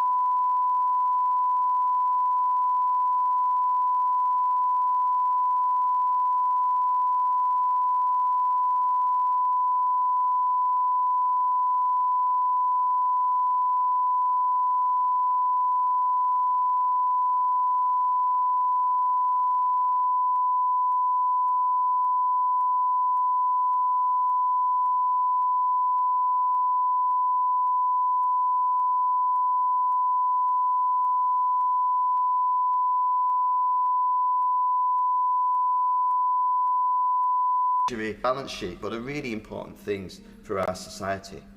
So cutting stamp duty would generate extra revenue for the Treasury in a myriad of new ways that we should be happy to talk about. But that said, we still do need to cost this as a credible opposition. And that's why, and we've heard about it already in this debate, we found as a party £47 billion of savings, all whilst being able to honour our golden economic rule, an economic rule that says the majority of public sector spending reductions that we identify must go on deficit reduction. As a policy, the abolition of stamp duty aligns with many of the principles that those of us on this side of the House hold dear to our hearts. It rewards ambition, it unlocks free markets, and it lowers the tax burden on families. The reason Labour won't make any difference on housing is that they're just too conflicted. Fixing the housing market needs holistic solutions. You can't talk about improving the housing market with the levels of migration that we currently have. We can't talk about improving the housing market whilst overseeing record low house building numbers in London as our developers are strangled in regulation. We need a holistic solution. We need to abolish stamp duty. We need to end mass migration. We do, I'm afraid to say, need to deport hundreds of thousands of illegal migrants. And I also look forward to seeing more ambitious reforms from this side of the House in reforming our planning system. This is part of a vision for my party, and one that I'm proud to be a part of. But it's not just a new vision. Home ownership and supply-side reforms have been at the centre of Conservative vision throughout our storied history, whether that's Stanley Baldwin, Harold Macmillan, or indeed Mrs Thatcher. It's a moral mission to support young, aspirant people through these important gateways of life. Buying your own home, starting a family. These are the building blocks of all our communities. Abolishing stamp duty in this costed way will give people the keys to their own secure futures and secure the future of this country. Thank you very much. Sir Ashley Fox. Thank you, Madam Deputy Speaker. I believe that all of us here want to improve the lives of our constituents, though we often differ in how we might achieve that. As a Conservative, I believe we do this by working with the grain of human nature, by allowing people the maximum amount of liberty to live their lives, by supporting families, and by rewarding hard work rather than penalising it, by incentivising entrepreneurship and the creation of wealth. As legislators, we do this by keeping the size of the state under control, keeping borrowing low, and reducing the burden on taxpayers wherever possible. It is with regret that I see this current Labour government increasing taxes, increasing borrowing, increasing the deficit and our national debt, and increasing the interest we pay on that debt. It saddens me that we have a government that, whatever the question, the answer always seems to be more public expenditure. So I'm pleased that not only will the Conservative Party reduce taxes when we form the next government, but that we will scrap one altogether. Stamp duty is a bad tax. The current stamp duty regime means that anyone seeking to buy their first home or to move house faces an additional burden at one of the most important moments in their lives. By eliminating this tax on main homes, the Conservatives are removing a financial barrier which for many first-time buyers or young families will make the difference between owning their first home or not.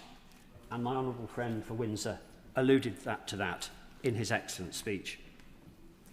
It means the dream of home ownership is made more accessible. Now, while stamp duty has been around since 1694, the current regime was introduced by Gordon Brown in 2003. When it came into effect, it charged a fixed percentage rate depending on the value of your house, the so-called slab system, which meant if you went from £250,000 to £250,001, you faced an enormous increase in the tax paid. The coalition government, to their credit, reformed the tax so as to remove the tax from those purchasing a property for under £125,000, and they eliminated the slabs in the model to a slice model. This made the tax better, but the core problems remain. It makes it harder to purchase a house. It dissuades people from upsizing or downsizing, and therefore prevents a whole host of other economic activity associated with moving house. Now, a vibrant housing market is vital to economic health. When more people buy and move, transactions increase. New homes are built, tradespeople are employed, local economies benefit. The tax on each move discourages those transactions. People stay put because of the cost of moving, and that can lead to the housing market locking up. By scrapping stamp duty on primary homes, this policy will free up the market. That has benefits not just for buyers and sellers, but for builders, developers, local services, and the whole national economy. There's a fairness argument too. Buying a home is one of the largest investments most people will ever make. To tax that moment feels not just counterintuitive, but perverse. Removing the tax on a main residence signals a commitment to giving people a chance to grow, to aspire, to build their lives. These are Conservative principles, and the Leader of the Opposition's announcement in Manchester recognised this. I entirely agree with my right honourable friend that this change would create a fairer and more aspirational society. Would you give way on that? I'm happy to give way. He's making an excellent speech, but would he also observe the fact is that it allows us, when supply is tight, if we allow people to move more easily, we're going to have the right people in the right homes, so that you don't have an elderly couple in a 5-bedroom house that can downsize because they'll make that choice, but also the family can upsize into the right house. So when supply is tight, it fits much better for us as a society to have the right people in the right house for their time of life. Well, my honourable friend makes a valuable point that this tax cut benefits not just the first-time buyer, the family moving up into a larger home, and the empty nesters, and I'm almost one, seeking to move into a smaller house. So this... Happy to, yes. So further to that, his point about the sort of dynamic market we need, when you think of people perhaps in the southeast of England, and they were looking to move to Beverley and Holderness, for instance, for a job, the costs involved in that, I'm taking a risk, perhaps coming up to an area where they may only have that one job. There aren't other jobs to compete with it. They don't make that move. We don't get their input into a business in Beverley and Holderness purely because of the dampening effects of this tax, and they stay in the southeast when the country, and Beverley and Holderness would be better off if only they were incentivised to move and take a chance. My honourable friend makes a valuable point that this tax cut benefits not just the housing market, but the jobs market, and therefore the whole economy. Our politics ought to empower people, not load them with additional burdens. And this is an important measure for young people because we acknowledge they face higher costs and more competition for housing than their parents did. Now, to be credible, we must explain how we will pay for the measure. That is a valid question. And unlike some parties in this place, we will not make promises without a plan for delivery. This measure is possible as part of a wider package of economic reform, spending discipline and growth creation. Now, the current government was elected on a policy of going for growth, yet everything it does seems designed to do the opposite. We've had a jobs tax that makes it more expensive to employ people, increased business rates, which makes it more expensive to conduct business in a property. The changes to agricultural and business property relief, which increase inheritance tax. They reduce investment by family businesses. And the Employment Rights Act makes it more expensive, time-consuming, and difficult to employ people. The government has turned on the spending taps, levied record amounts of tax, and yet at the same time has implemented measures that increase unemployment and make Britain less competitive. Every Labour government has led to higher unemployment. And it is a deep regret that in every month since the general election, unemployment has risen. Now, I don't think the party opposite are malevolent. They simply have no clue as to how business works. We can announce... Happy to give way. Well, I thank the honourable member for giving way. His party's position now on the green economy is to take away some of the support for it. Figures show that the green economy is growing around 10%. It provides often better paid jobs and it's fueling job creation. Given his party's position, does he believe that it's in the interest of the economy to cut the legs out from underneath the green economy? Well, I'm amazed to hear that the real economy is growing by 10%. It must be a forecaster I haven't heard of. But of course, we believe it is possible to cut welfare spending. In fact, a few months ago, his party believed it was possible. And in fact, they put forward a very modest proposal to reduce welfare spending by £5 billion, had the support of this side of the House. And yet, unfortunately, at the first whiff of rebellion, the Chancellor caved. And that shows that they have no idea how finance works, how business works, how confidence works. They undermine their credibility by not being able to undertake even the smallest reform. Now, we can announce the abolition of stamp duty because we promised to put Britain on a different track. Our golden rule means that for every pound we make of savings, half will go on reducing the deficit and paying down our debts. And we will reduce spending, and have announced plans to do so, by £47 billion a year. And about half of this will come from cutting the welfare bill, including stopping the ballooning bill for mobility cars for those with mild mental health issues. And £8 billion of savings will come from reducing the civil service to the size it was before the pandemic. We will save money by closing asylum hotels, reserving other benefits to UK nationals, and coming to a more credible position on net zero.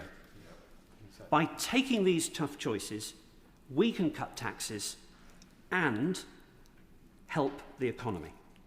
We estimate that abolishing stamp duty will cost £9 billion, set against the savings that we've outlined.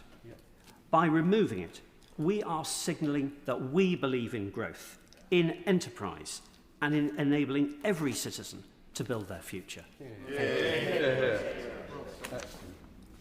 Bradley Thomas. Thank you, Madam Deputy Speaker. It's a pleasure to speak in this debate on this very important topic, and it's one that I very passionately believe in as someone who got involved in politics to make people's lives better, to be on the side of those who work hard, do the right thing, and who are aspirational for themselves and their families. And that's the fundamental point at the core of this argument. And I think my honourable friend, the member for Windsor, he made a great point when he said that this is a moral mission. It's a moral mission to be on the side not just of those who are aspirational, but to unlock the hopes, the dreams of a generation which want to have that tangible stake in society, but who have great fears that they will never achieve that. And stamp duty, for many, it's a tax on that dream home, that bridge between where they are today and where they want to go tomorrow, particularly for their families.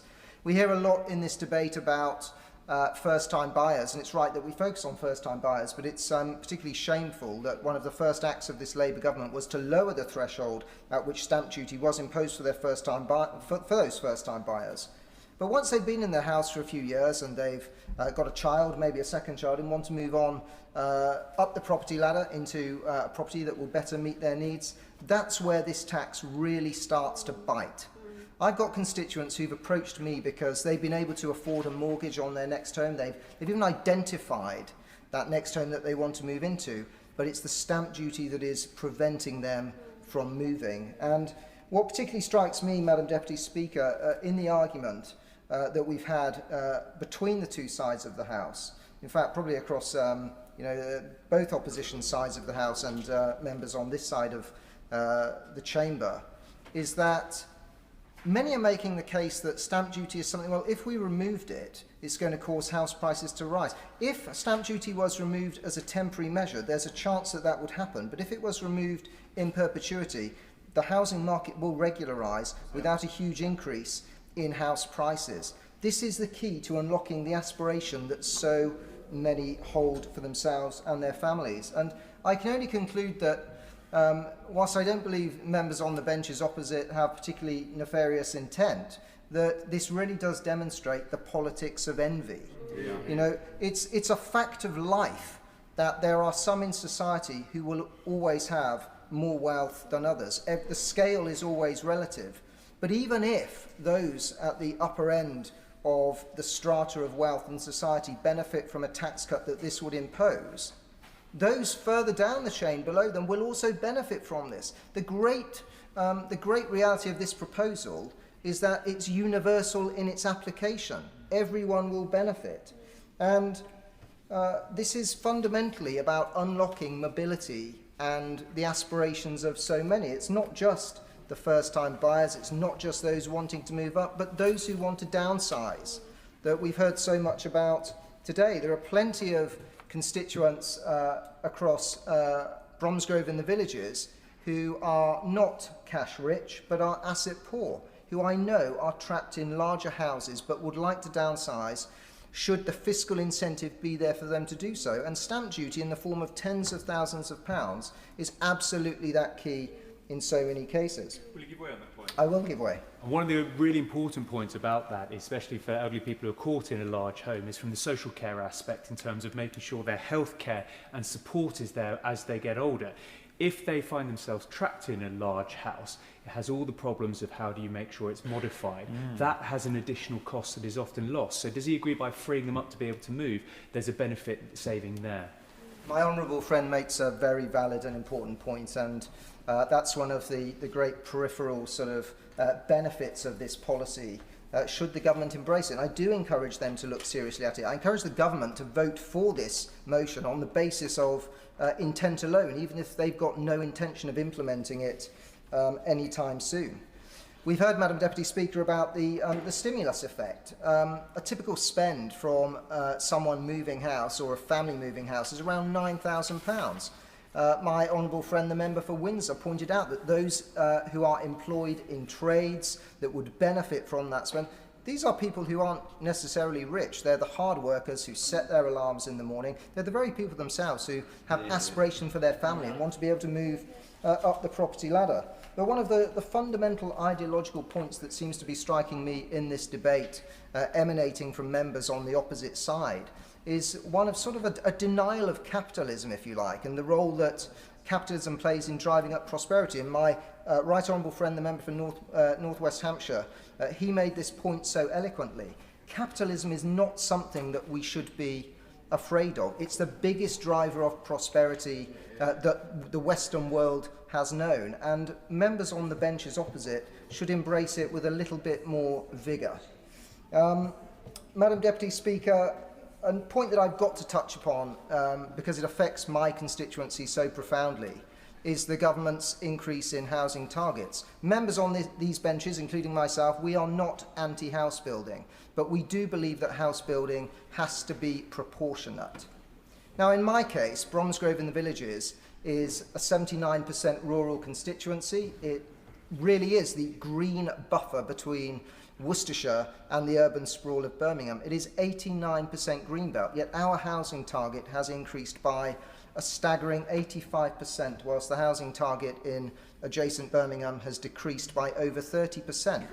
Now, I've given various ministers various opportunities to address this point on the floor of the House of Commons. No one has been able to yet, so I can only assume, in the words of my honourable friend, the member for Bridgewater, that the government is fiddling the figures for political reasons. So I would welcome it if the minister, in his summing up, would address the huge disparity, the disproportionate burden being borne on rural areas, including Bromsgrove in the Villages, as a result of the government's current housing targets. But there is something that the government could do in order to make the bitter pill of more housing easy to swallow, but they abandoned it on day one, and that is to have high-quality design as a central tenet of the planning system. The previous government opened the Office for Place, an advisory body, if you like, that advised the Secretary of State on the quality of the built environment. And every single government, regardless of political colour, should embrace the principles of good design, because they don't just lead to good houses, they lead to better communities. And if you can convey to a community that new housing is not going to impose red brick monotony that erodes a sense of identity and character, then the government will find much more openness from communities towards the house building agenda. I will give way. He makes an excellent point, and one of the biggest concerns I have is that the government has taken away the funding for neighbourhood plans. Now, neighbourhood plans, we know, gives villages their say of where planning goes, but more importantly, delivers more housing. So is it short-sighted, does he believe it's short-sighted to take that funding away, compounding the problem he's talking about at style and design, to get communities to take on extra housing? He's spot on. It's incredibly short-sighted, and I think it will prove to be a false economy. So I urge the government, Madam Deputy Speaker, to embrace good design, to provide a justification to my constituents on why it's pursuing the current house targets in such a disproportionate way across the country. And most of all, I implore the government to put at the centre of their fiscal plans to bear in mind the scale of ambition that hard-working people have every single day when they set their alarms, they go out to work, they want to do the right thing for their families. The government must realise that by pulling the right fiscal levers, cutting the right taxes, that will stimulate the very kind of activity that will drive the growth that they are so desperate to achieve. Shadow Minister James Cleverly. Thank you, Madam Deputy Speaker, and I want to thank my friend and colleague, the Right Honourable Member for Central Devon, setting out the opening case for the opposition's position with regard to stamp duty. This is a policy that I feel particularly passionate about. It was one that I put forward when I was running for leadership of the Conservative Party, and like all good ideas, it has been embraced by my friend and colleague, the Leader of the Opposition. But more than that, and this is a really key point, I am also particularly glad that my friend and colleague, the Shadow Chancellor, and his Shadow team have worked hard to make sure that cutting stamp duty is not just a headline, it is a fully costed and set out policy. And the Leader of the Opposition has, I think, in a very magnanimous way, said that if the government wants to steal this idea and implement it now, they will actually get no opposition from us if they choose to do so. And I think this is a typical generosity of spirit shown by the Leader of the Opposition, because clearly the party opposite are struggling to come up with credible economic plans of their own. So they are very, very welcome to steal the economic plans that we have put in place. And Madam Deputy Speaker, I was struck by the nature of this debate in a positive way in many instances. And it has been mentioned by a number of my colleagues on the Conservative benches that the expected wall of thoughtless opposition to this proposal hasn't actually materialised at quite the scale that we expected. I mean, it has materialised in some instances, but that is only to be expected. What we heard on a number of occasions in a number of speeches, and I'll make reference to some of the contributions in the debate today as I go through my speech, what we heard on a number of occasions from the benches opposite was that they recognised that stamp duty was a bad tax. They recognised that stamp duty was a counterproductive tax. They recognised that stamp duty had a dampening drag anchor effect on the housing market. But then they went on to say, but we need the money, that they're desperate to have the tax revenues. And I think that that shows something which is a fundamental challenge that, frankly, the party opposite is going to have to deal with in November of this month, which is, if they cannot agree that this damaging, counterproductive tax cannot be got rid of, then what tax are they willing to reduce? And if they're going to sit in front of the House and basically just say, frankly, there is not a single tax in the British system that they are willing to cut, reduce, or remove, then the mask has slipped, Madam Deputy Speaker. The mask has slipped.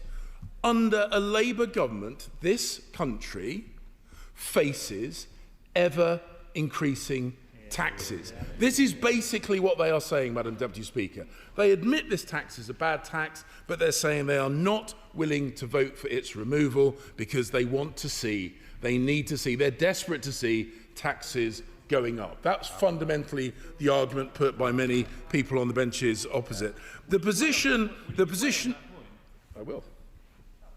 Does he agree with me that it's slightly further compounded by that? Because when it comes to making spending reductions, we've already seen on the floor of the House that the one attempt to do that was gutted mid-discussion when it was pulled, an amendment was pulled from the bill that dealt with welfare. So therefore, they also won't take any spending cuts either, which doesn't leave much else bar borrowing, in my estimation. My honourable friend is absolutely spot on, and this was a point This is a point, I think, very, very well highlighted by my good friend, the Honourable Member for Bridgewater. He highlighted that on this side of the House, we felt that this damaging and counterproductive tax should be removed. And as I say, my good friend, the Right Honourable Member for Central Devon, has set out how this was going to be paid for through a reduction in the welfare bill, something which I know has universal support on this side of the House. But my honourable friend, the member for Bridgewater, highlighted that not only is a reduction of welfare something that we think is a necessary and good idea, it was something that the Labour front bench used to think was a necessary and good idea until, with great leadership, they were told by their backbenchers to stop thinking that it was a necessary and good idea and start thinking that it was a terrible idea. Such leadership from the backbenches is something that I admire from that party. And if only the Labour front bench had anything like the spine of the Labour backbenches, then actually the country might not be in quite such a dire economic state. Madam Deputy Speaker, the Labour Party, the Labour benches, as I say, the Labour benches have basically said they are unwilling to cut even the worst of the taxes because basically they want to see taxes going up. The Lib Dem position is yoga-like in its ability to bend, pretzel-like, because one after another, the speakers from those benches stood up and said, we agree that this is a bad tax. We agree that this is a counterproductive tax. We agree that it's a tax that needs to go. And I suspect others on my benches, thought, here we come, here we go. The crescendo, the pièce de résistance, with those speeches saying, which is why you will see us in the lobbies with you, ensuring that this motion is passed. But that's not what we heard. That is not what, in a minute, I've got a punchline to get to. This is not what we heard. What we heard was that we think this is a bad tax that should be got rid of, but we are not going to vote to say it's a bad tax that should be got rid of because, which, Madam Deputy Speaker, is always, which is always the Lib Dem's punchline. It's always the Lib Dem's punchline. I was waiting for that explosion of political integrity only to be presented with a political damp squib, and I will give way to the honourable gentleman. I thank the honourable gentleman for giving way after his fantastic punchline, which everybody really enjoyed. Yes. Where was it? He obviously wasn't paying enough attention to the arguments we were making on these benches. Yes, we did agree with the analysis of stamp duty being a poor tax, but we could not support your motion today because we do not think it is a credible plan for abolishing it. What we'd like to see is a much more holistic review of property taxes alongside a credible plan. And there was no credible plan in it today. We do not trust the public spending cut proposals that he's put forward. Oh, Madam Deputy Speaker, you've got to love them, haven't you? Genuine, you've got to love them. Never seen a fence that they would not sit on. Never seen a position that they would not contort around. These are our principles, is what they say. These are our principles, but so are these, and so are these other ones as well. It is that clarity, Madam Deputy Speaker, is that clarity that we really value from the party. And I will give way to the lady opposite. The right honourable gentleman for giving way, and I'll be a little bit clearer on our principles. We won't be joining you in the voting lobby tonight because we won't be voting for unfunded tax cuts that predominantly serve the wealthy and do nothing to help first-time buyers or ordinary working people up and down the country.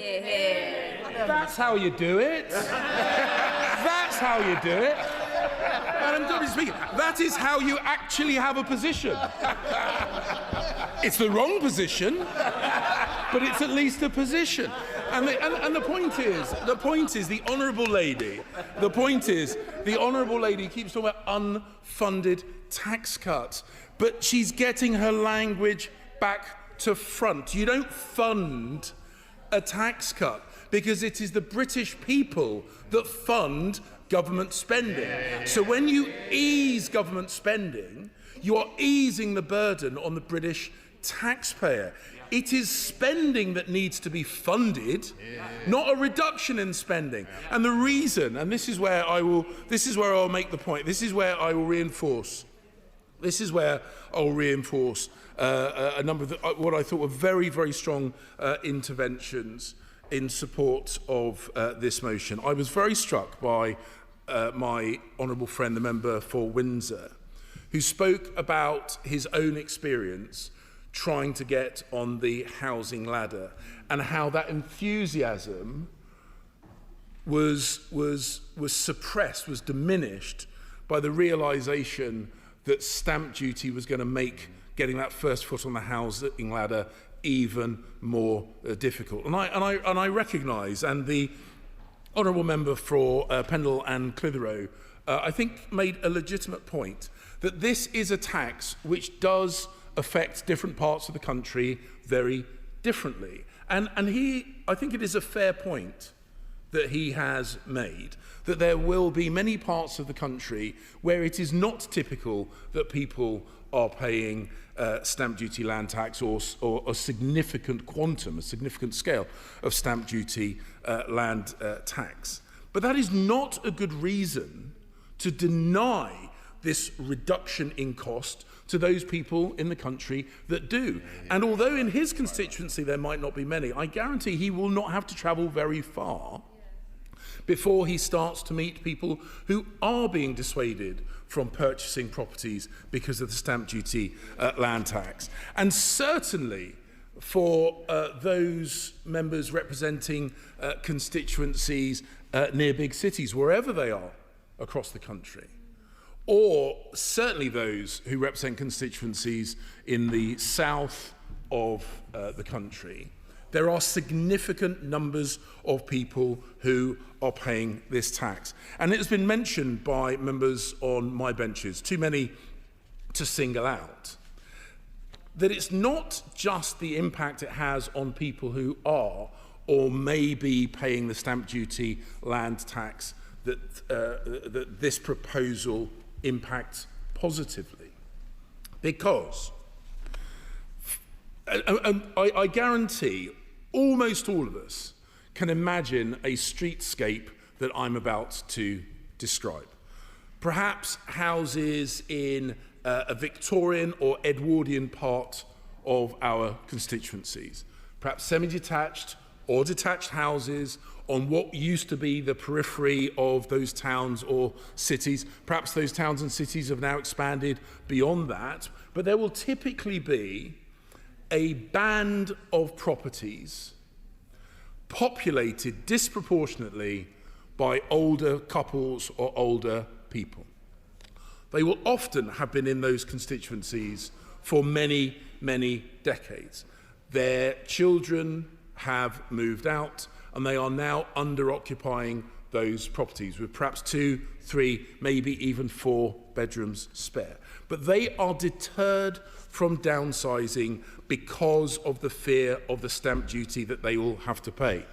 Estimates show that 2.8 million people would consider downsizing or right-sizing, as my honourable friend said, if stamp duty were removed. What then happens is a ripple effect throughout the housing market, freeing up family houses for people who are currently in overcrowded accommodation. Not only that, the London School of Economics estimates that for every housing transaction, an estimated £6,000 of economic activity is pumped into the local market. Local builders doing refurbishments, perhaps doing extensions, fitting new bathrooms, fitting new kitchens, soft furnishings, white goods. These are the things that people typically buy when they move. And what type of business typically provides those goods and services? local businesses, SMEs, embedded in their communities. These are the people who are being denied economic activity because this tax is stifling the property market. We need liquidity in the property market. We need people buying and selling. We need people spending money with local businesses, in local shops, across the whole of the country. This is what reducing the tax burden on people does. This is what removing stamp duty land tax will achieve. And yet, on that side of the house, and on this side of the house, we are seeing people contorting themselves to find excuses to not reduce this burdensome tax. And I genuinely don't understand why. I genuinely don't understand why. 2.8 million homes could be released into the market. And if each of those homes had 2 or 3 spare bedrooms, that would immediately eclipse the 1.5 million homes that Labour are desperately trying to convince the country are going to be built under their tenure. And it can be done almost immediately without a brick being laid. And more importantly, Madam Deputy Speaker, without any government subsidy needed. This is what the House is saying no to. But not these benches. These benches understand aspiration. The Conservative Party has always been the party of aspiration. This has always been the party that helped people get on the housing ladder and up the housing ladder, because that is a noble and normal aspiration, and one that we support, even if the other benches don't. And I will give way to the Honourable Gentleman. For giving way, he wonders why it might not have something to do with the 14 billion quid that he hasn't worked out how the government are going to find. But if it was so easy in all those days before COVID, why did his party never do it in 14 years? Madam Deputy Speaker, it was these benches that reduced the stamp duty burden, something that was reversed almost immediately when this party came into office. And the simple truth of the matter is this has always been the party. The Conservative Party has always been the party of home ownership and aspiration, helping people have a stake in not just the country and the economy, but in their local communities, helping parents stay closer to their own parents so that grandparents can see their grandchildren, creating flexibility so when job opportunities are created around the country, people can actually move to those jobs without having a financial penalty for doing so. Madam Deputy Speaker, that is what is at stake. That is what we are proposing. That is what these benches will continually fight to see, even in the face of the opposition, from a party that should be about aspiration, that used to be about aspiration, that has lost its way, drifted from the path of righteousness, and is going to oppose, if they do as they claim to do, they're going to oppose the removal of what is being regularly described by economic experts as the single most damaging tax on our books. And as I say, Madam Deputy Speaker, and I will conclude with this point. I could go on if you want.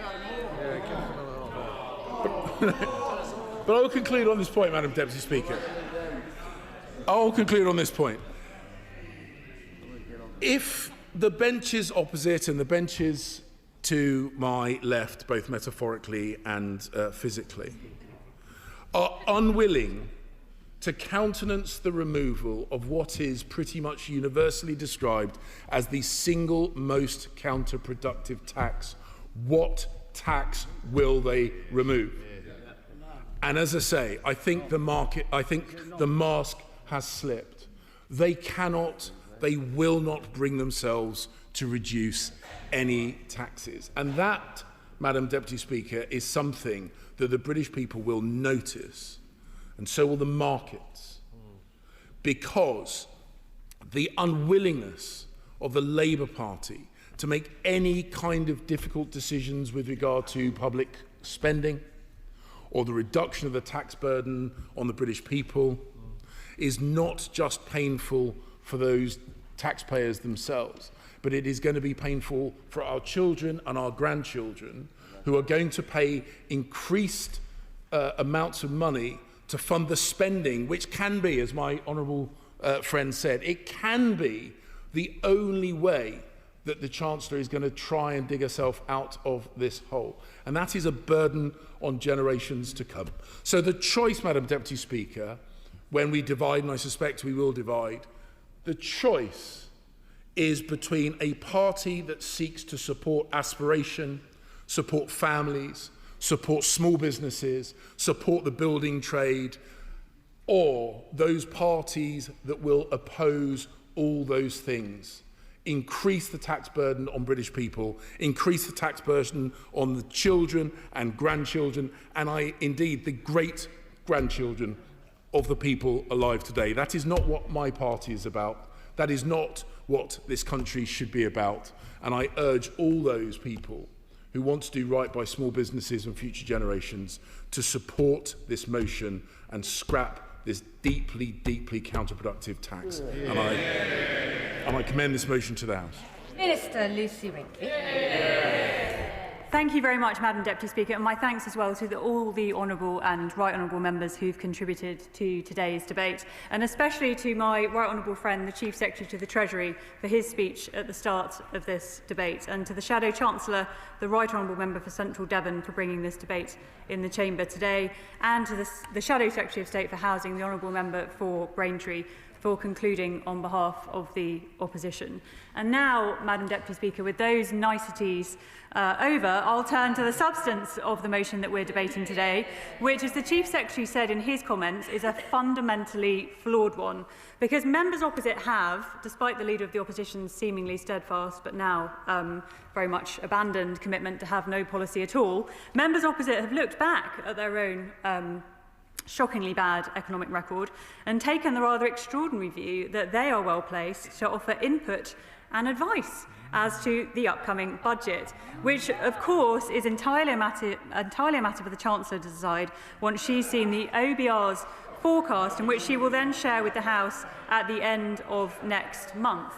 But they've looked at all this, Madam Deputy Speaker, and thought, seemingly for quite a period of time, and decided that now is the right moment to offer some policy. And Madam Deputy Speaker, the solution, seemingly, to all the hardships that they inflicted on the country during their time in power is it's more of the same. Actually, it's more of the same. So more unfunded tax cuts, more instability, more austerity, more harm to our public services, and dare I say it, Madam Deputy Speaker, more of the approach that meant their penultimate Prime Minister was outlasted by a lettuce. That is their, I'll make some progress if I may, that is their pitch to the British public. Reckless with our public finances, reckless with our public services, and reckless with the future of this country. And Madam Deputy Speaker, members opposite are competing to say how sad and angry they are about this tax, but they'll be absolutely furious, Madam Deputy Speaker, when they find out which party it was that gave us the highest tax burden since the Second World War.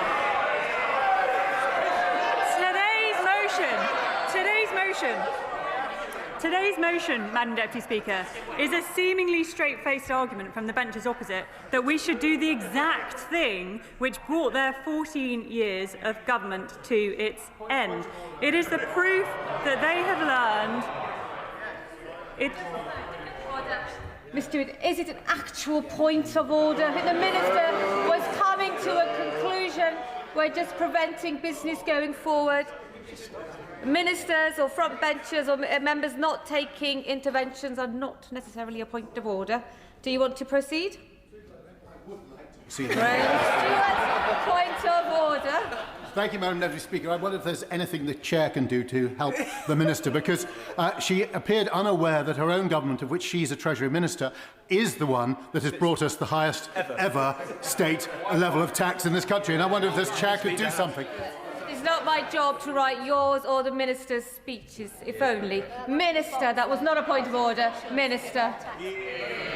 Thank you, Madam Deputy Speaker. So this is proof that they have learned none of the lessons of their catastrophic mini-budget, of the years and years of punishing austerity inflicted on the people and the institutions of this country, with nothing whatsoever to show for it but soaring debt, low productivity and devastated household finances. Because, Madam Deputy Speaker, let me be clear, stamp duty is not a beloved tax. Far from it. No more. It is no more beloved than any other tax is. But what it is an effective tax that raises billions of pounds annually, with those buying the most expensive properties contributing the most. And this contribution is vital to the upkeep of our public services, our NHS, our schools, our armed forces. And abolishing stamp duty would take billions out of the public purse. £13.9 billion alone, a multi-billion pound tax cut to the budgets of our most essential services. It is the same horror show from the same old Conservatives, wildly swinging their side at public services without a care in the world for the consequences for our NHS, our schools and our armed forces. So which services would members opposite want to cut down this time? Would it be fewer nurses? I'll come to that. Fewer soldiers, fewer police officers. Madam Deputy Speaker, they're asking me if I'm asking. I'm more than aware that they've referenced in this debate their fantasy economics based on welfare cuts. But the Shadow Chancellor oversaw the biggest increase in benefit spending in decades when he was the Secretary of State for Work and Pensions. If he truly believes in welfare, if he truly believes that welfare spending needs cutting, why did he let it balloon, Madam Deputy Speaker? We've heard from various honourable members their objections to this tax and to all sorts of things that they imagine might be in the budget this month. I will. Grateful to the Minister. Just to be clear, does she agree this is a bad tax? And would she, in a perfect world, seek to find ways of controlling public expenditure so that it could be removed and people across the country, particularly first-time buyers and the elderly, could benefit from it? Madam Deputy Speaker, it's a tax. So obviously I don't love it, no. But what I think is just quite extraordinary is the party opposite's newfound hatred of taxation when they increased taxes 25 times in the last Parliament. So we've heard, as I said, Madam Deputy Speaker, from various honourable members about their objections to this tax. I'm not going to engage on the points that have been made around the budget today for very obvious reasons. Expect to repeat that we are committed to a single major fiscal event per year where the Chancellor will set out any tax decisions in the usual way alongside the OBR's forecast. And that fiscal event will take place, as everyone knows, Madam Deputy Speaker, on the 26th of November, at which point there will be plenty of time to discuss and debate the decisions that the Chancellor takes in the budget.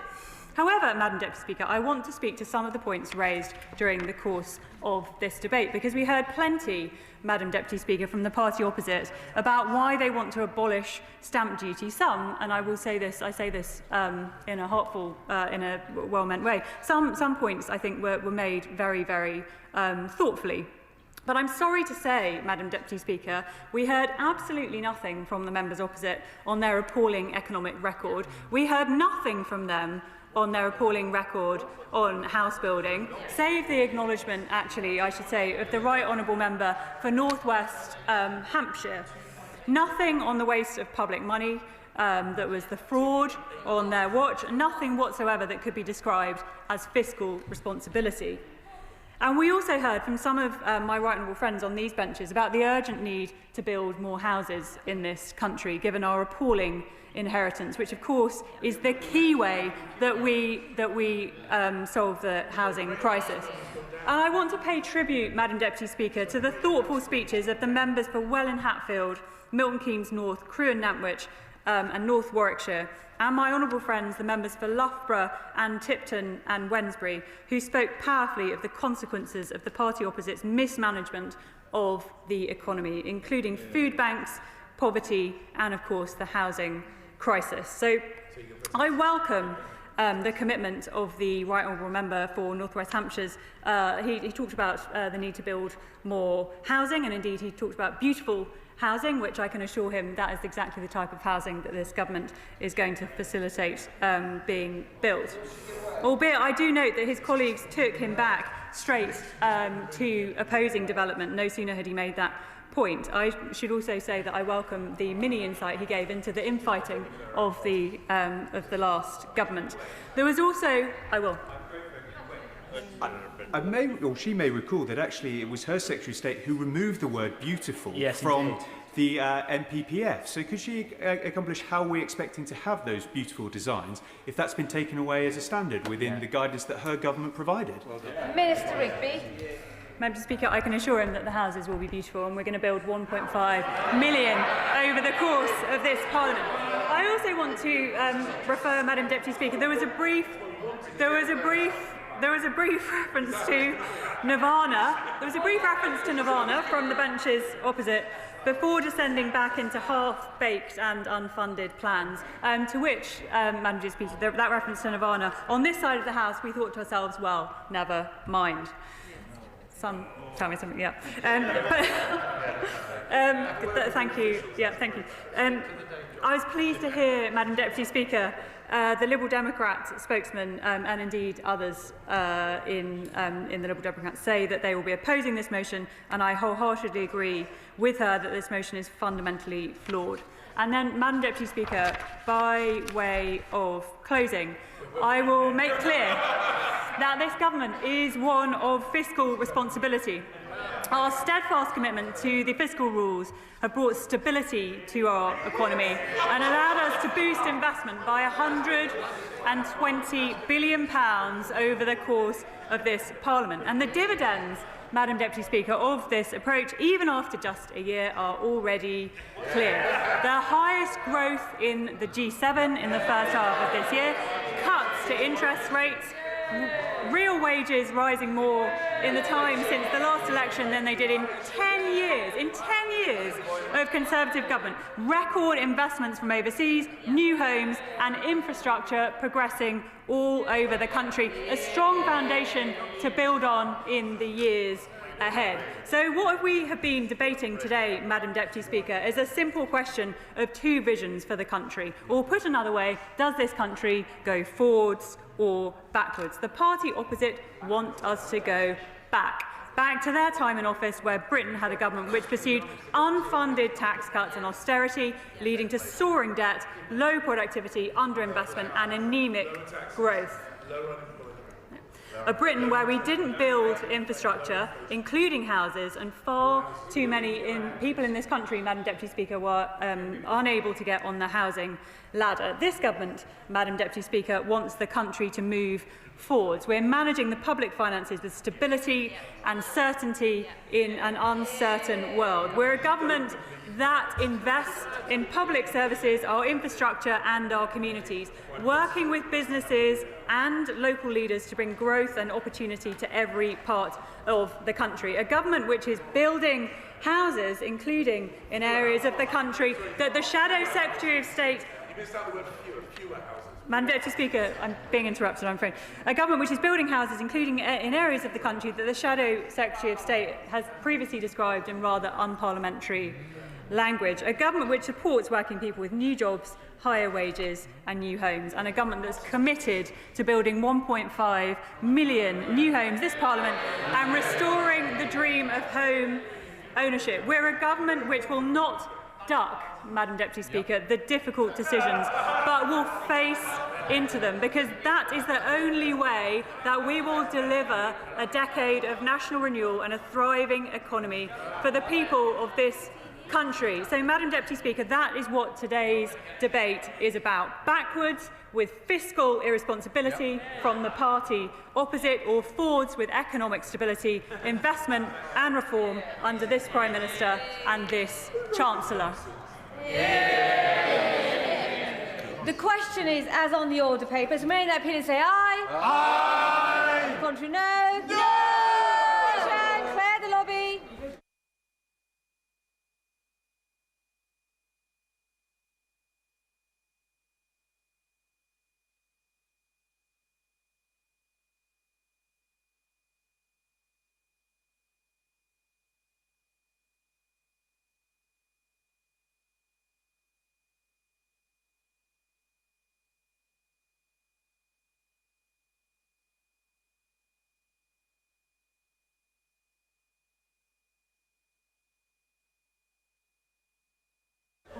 colleagues shouldn't be hovering, but being seated, not wandering around the chamber. Mr. Robinson, at this point, I can see you. Marvellous. The question is, as on the order papers, many that opinion say aye. Aye. The contrary, no. No. Tell us for the ayes are David Reid and Nick Timothy, and tell us for the noes are Imogen Walker and Gregor Poynton.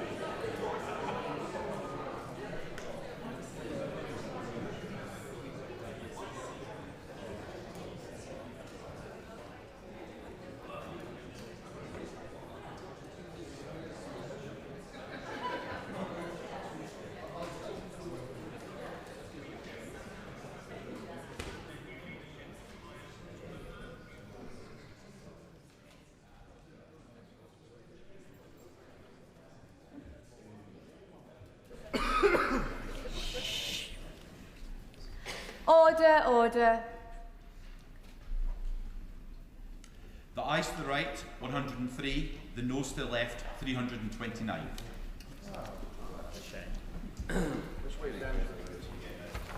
The ayes to the right, 103. The noes to the left, 329. So the noes have it, the noes have it. Unlock.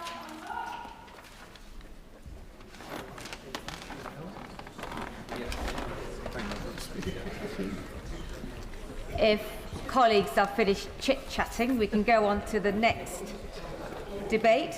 We now come to the Opposition Day motion on the China spy case. I can inform the House that Mr. Speaker has not selected the amendment and Alex Burkhardt to move. Thank you very much, Madam Deputy Speaker. The purpose of today's Opposition Day debate and of our motion is very simple. Transparency. That is all we ask for. The basic facts are these. 2 men were arrested on suspicion of having spied for China against honourable members of this House. The Director of Public Prosecutions has himself acknowledged that this appears to have been a gross breach of trust against honourable members. And yet the case against these 2 men collapsed because, in the words of the Senior Treasury Counsel, Tom Little KC, the case was effectively unsustainable and brought to a crashing halt because the government's own witness, the Deputy National Security Advisor, refused to provide the fatal piece of evidence. Mr. Little had what he called a $1 million question. Was China an active threat to national security? The Deputy National Security Advisor repeatedly refused to say yes.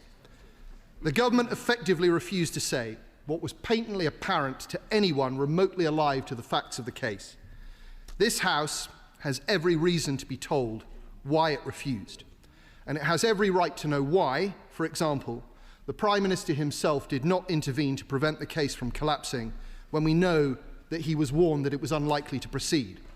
And also that it's reported that the Home Secretary herself did try to intervene. Now, we don't call for the publication of this material lightly, Madam Deputy Speaker. We know that it's an extraordinary measure to call for the government to publish documents relating to the formation of policy. But this is an extraordinary event. The reason we have reached this point is because the government has been unable or unwilling to answer basic questions about what it knew when and why it acted as it did. It is hidden behind civil servants and advisers when it is ministers who are supposed to make decisions.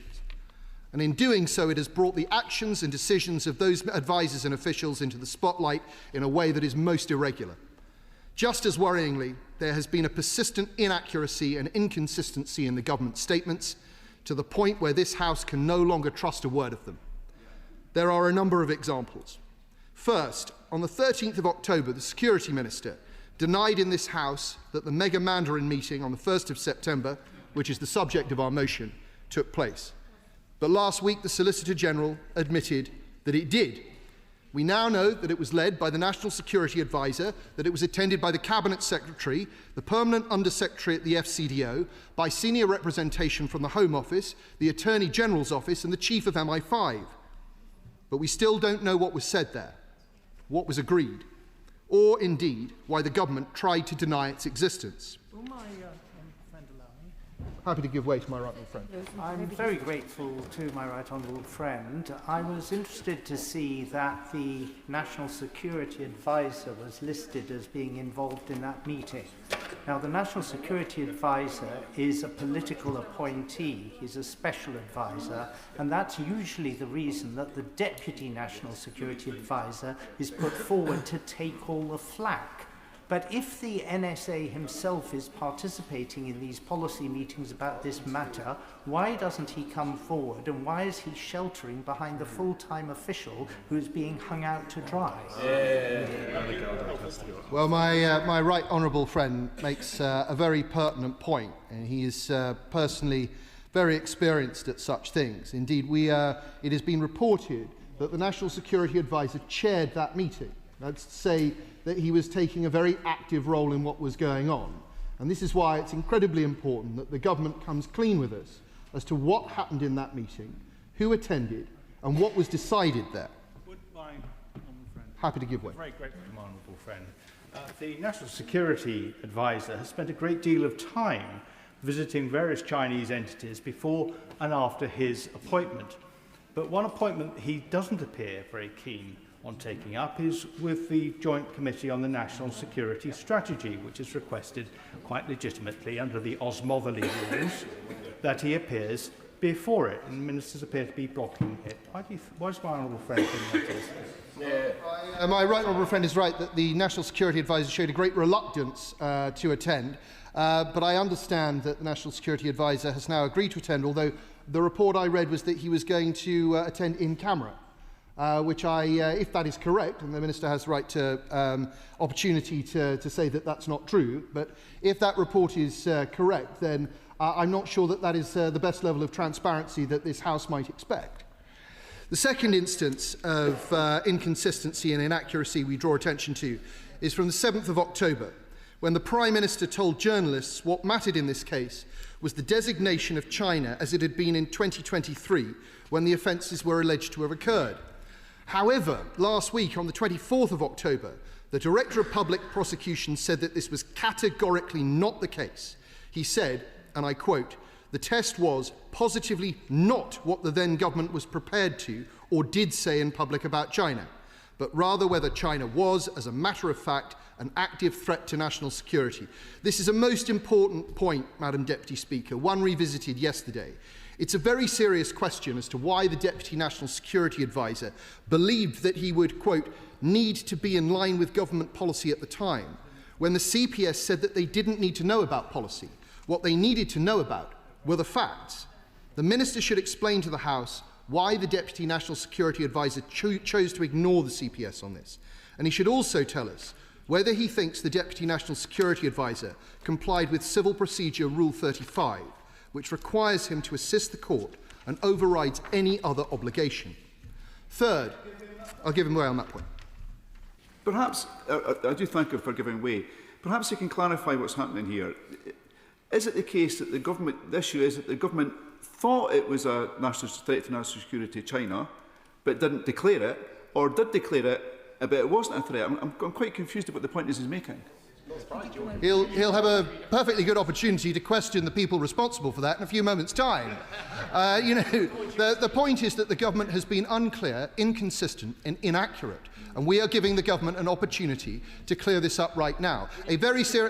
I'll give way one more time.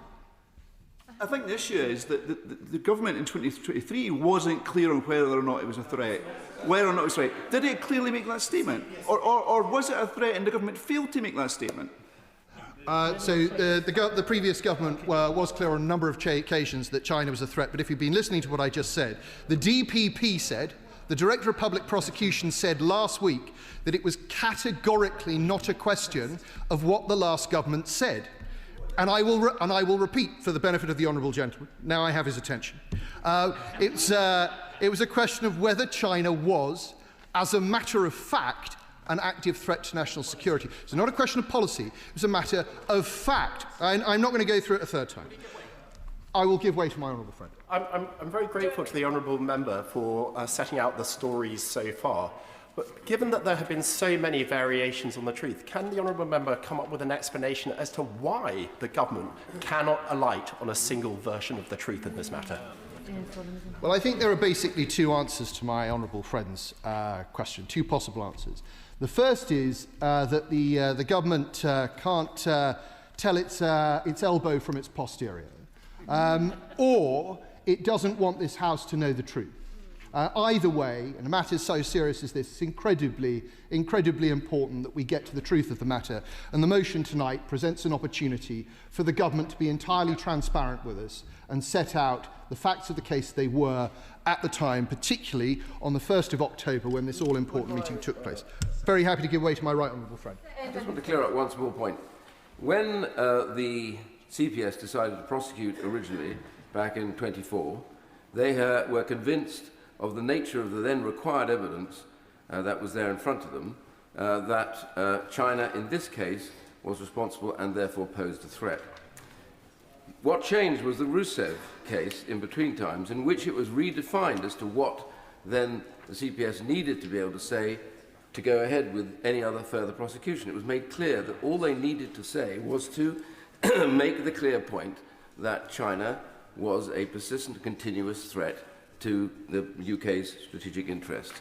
That was why they needed to make that statement. It had nothing to do with what had happened before. It was all about what happened going forward from the Rusev case. That was the key. My right honourable friend is absolutely correct, and the Director of Public Prosecutions has been very clear and consistent on this point. I will give way one more time, then I will make some progress. For him giving way. The First Treasury Counsel, Tom Little, yesterday said that he took the extraordinary step of having a direct discussion with the Deputy National Security Advisor because he couldn't understand why what he said was a relatively straightforward evidence, namely that China was an active and ongoing threat, had not been provided. Why did the government not provide that commitment? Well, this is the million-dollar question. You know, why was the government not prepared to say something that was manifest, to evidentially true, to all and sundry? Third example, on the 15th of October, the Prime Minister said, and I quote, that the Deputy National Security Advisor acted entirely independently, without consultation with ministers or special advisers and without political involvement, end quote. But the CPS has now made it clear that there were multiple discussions about what the DSNA would say and wouldn't say, starting with one such discussion on the 3rd of July 2025. Moreover, the DNSA's first witness statement was, and I quote, cited by the then NSA Cabinet Office Permanent Secretary and sent to the Prime Minister via number 10 private office, including special advisers, end quote. A fourth example. On the 20th of October, the security... I will give way on the third example. I'm grateful to hear him giving way. Isn't it therefore incredible, either way, given the statement he's just put out, but also that the deputy didn't speak to his boss, the National Security Advisor, to have a discussion about the biggest spy case this century and not even discuss it? He was left to his own devices to be able to provide the evidence.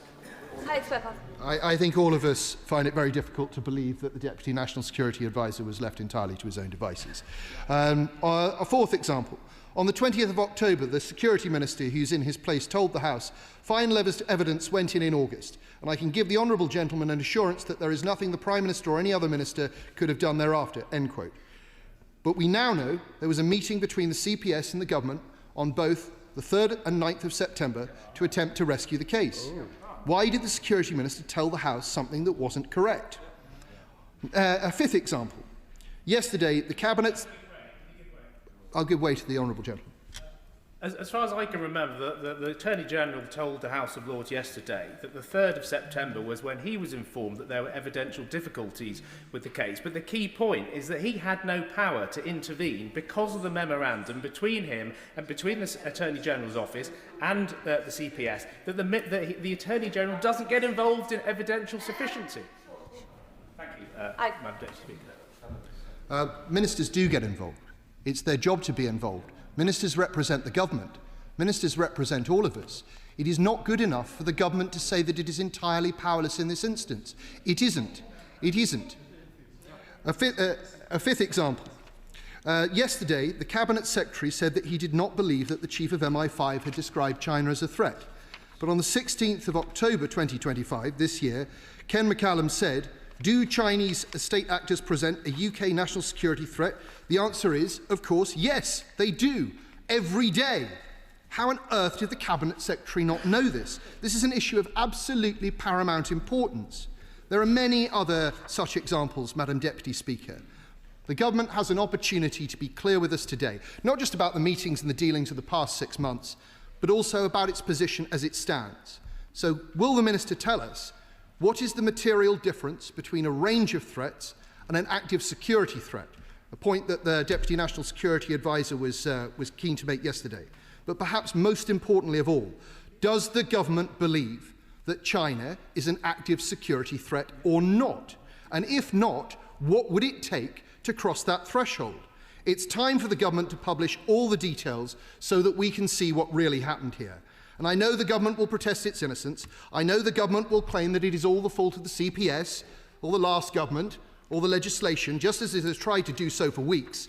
But such pleas and protests, Madam Deputy Speaker, are no good reason for it to refuse to publish the material we are requesting today.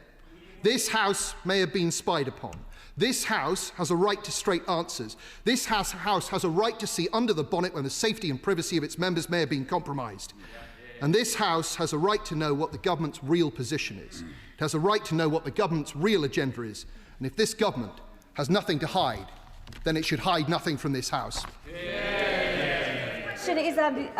Forgive me, the question is as on the order paper, and I call the Minister Nick Thomas Simmons, and before he starts, this debate has to conclude by 7 p.m. It is heavily subscribed, so I urge members to be as brief as they can. Thank you. Minister.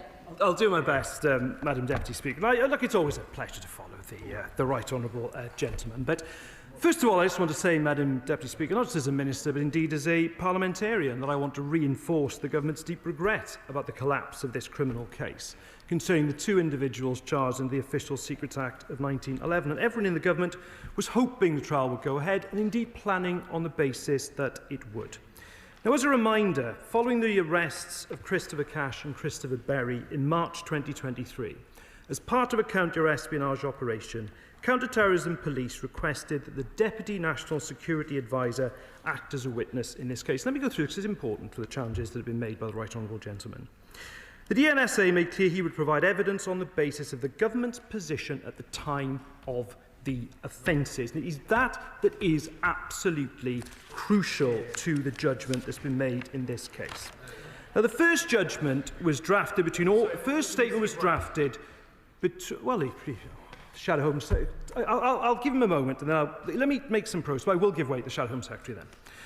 The statement was drafted, the first one, in August and December 2023, and during which time the CTP was updated on progress, including that the DNSA would not be able to call China an enemy, as that was not the position of the government at the time of the offences. Okay, I'll let him intervene on that. The Minister has twice said now, in the last minute, that the question was the policy of the last government. Let me take him to page 4 of the Director of Public Prosecution's letter, dated Thursday of last week. In that, he says this. Well, the DPP says the opposite. He says the issue was a question of fact and not, categorically not, the policy of the last government. Oh dear, oh dear, oh dear, Madam Deputy. The test, is that what he says? OK. Right, he's just quoted page 4 of the DPP's letter. Let's quote him page 5.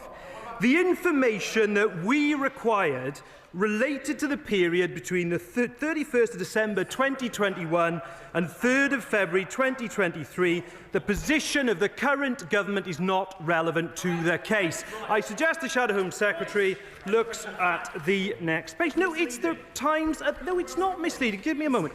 It's the position at the relevant time. But what is even, I'm afraid, worse, is that the word enemy was not the position at the time, and it came out of the statement. That happened under the previous government, I'm afraid. And let me make some progress. I've taken the Shadow Home Secretary, so let me take some progress. Before finalising his statement in December 2023, the DNSA cited the then National Security Advisor and the then Cabinet Office Permanent Secretary.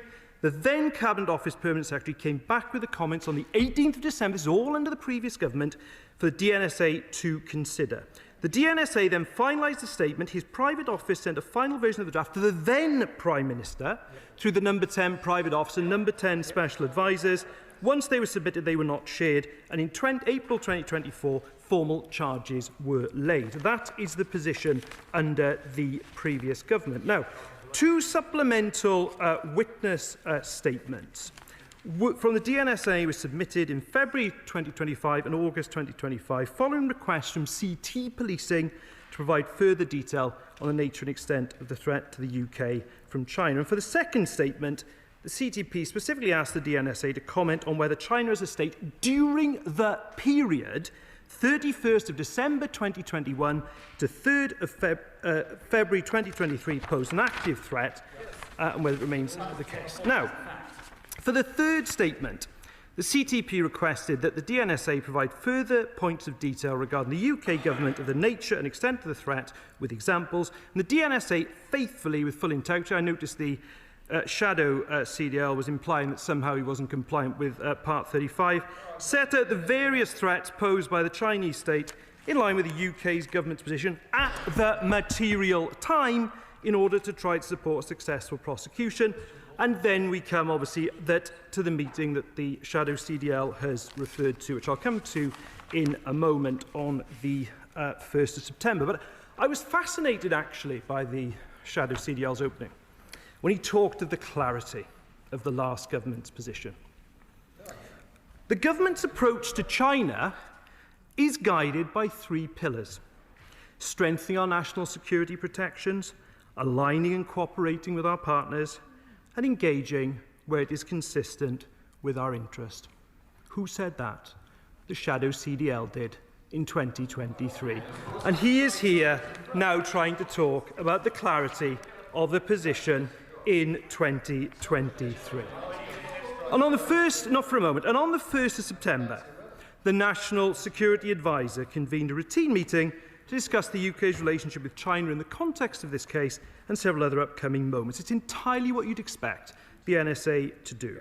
Now, we've learned that entirely separately and entirely independently of government, the CPS were deliberating not to offer evidence in this case. On the 3rd of September, the DPP told the Cabinet Secretary and the DNSNA of his intention, subject to confirmation, not to put forward evidence, and unfortunately, that decision was confirmed on the 9th of December. I must say to the benches opposite, that is a matter of regret. It is quite rightly an independent decision, but it is a matter of regret. And on the 15th September 2025, the CPS officially confirmed the decision to discontinue the case against Cash and Berry. Now, I actually welcome the scrutiny of this decision. And that's why I welcome the Joint Committee on National Security Strategy inquiry into espionage cases in the Official Secrets Act. I welcome the ISC's investigation as to how classified intelligence was used. And since we last discussed the matter in this House, the Chief Secretary of the Prime Minister, the Attorney General, the Cabinet Secretary, the National Security Advisor, the Deputy National Security Advisor have all submitted evidence to the Joint Committee on National Security Strategy. Yesterday, the Joint Committee heard evidence from the Director of Public Prosecutions, the First Treasury Council, at a later session the Cabinet Secretary and the Deputy National Security Advisor. Tomorrow, the Chief Secretary of the Prime Minister, the Attorney General, will give more evidence. Now, the question has been put about the National Security Advisor, who will also be giving evidence soon and certainly before the end of the year. I'll give way to Roger. Thank you, Speaker. The Minister expresses deep regret that this case hasn't gone to trial, and I want to believe him on that. But the case hasn't gone to trial. So with the power of hindsight, if he was to go back and do this all again, what would he have done differently to ensure that this case did go to trial? Well, I tell you exactly what would have made a massive difference. If we could have updated the Official Secrets Act far sooner than 2023, because that would have made a material difference. This case was being prosecuted under a 1911 Act. The National Security Act was passed in 2023. If only the shadow CDL had been in the Cabinet Office to be close with what was going on. And what would actually have made a difference if the legislation had been changed in an earlier stage and we wouldn't be in this position. But let me just also be clear with the House. The allegations of political interference with this case are absolutely baseless. And the CPS decision to discontinue the case was, I will in a moment, was independent of government, and indeed ask what the Director of Public Prosecutions himself said about that. He reiterated again yesterday when he gave evidence, sitting alongside Tom Little KC. And on that note, I'll give way to the Honourable Gentleman. The Honourable Friend wanted to give way. I will take both men down. Speak, well, I'll go first and then I'll come to Order, will he contact you? So, Julian Lewis, quick. Can he explain to the House once and for all how it is possible for a government to believe that China is responsible for posing a wide range of threats but is not a threat itself?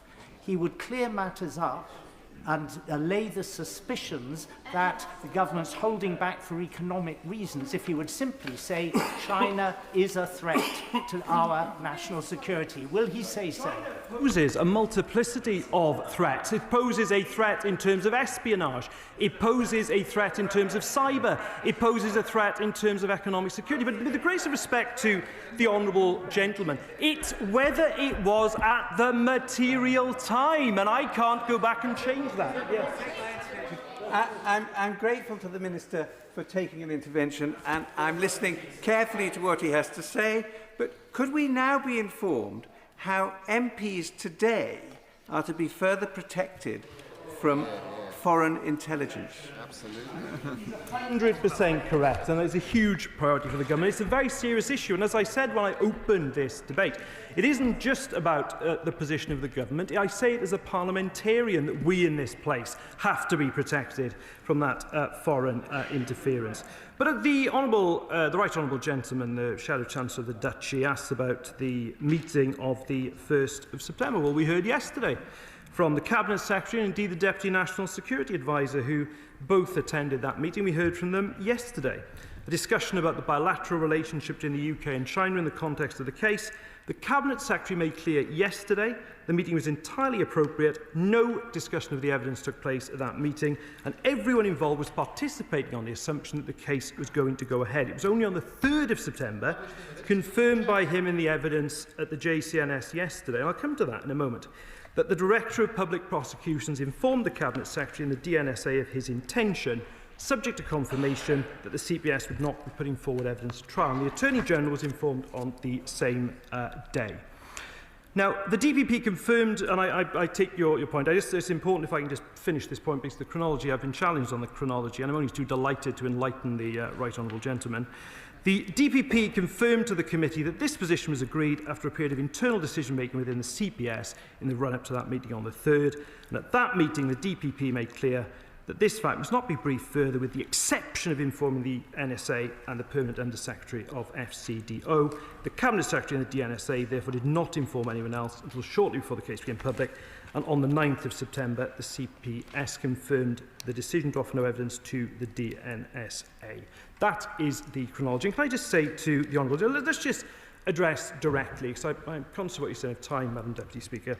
There's already an established mechanism for Parliament to address this issue. The Government is fully cooperating with the Joint Committee on National Security, Strategy Inquiry, indeed the ISC, provide evidence, appear before the committee in the usual way. As regards the motion, as regards the motion that's been put forward for the wide range of documents that the Shadow Chancellor of the Duchy is seeking, there is no prospect. He knows, he was a Cabinet Office Minister himself. He knows the sensitivity of those documents. He knows the legal professional privilege in... I will give him one more chance before I conclude. But what I would say to him, that highly classified material subject to legal professional privilege, advice to the Prime Minister that successive governments have maintained a position of not releasing to the public. Why? Because it is in our interest to protect this material. He knows that. He knows that in his heart of hearts. But of course, I will.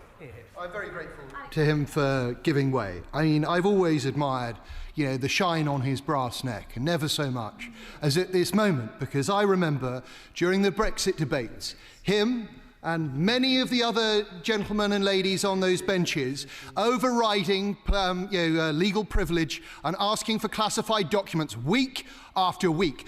Members of this House may have been spied on. The government has a duty to be transparent. It cannot hide behind anything, given that it has previously asked for similar documents. Make them available.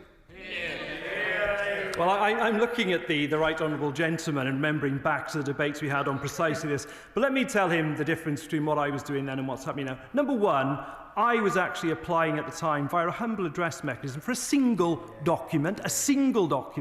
It was not, and by the way, his rather shambolic motion, which seems to be a fishing expedition, is totally imprecise. But secondly, that was not security material at this level, which is in our national interest. Yes, I did. Now, I just emphasise, Madam Deputy Speaker, I support parliamentary scrutiny. I support and welcome the ongoing process with the Joint Committee. I support the government continue to engage with the ISC. What we will not do, though, is accede to the right honourable gentleman's demand, and he knows in his heart of hearts, the long list of material he's stuck on that would be totally inappropriate and to actually put out in the public domain. It's a completely different situation, asking for open publication to the appropriate parliamentary scrutiny that is going to go on, and quite rightly so. And let me conclude, Madam Deputy Speaker, and say this. The government is gravely disappointed. I am gravely disappointed that this trial did not proceed. The evidence submitted, to the point that was put to me earlier by the Honourable Member for New Forest East, that the DNSA's evidence articulated clearly a range of threats that China posed to UK national security and indeed our economic security at the material time. Now, in the light of those very real threats, and here I do agree with the shadow of the Chancellor of the Duchy of Lancaster, this is a very grave matter in the light of the threats that have been identified. The government is resolute in its determination to work across all parties and in partnership with the parliamentary security authorities, as was raised by my honourable friend, to ensure that Chinese espionage and interference, or indeed from any other country, is not successful in the UK. Now there's just 90 minutes and over 20 colleagues wishing to contribute, and that definitely was not short. Hopefully Alex Wilkinson, spokesperson Liberal Democrats, can show us how it's done. Alex Wilkinson. Madam Deputy Speaker, we congratulate the Conservatives for bringing this debate today. Given the recent news headlines about their own weakness on this issue, it's what Sir Humphrey would describe as a courageous decision. But as the third-party spokesperson, I feel obliged to play the role of marriage counsellor. It is my duty to urge both sides, government and official opposition, to concede that they've made mistakes and to bring them together in the hope of finding common ground. Because, Madam Deputy Speaker, they truly have more common ground on this than they would like to admit. The common ground is clear in the DNSA's evidence statements, and it has become clearer as this sorry saga has dragged on. It became clearer still in yesterday's Joint Committee on the National Security Strategy that there is barely a cigarette paper between the position of the Conservative Party when it was in government and the Labour government today. The Conservative Party won't want to admit that because all it wants to do is pretend that the government is entirely to blame, a laudable aim for any opposition party. The Labour Party can't admit that because it cannot publicly concede that its position on the matter central to our national security interests is the same as the Conservative government that it replaced last summer. It falls to us Liberal Democrats to speak the uncomfortable parts of the truth and tell it like it is, because nobody else is willing or able to do so today. When the Conservatives were in government, while some of their brave backbenchers spoke out, the machinery of government was keen to take an approach on China that was far from hawkish. At the heart of this issue is the often unspoken suggestion that we must take a nuanced position on China because our economy is now vulnerable to international threats. The truth, Madam Deputy Speaker, is that the Conservatives and their allies aligned to the Honourable Member for Clacton cut us adrift from the EU. They've left Britain more exposed to economic pressure from hostile states than we should be. Absolutely. We find ourselves in a position where the government cannot bring itself to describe as a national security threat a nation whose spies hacked the data of 40 million British voters held by the Electoral Commission. The government cannot bring itself to describe as a national security threat a nation that has agreed a no-limits partnership with Putin, despite his illegal invasion of Ukraine. Just 10 days ago, Beijing was publicly bullying the government into granting permission for the new Chinese embassy in Tower Bridge, warning of consequences if the government does not approve the plans. Is our weak international trading position, caused by the disastrous Brexit given to us by the Conservatives and Reform members, influencing the government's decision-making on the new embassy? It would seem foolish to argue otherwise. Madam Deputy Speaker, I would like to draw a comparison between this and the government's position on Russia. Russia has been listed on the enhanced tier of the Foreign Influence Registration Scheme. Given the no-limits relationship between Beijing and Moscow, it is odd that Russia is listed while China is not. If the government really wanted to strengthen the case for prosecution, perhaps placing China on the enhanced tier would have aided the prosecution, even absent the word enemy. The fact that the word enemy appeared on the original draft witness statement but was later removed again raises concerns about what was happening during the tenure of the previous government, the Conservative government. The public deserves clear answers, not just from the government front bench today, but also from the official opposition's front bench too. Did the DNSA meet with ministers between the initial draft and the final version of the witness statement? This House, of course, owes a debt of gratitude to the right honourable members for Tunbridge and to the member for Rutland and Stamford, both of whom have shown a great deal of bravery in the very best traditions of British public service. The DNSA's witness statement referenced back channels used to dissuade those two members from criticising Confucius institutes in the UK. The Security Minister assured me that he was happy to speak with the members in question last week about this very point. Has that meeting now taken place? And will the Minister from the dispatch box today let us know what this government's understanding of the word back channel is in that context? Does the word back channel refer to the previous government's whips, to officials or to others? The public deserves to know which element of the British state was attempting to prevent brave MPs from asking questions.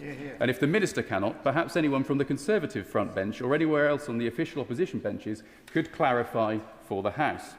Finally, I want to turn to the involvement of the CPS in the collapse of the trial. The government is adamant that the failure to designate China as an enemy is central to the failure to prosecute. I've already addressed the questions about how this word was removed from the initial witness statement during the tenure of the previous government, but I want to now draw the House's attention to the Rousseff case, which was referenced earlier on and was being prosecuted at the same time. In this instance, the judge stated, and I quote, "Any state which presently poses an active threat to the UK's national security can properly be described as an enemy in ordinary language." The outcome of this case was the conviction of 6 Bulgarian nationals in July of last year for operating as part of a Russian espionage network. The CPS has serious questions to answer as to why this case fell apart when the term enemy was not an issue for the Rousseff case as recently as last July. Transparency and independence in national security decisions are an essential part of maintaining public trust.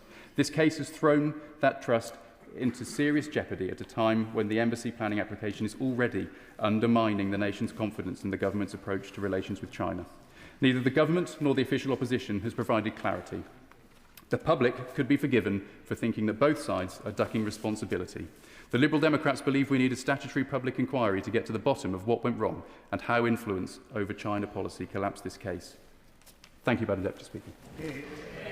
John Slinger, who I believe has got a very considerate 3-minute speech. John Slinger. I'll do my best, Madam Deputy Speaker. Honourable members opposite are being nothing short of opportunistic and are playing political games with our national security. It's of course their job and their right to oppose what the government's doing. However, on issues of national security, I would have thought there could be more appreciation of the national interest and the nuances involved in it. In my speech, I'm going to do some myth-busting, quite a useful thing to do in this age of misinformation, disinformation and hyperbolic chest-thumping. What we're seeing is a somewhat phony but very definitely opportunistic brand of national security patriotism. Frankly, if ever overinflated balloons of confected outrage needed to be burst, it is today. Hear, hear. So I'll bust 2 myths and I'll state 2 truisms. Myth 1, a narrative that the Conservatives try to push is that Labour prioritised a strategic relationship with communist China. However, the government fully recognises that China poses a series of threats to UK national security, from cyber attacks, foreign interference and espionage targeting our democratic institutions. The true fault lies with the previous government. The Right Honourable Member for Braintree, the then Foreign Secretary, said in April 2023 that summing up China in one word as a threat was, and I quote, impossible, impractical and, most importantly, unwise. The Leader of the Opposition, while serving in the Cabinet, also said, and I quote, we certainly should not be describing China as a foe. And now that this trial has collapsed, they are accusing this government of interfering, when it was their carefully worded government policy that did not define China as an enemy. And there is nothing ministers here can do to change that. I will give way. I thank you for giving way, and I would urge him to not misquote the 2 right honourable members that he's just quoted. But even if the quotes that he gave were whole and full, and which they are not, the DPP has categorically said that it was not about policy, it was about whether China was an actual threat at the time. In fact. Is that the fact? Is the DPP right, or does he have some other information? I don't have any. Thank him for his intervention. I don't have any other information on that point. But I do believe that members opposite ought to look in the mirror and acknowledge that it was decisions taken by the previous government. So I'll turn to myth. I'll turn to myth 2. On that point, I do think it's really important. I thank him for giving way. I do think it's really important to clarify why such tight definitions were important in the first place, and that's because this case was brought forward under a 1911 Act of Parliament, not a modern, up-to-date Act of Parliament. Is that not why we're in this situation? I thank my honourable friend for giving way, and it is absolutely, deeply regrettable that the party opposite, when it was in government, didn't reform legislation sufficiently well. Myth two, another myth that the Conservatives will continue to spread, is that the Labour government interfered with the delivering of evidence. The Shadow Home Secretary has made the accusation that, I quote, the government chose to deliberately submit inadequate evidence that led to 2 alleged spies getting off scot-free. This myth simply has no real substance, as the Prime Minister has confirmed that no Labour ministers or special advisers were involved with the provision of evidence for this case. I shall move on to what all members across this House know to be true, I believe. Truism number 1. It is dangerous to undermine public confidence in the government on matters of national security for party political advantage. Hear, hear. Truism number 2 is the most important one. It's perfectly possible to hold 2 thoughts in your mind at the same time. One is that China is clearly a strategic rival to the UK in certain areas, and 2 is that they are a vital partner, whether on the Security Council, in tackling global challenges, and of course for trade and investment. I will conclude taking the advice of Madam Deputy Speaker by saying that the party opposite really do need to look in the mirror on this issue. This government is acting with integrity. Marvellous, marvellous. Sir Geoffrey Cox. Thank you very much, Madam Speaker. It's been a very interesting experience, almost revisiting ancient times with the right honourable gentleman who is leading for the government on this debate. And while I'm going to sympathy with his position, I can't, I'm afraid, sympathise with the rather bland and anodyne account he's given of the events to date.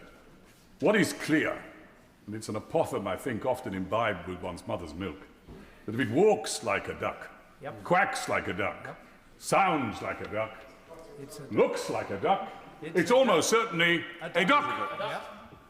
And the problem in this case is that the government was never prepared to describe that animal as a duck.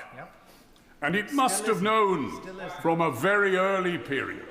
Indeed, the first senior Treasury Counsel said yesterday that even in August he had made this point abundantly plain to the government that unless it reconsidered its approach and described the blasted animal as a duck, the case would go down the pan. In August, nothing to do.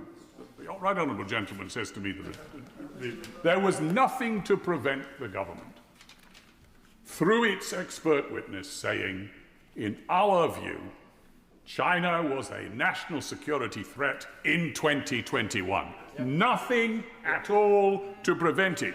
This was a question, no, I won't, too short a time. There was nothing to prevent it because it was a question of fact. The fact is that the government was not prepared to change its approach. And it still isn't. Now, it's a perfectly legitimate point for the right honourable gentleman to say to me, back in 2021, the policy of the government was not to describe China as an enemy. But by that time, we had not had the spying, the intimidation, the direct targeting on this institution and the democratic assembly of our people that we had seen we have seen now by 2025. Things have moved on, and it was incumbent upon the government now to reconsider the approach that it had, which was that it would not describe a duck as a duck. And it still won't. What the witness was prepared to say is it has webbed feet, it swims, it quacks, it has a bill. But we're not prepared to call it a duck. Now, are you telling me, Madam Speaker, that the right honourable gentleman can look this House in the eye and say that nobody raised this problem? Inside number 10, we have a policy problem. It's a roadblock to this case. What are we going to do about it? That was never discussed with the National Security Advisor. The DNSA never raised that with any relevant minister. The Attorney General, when he met on the 3rd of September, says well, I couldn't intervene on matters of sufficiency of evidence. Perfectly true. He can't intervene, but he could challenge. He could say, what do you need? Is there anything I can do by way of intercession with ministries to ensure that you get the evidence that you require? But nothing was said. Nothing was said on the 3rd of September because nothing was the policy of the government. It was to wait while this case slid down the slope straight into the pan, where no doubt many of the not inaptly named mandarins of Whitehall were perfectly content to see it slide. And so the extraordinary cheek of the right honourable gentleman who comes to this House pretending that last 4 years ago, 5 years ago, with his humble address, when he asked for legal advice on the most sensitive negotiating matters that this country was engaged in with the Berlaymont, should be disclosed for all to see, that we should not now see the truth of what in reality the government was saying and doing at the time. Madam Deputy Speaker, if it looks like a duck, quacks like a duck, walks like a duck, it's almost certainly a duck, and when I apply it to what the right honourable gentleman is saying, it's almost certainly a complete crock of old duck. Right.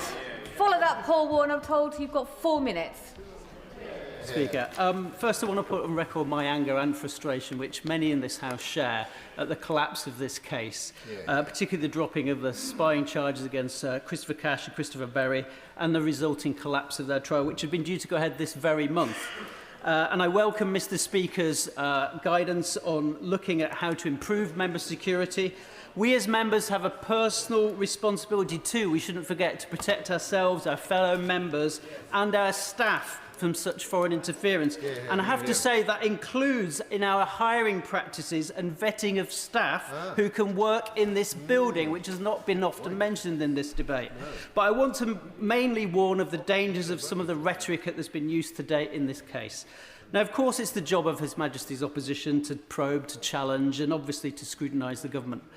Yet what's happened in this case is something that goes way beyond that, something that risks harming us all, just as spying on our Parliament harms us all. What I'm talking about are the repeated, unsubstantiated and scurrilous suggestions that any minister or special advisor in this government interfered or intervened in the independent decision-making of the CPS. In his article in The Times on October the 15th, the Shadow Home Secretary accused the government of deliberately choosing to collapse the case. And I quote, "It is clear the government chose to deliberately submit inadequate evidence that led to 2 alleged spies getting off scot-free." He went on, "They must now also explain who was guiding Matt Collins in preparing his evidence." That is an appalling accusation to make with zero evidence and an insult to the professional integrity of the Deputy National Security Advisor, and I hope he withdraws it. But sadly, the Shadow Home Secretary was not alone. The Leader of the Opposition told the BBC on October 13, "This looks like a deliberate decision to collapse the case and curry favour with the regime in China." She went on, "I suspect that ministers have decided that closer economic ties with China were more important than due process and our national security." Just look at those words. Looks like. Suspect. Not a shred of evidence, only insinuation. That's not the language of a Prime Minister in waiting. Yet, as the Security Minister has made clear, it was an entirely independent decision by the CPS to discontinue the case, and they've confirmed that it came under no outside pressure to do so. As for that Whitehall meeting on September the 1st, referenced by the opposition today in this motion, crucially, Mr Collins said yesterday there had been, quotes, "at least 4 lawyers in the room who ensured that there was no discussion about the evidence in this case." When it comes to Ukraine, this House has maintained a proud cross-party consensus in helping President Zelensky stand up to Putin. Sadly, that consensus is not at times helped by reform, whose Putin apologists are indeed Moscow's useful idiots of the 21st century. Shameful, yeah. But we need to maintain a similar cross-party consensus in fighting against Chinese threats. It's vitally important. I will give way. When you're making a good case about cross-party consideration about the threats of what China is, I wanted to ask a very simple question, because I've asked in here before. Do you think China should be in the Foreign Influence Registration Scheme, as is Russia? Yes or no? It's a matter for ministers to decide. I'm not privy to all the information that would require that determination. But it's vitally important for our own national security and for our own national interest that we maintain a similar consensus as we have on Ukraine on the threats, challenges and opportunities posed by China. We should all stand firm in this House on issues of national security, human rights and on the threats China poses clearly to our economy, our industrial secrets, our intellectual property, our democracy and, yes, our cyberspace. And we should also recognise it's important the UK engages with China where it is in our hard-headed national interest and mutual interest to do so, from climate change to global health to trade. That's why the opposition in government had a policy of protect, align and engage. There's that word, engage. How different really is that from our own compete, challenge and cooperate? I know this place can often thrive on political knockabout and trying to seize on your opponent's perceived weakness. But in accusing one's political opponents of somehow being enemies of the people and plotting non-existent cover-ups, the only beneficiaries are our real enemies abroad. I come to Sir Ian Duncan-Smith, after which backbench members will have a speaking limit of 4 minutes. Sir Ian Duncan-Smith. It's a particular pleasure that you should be in your chair for this debate, because like me and the others, some of whom have been named, you are also sanctioned by a brutal Chinese government. So I think it's excellent that you are here to invigilate this and to keep us on track. And forgive me if I go over. Good try. Preemptive. And I'm not going to take the blandishments of one of the honourable gentlemen opposite, who told us to look in the mirror. I stopped looking in the mirror a long, long time ago. In fact, in 1992, when I was elected, I was told by a journalist at the Express I could look in the mirror and see my career behind me. I feel like I've been walking backwards ever since.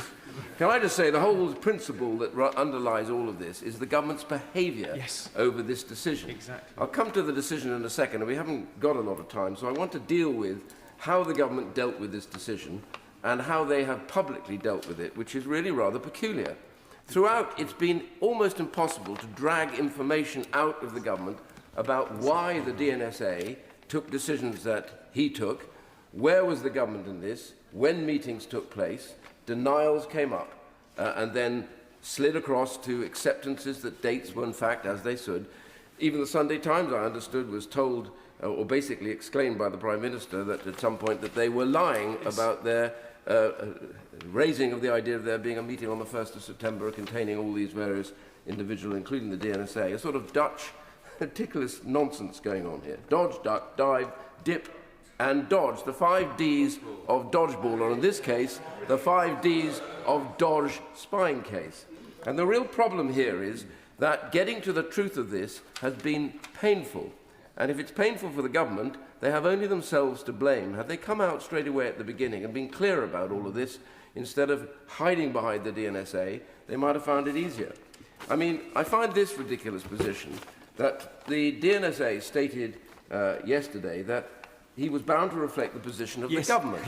But the DNSA is not bound to reflect the position of the government. He was asked and therefore bound to respond to the DPP, who had asked him to tell them whether or not, in fact, he said that China was an active security threat. Now, what I don't understand here is how the then DNSA at the time, and again giving evidence yesterday, was able to say that China posed a range of threats, just like the Minister previously had said, on different areas all across the board, from sanctions right the way through to espionage. So I don't understand what is the difference between posing a series of significant threats to our national security in different areas across the board. How is that different from being a threat to our national security? It is impossible to even conceive that we could define this so narrowly that we're unable to come out with a very simple statement: they pose a threat to our national security. Let me tell the House, from my standpoint, I have a threat.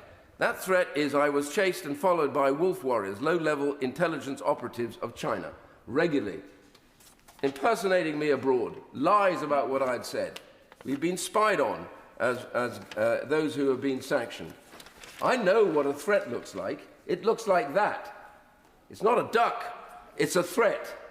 And there's no reason why any government, self-respecting government, couldn't have said that. And the DNSA should have said that straight off. And for him to then go out and tell us that the police asked him to introduce what had been in the manifesto of the Labour Party in the last election, and then say that he did know nothing at all about that previously, but he had to put this in context. He wasn't asked to put it in context. He was asked to state clearly, is the position, from what the DNSA sees and the evidence that he has taken, is China pose that threat, that active security threat. And it brings me, in the time, only to another particular point, which is really important, which is the nub of all of this. That 1st of September meeting is critical in all of this, because throughout we were assured, by the Prime Minister, for example, at Prime Minister's questions on 15th of October, quote, there was no further submission of evidence one way or the other after any discussion in September. And yet we know that now not to be the case. So why was he making such a fundamental statement at Prime Minister's questions, trying to shut this down? Didn't anybody bother to tell him that this had gone on to a meeting? And we were told at no stage, by the way, was the National Security Advisor or any other appointed individual at any meetings and had any contact with the DNSA throughout the submission of evidence. That is also utterly untrue. We know the DNSA was at the meeting chaired by the National Security Advisor on the 1st of September. What did they discuss? Football scores? Or were they going to discuss what was right in front of them there and then? The still unfinished business of whether or not the DNSA was going to comply with the DPP's requirement for a very clear statement. And it's that bit of subterfuge and dipping and dodging throughout which is really quite peculiar, Madam Deputy Speaker. So when the Minister gets up, can we not have this ridiculous game of you did this, you said that? What I would just simply like him to do, because I have respect for him, is to get up recognising that China poses a national security threat. Let us deal with that threat. Let us take clear action and not play games in tautological inexactitudes of what actually happened at what meeting. We know now the DNSA met with all those characters. We don't know who they are, but they should now release the minutes of this meeting.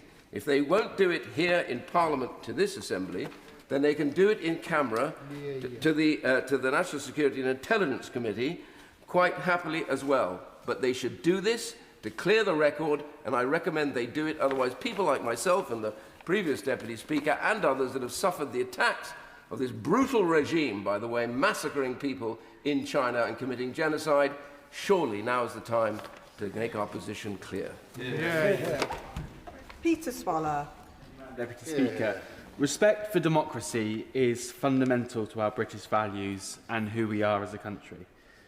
But the world is increasingly an unstable place, and we can no longer be complacent to the multiple threats our democratic norms and values are facing.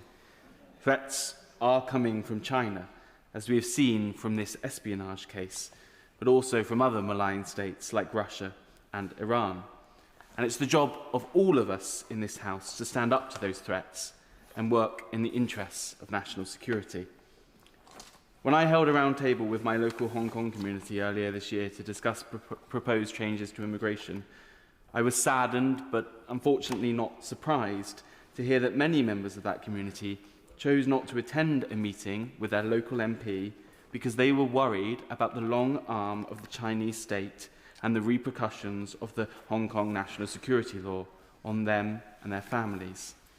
Transnational repression is being used by hostile states to directly prosecute those they see as their enemies overseas, but it also has a wider chilling effect, leaving whole communities feeling afraid to engage in their basic democratic rights. Meanwhile, I grow increasingly concerned about the influence of foreign actors over misinformation and disinformation online. I've seen in my own community over recent months how anonymous posting in local social media groups can have a pervasive effect on community cohesion and our democracy, and social media companies need to step up and do more to direct this. I'm not suggesting that every anonymous social media post is from a Russian bot, but I think we all know that Russia and other states are using social media against us. And there have been direct attacks on our democracy too, these Chinese spies. And as we've also seen, Reform UK's former leader in Wales, Nathan Gill, last month pleading guilty to 8 counts of bribery in return for making statements in favour of Russia whilst a member of the European Parliament.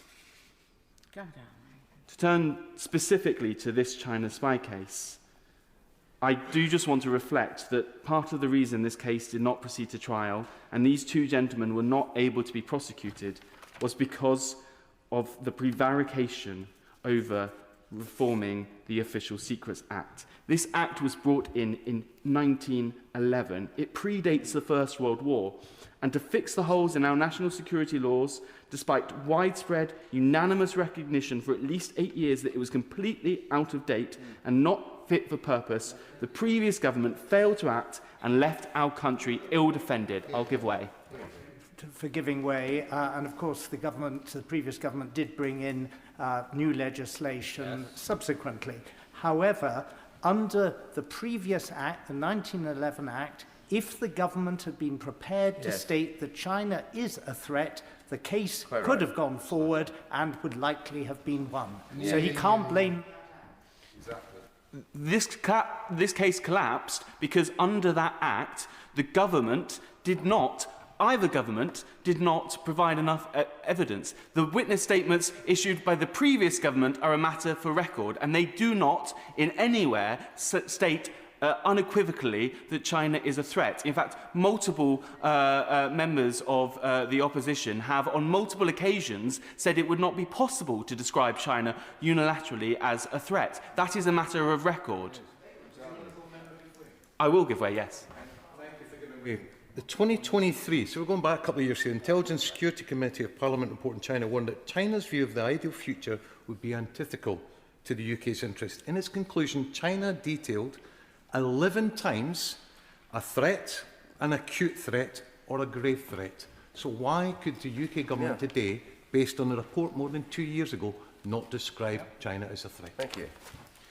The Minister quite clearly set out the range of threats posed by China. Look, I am really clear that China poses a threat. I do also think that we have to be mature enough in this chamber to recognise that the way that we deal with the second largest economy in the world does have to recognise, yes, the threats they pose to our democracy, to our national security, but also all of the ways in which we have to work with them. I stood on a manifesto that committed to cooperate with China where we can, to challenge them where we must, and compete with them where we need to. I genuinely think that that is a mature and way of dealing with a state that does not share our values, that poses a great threat to our democracy and to the way that citizens and residents in this country operate within a democracy, but also is the second largest economy in the world. And as the former director of MI5 said on the Today Show on the BBC this morning, we do have to be able to walk and chew gum at the same time. We do have to have a mature acceptance of the risks that China poses, and that means also recognising that we can't just walk off the pitch and not deal with the second largest economy in the world. It is infantile, and it's not realistic to suggest that. But to return to this case, it is just fundamentally the truth that if the new Act had been in place sooner, it is very possible that these men could have been prosecuted successfully under that Act.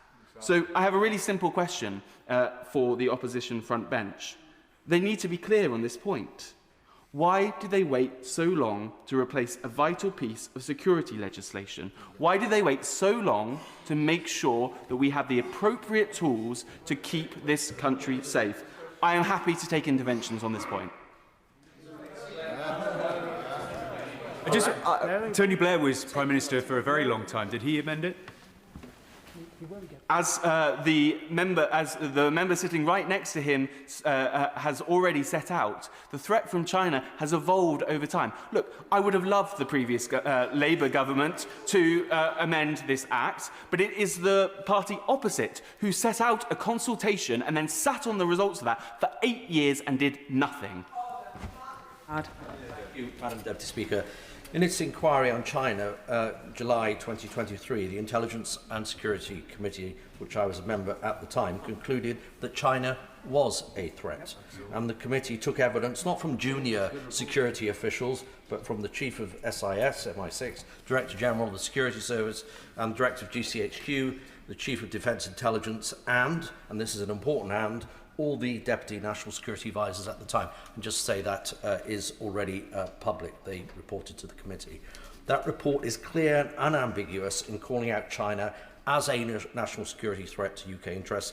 And it's also crystal clear, taking the report as a whole, that China's threat is both live and active. And I know the timetable is July 23, and I know the alleged offences took place apparently December 21 to, I think, February 23. I'm aware the integrated review of 21, the refresh was in March 23. But the fact is this inquiry started taking evidence from these senior officials from November, I think, 2017 to a similar time in 2019, and then the subsequent committee carried on its work. So senior national security officials were giving evidence to the ISC about China being a threat, a national security threat, well before the offences took place in this place. Would you give way on that point? Yes, I'm happy Is to that give way. an assertion of fact then from his report in committee? Well, if you've got the directors of all the intelligence agencies suggesting that China is a threat, then I think it doesn't get much better than that. And dare I say it, whilst we have great deputy national security advisors, their line managers, their directors, their bosses were clearly stating that China was a threat, national security threat. Now, in fact, the word threat is, I'm just going to, if I may, if you want to intervene, I'm happy to have another minute. In fact, the word threat is mentioned 284 times in that report of 207 pages. The key word in this whole episode from the Deputy National Security Advisor, that is the DNSA for Intelligence, Defence and Security, not the two remaining Deputy National Security Advisors, unless the Minister wants to correct me, is whether China was an active threat, as underscored by testimony to the Joint National Security Strategy Committee yesterday. Well, the evidence in the ISC's report would suggest that China has been known to be an active threat for some time, and I've mentioned the various reviews. Indeed, in his own witness statement, the DSNA refers to China conducting, quote, large-scale espionage operations, end quote. Again, this is not a historical reference or a past tense reference, but is clearly referring to the here and now operations taking place today. Clearly an active threat, not just a general or undetermined threat. China being an active threat was also underscored by the Director General of the Security Service's recent speech, in which he referred to China's cyber espionage, clandestine technology transfer, interference in UK public life, harassment and intimidation of opponents. Once more, these threats are not just historical, they are current, active, happening in the UK right now. They have not stopped. They are increasing. They continue. Indeed, the Director General's speech...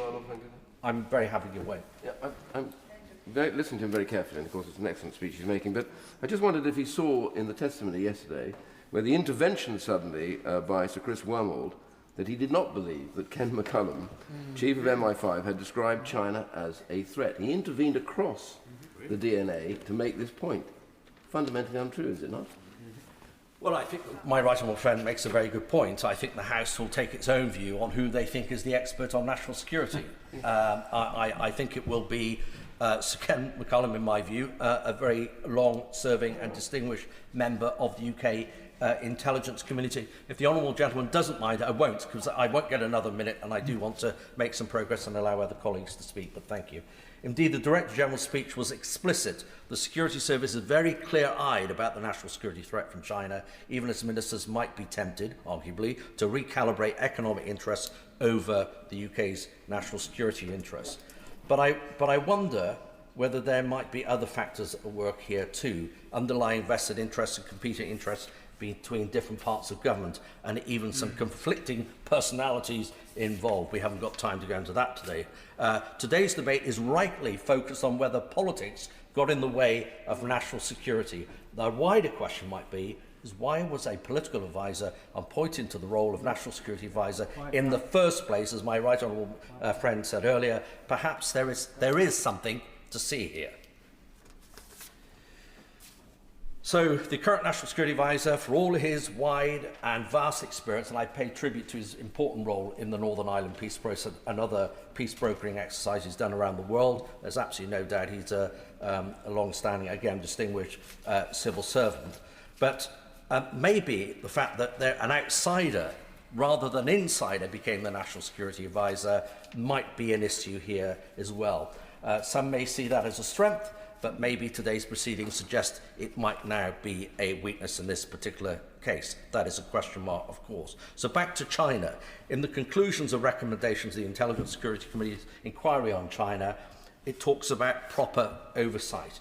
And we need to ensure, Madam Deputy Speaker, an example for the Investment Security Unit does need to have proper oversight by the ISC, because if there was ever a place to have politics conflict with the economic interests of this country, it's likely to be in that unit, and that is absolutely critical. So I conclude by saying, going through my 15-minute speech in 30 seconds, when politics gets too close to professional, cool, calm, intelligent judgments, it will always be fraught with danger, as this country witnessed with the Iraq War. In conclusion, when our nation... I call Gareth Snell.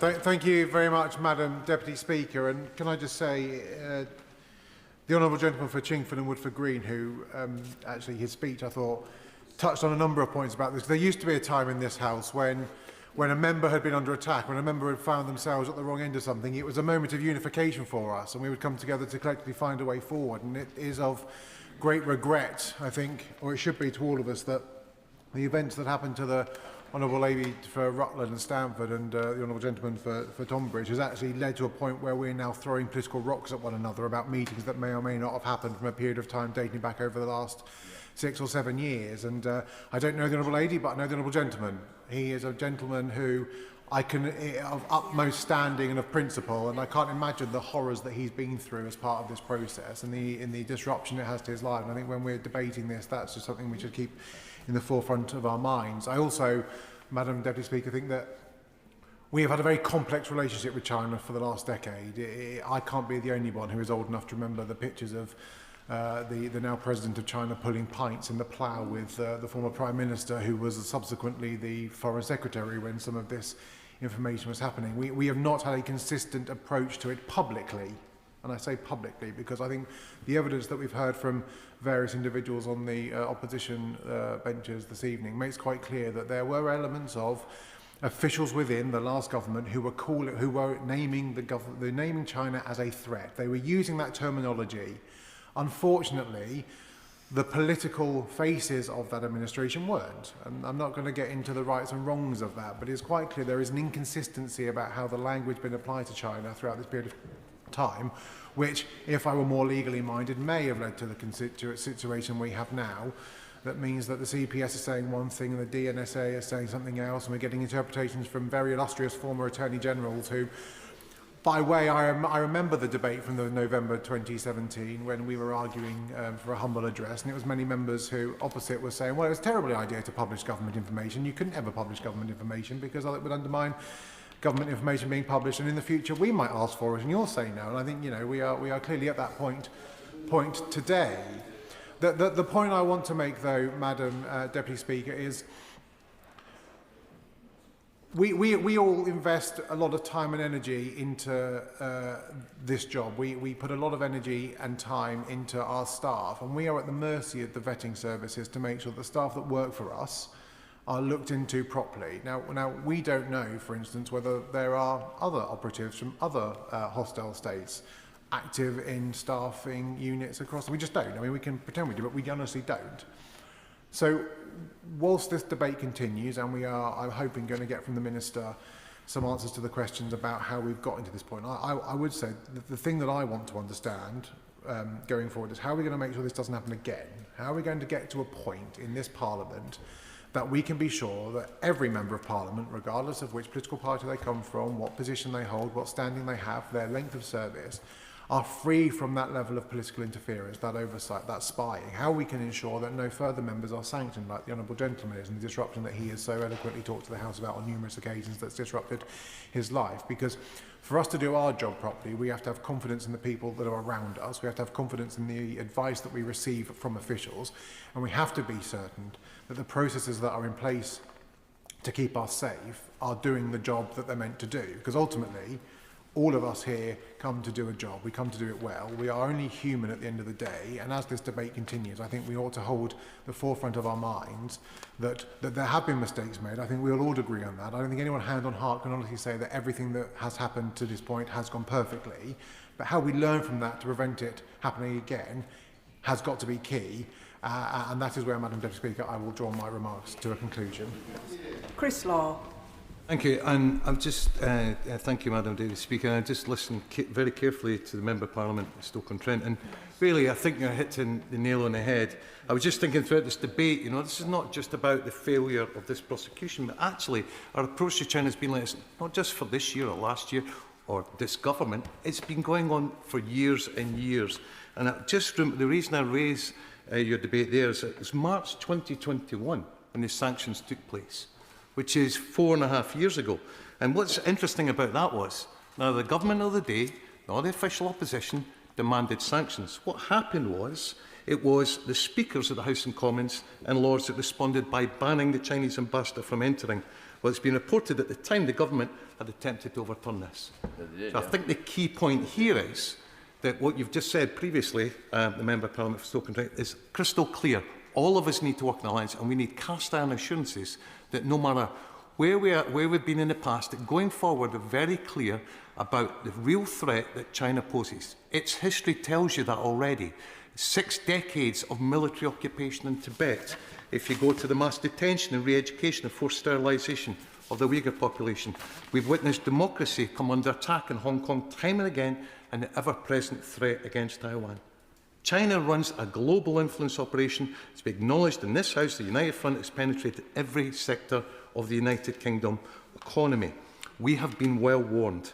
And as I said earlier, it's been repeated many times in the 2023 Intelligence Security Committee that China is a threat, acute threat and grave threat. And in 2022, the head of MI5, Ken McCallum, described the Chinese threat might feel abstract, but it's real and it's pressing. And we need to talk about it and we need to act. And that is what we failed to do now.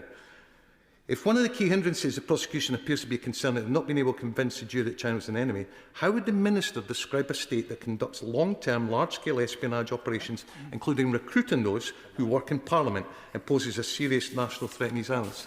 Why is it taking the failure of this case for the government to definitively state China is a threat?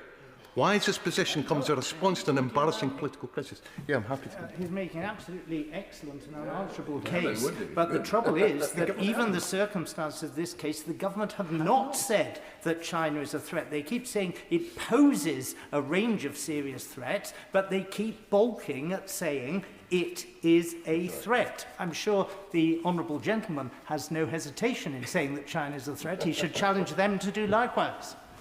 I thank the honourable member and I thank for his intervention. It's a real and serious threat. I'm not just saying as an individual here who happens to chair the all-party group in Tibet, who's actually anxious I'm being spied onto. I'm saying this on behalf of my party and cross-party colleagues across this House who feel the real and present threat, not only to ourselves but to our constituents. So I appreciate you saying that. Can I also ask, why has this position come as a response to an embarrassing political crisis rather than as a principled position and proactive strategy that so many of us have been calling for so many years? Why is it that IPAC Executive Director Luc de Pulford put it that the Chinese Communist Party's progress towards a great rejuvenation of the Chinese nation has met, quote, met formidable resistance, not from governments, but little old constituency MPs? I think that's a really good question to consider. Madam Deputy Speaker, the government and opposition will squabble over who met who, with, when, and about who said what when and who they can blame to squeeze as much political one-upmanship from this case. But the Chinese Communist Party must be laughing at this House right now as we ping-pong when the clarity is clear. We need national security taken very seriously, and we need to see China placed in the foreign influence registration coup. Right.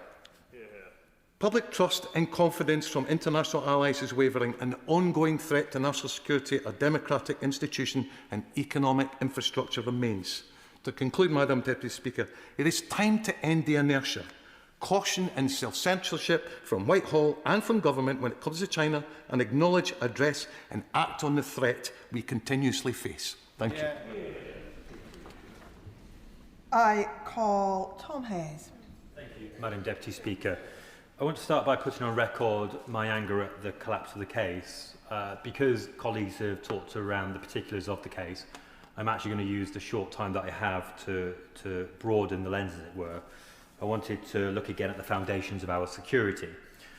When the Conservative Party, when the opposition bring Opposition Day debates, I sit in them because I'm interested to hear the development of thinking of the party as it seeks to become a future government. And so I also therefore think about its record in government and where it's going. I think there's going to be 2 points that I'll make here which the opposition will disagree with, but I hope some members will agree with my third. The first is that any government, whichever the party, has a duty to invest in the institutions and the infrastructure, the capabilities and the knowledge that enable our long-term advantage and security. Now, you don't build those in 5 minutes, but you can build those in 14 years.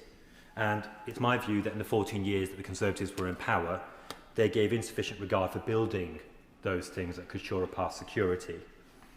The second point is that in the cases where they did build or bother to pursue infrastructure, they did in fact open the door to Chinese firms.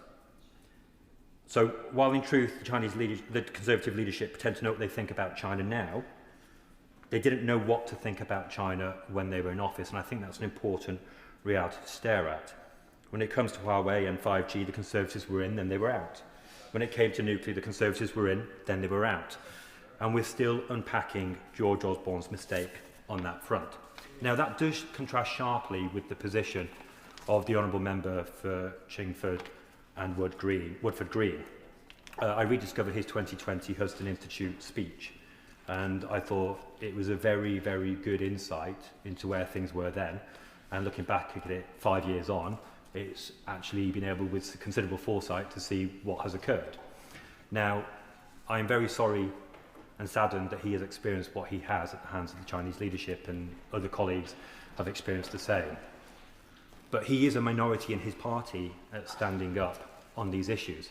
I don't believe that the Conservative leadership have been as clear in their thinking and as forceful in their condemnations, and for his leadership now to pretend that they were is inaccurate, and it does him a disservice. We should contrast it with the words of the Leader of the Opposition, who was Business Secretary pursuing business, said while she was in Cabinet, we certainly should not be describing China as a foe. We should contrast his position with that of one of the 9 Conservative Foreign Secretaries, who said it would be impossible, impractical and most importantly unwise to sum up China in one word, as a threat. So the Conservatives do need, as a leadership team, to stop throwing mud and come to terms with what happened on their watch. And we must also face reality in the face, which is we cannot shy away from engagement with China. I would bet that most of the opposition members have an iPhone in their pockets, made in China. I would bet that they have other things in their home, made in China. So we must engage, but we must do so, all of us in this Parliament, with our eyes wide open about the risks that that involves. Some of us in this Parliament for many years have been prophesying about that for longer than others, but we must be aware of that. I will give way on that point. I wasn't going to intervene, but he did make a statement about me justifying the position of the opposition as opposed to the government. I can assure him that had the two sides been switched, I would have been carrying out exactly the same cross-examination as I have done today. No matter who was in government, I seem to have been in opposition, and I would say so. So I don't think that I'm doing it for any betterment. I'm doing it because it's right. Yeah. I apologise if I've misrepresented what I was saying. What I was saying is that he has, throughout his time on those benches, been forceful in his condemnation, whoever would have been in government, I believe he would have done that. But I don't believe that the Conservative leadership, either now on those benches or when they were in office, did the same. And that's the point I'm trying to make. The opposition called this debate today to throw mud, but I think it was an opportunity to think about the wider security context that we operate in. And I am intrigued, as the months go forward, to see what the Conservative Party posture will be as it contemplates the security and the intelligence environment we're in. Whether they will shy away from engagement with China, a significant market and economic opportunity for us, or whether they will seek to engage with it with their eyes wide open. And I think the Conservatives do need to accept that they did less than they could in office to create the foundations for our security and our economic growth, and in so doing, they made us more vulnerable. Until they accept this, until they apologise for this, it begs the question, why should any of us in this chamber and in our constituencies that we represent listen ever again to them on the subject of keeping our country safe? Dr. Luke Evans. Thank you, Madam Deputy Speaker. And the real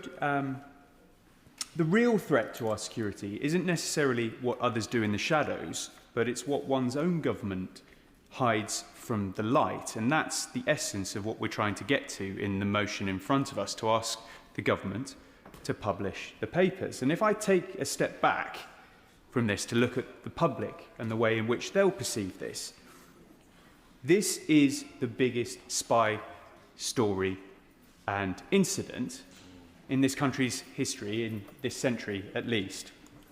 And we've then get into the tit-for-tat about what the PM did know or didn't know, and what the National Security Advisor doesn't speak to his deputy, does speak to his deputy, who told the Deputy Security National Advisor that he needs to toe the government line.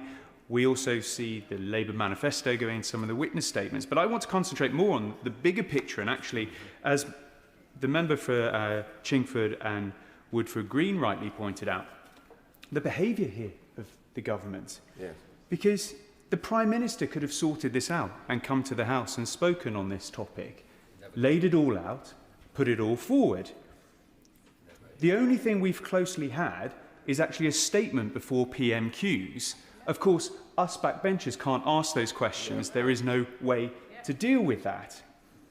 So further still, if the government is so angry, why isn't more action being taken? Why aren't people being fired, if that's the case?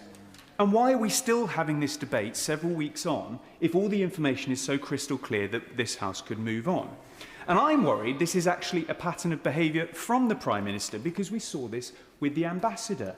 He was the decision maker with the Ambassador, and he did not come to this House. He sent one of his ministers. Yet he is the one who makes those decisions. And why it saddens me so much, because I expect the retort from the other side would be, well, this is always thus, is the Prime Minister is being judged by his own standard that he set, that he said he would do things different. And yet he isn't. He isn't coming to the House to explain this when he could have done. We know the information and the decisions will be with him. And when I pushed the Minister last time about leadership, that wasn't directed at him. I have a great deal of respect for him. He is following the leadership of the Prime Minister, who has not come to this House to explain what is going on. Because if it is so clear-cut as the opposition have said, that would be an easy case to make in this House, and this House would believe him. But we're not there. And this is why I worry, because it leads to a wider debate and wider concerns from the public that is there something going on? Because it is a statement of fact that the China... I will give way.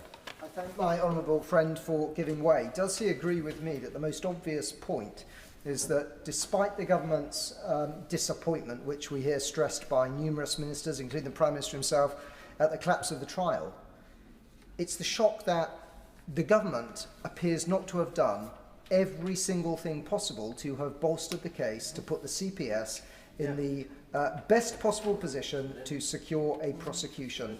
The two just do not add up. Absolutely. Not only have they not done anything with the case, but also wider still the debates that could be brought forward, legislation that needs to change, other measures that could be put in front of the budget, for example.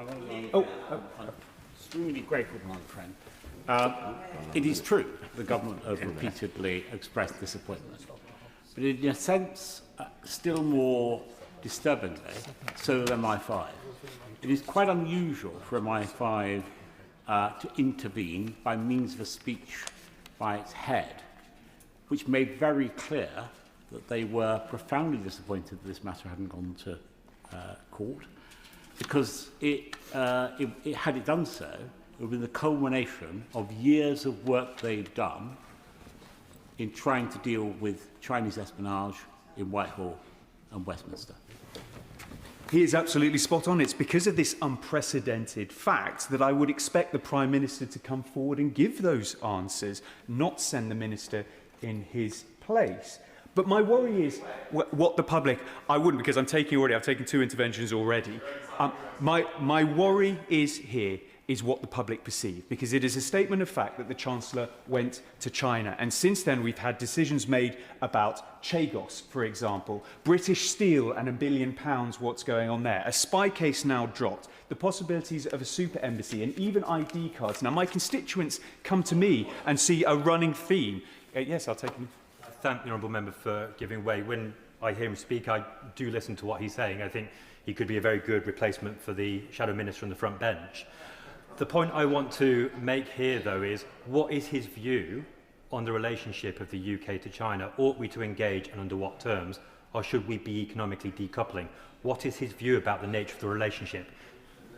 I'd like to quote the quote we had from earlier, to walk and chew gum at the same time. It's easy to call China a threat but still engage. That's exactly what they do to us. They say we're embarrassed, we're upset, you were promised us something. And we just go, oh, I'm terribly sorry about that. Actually, we can stand up for ourselves, say what we think. We're in a trade deficit with them, but don't forget that. It's economically in their interest to be working with us as much as it is for us to be working with them. But my worry is that the public are joining dots. Now, the government will say there are no dots to be joined. But the longer this goes on and these more incidents that come out, it becomes harder to make that argument. Which brings us all full circle to where I started, because this is about transparency and releasing that documentation.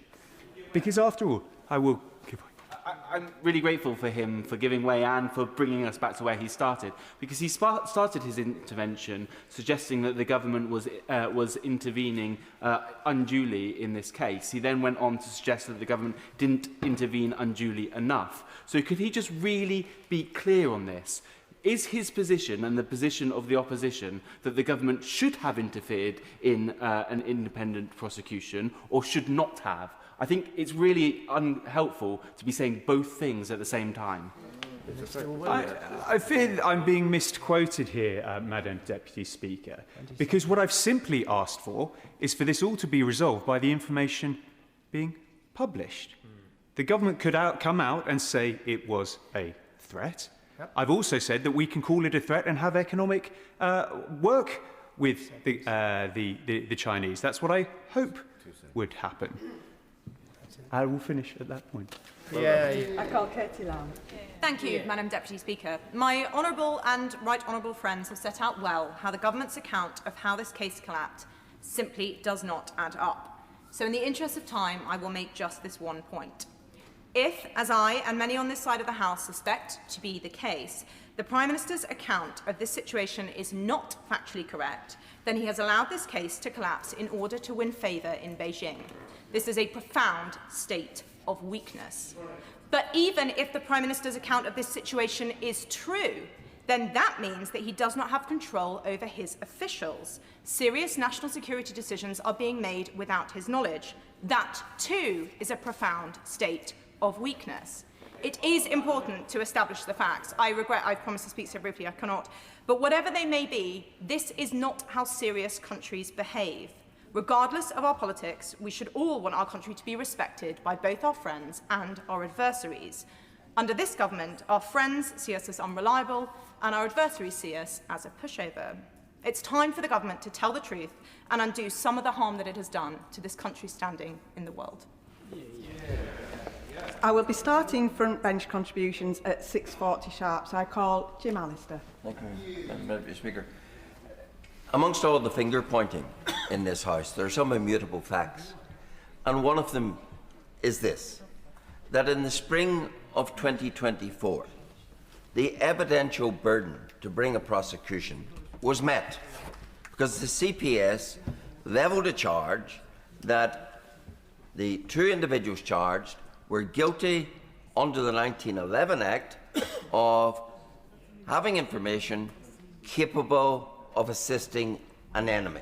So the first point out of that is this.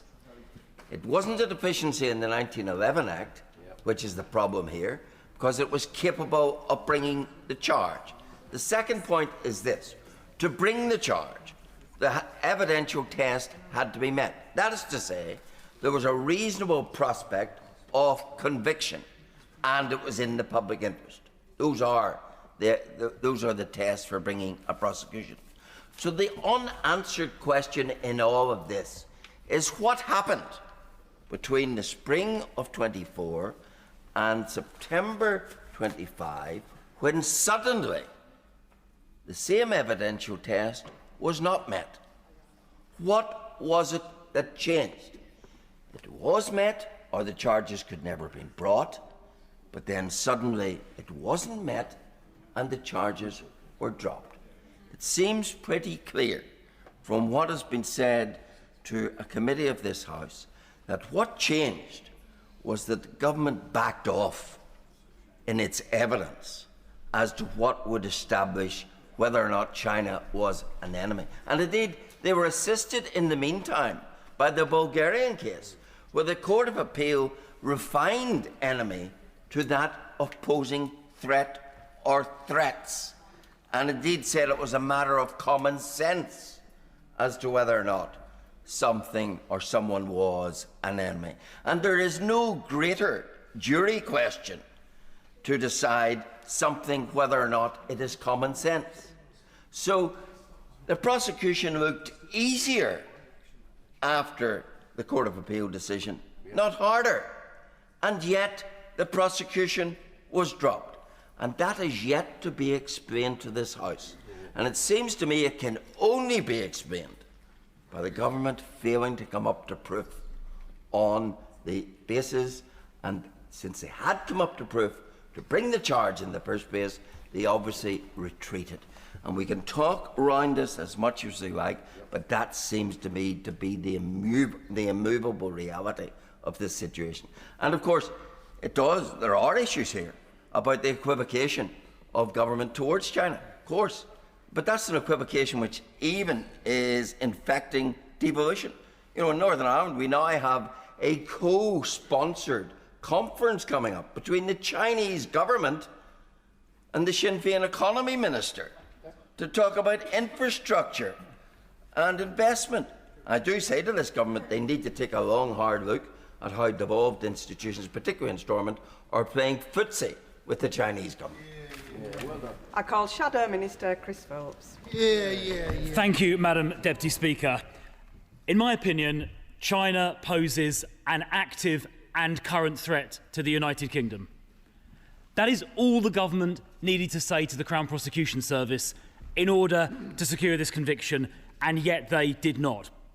As recently as 12 days ago, the Director General of MI5 said China poses a daily threat.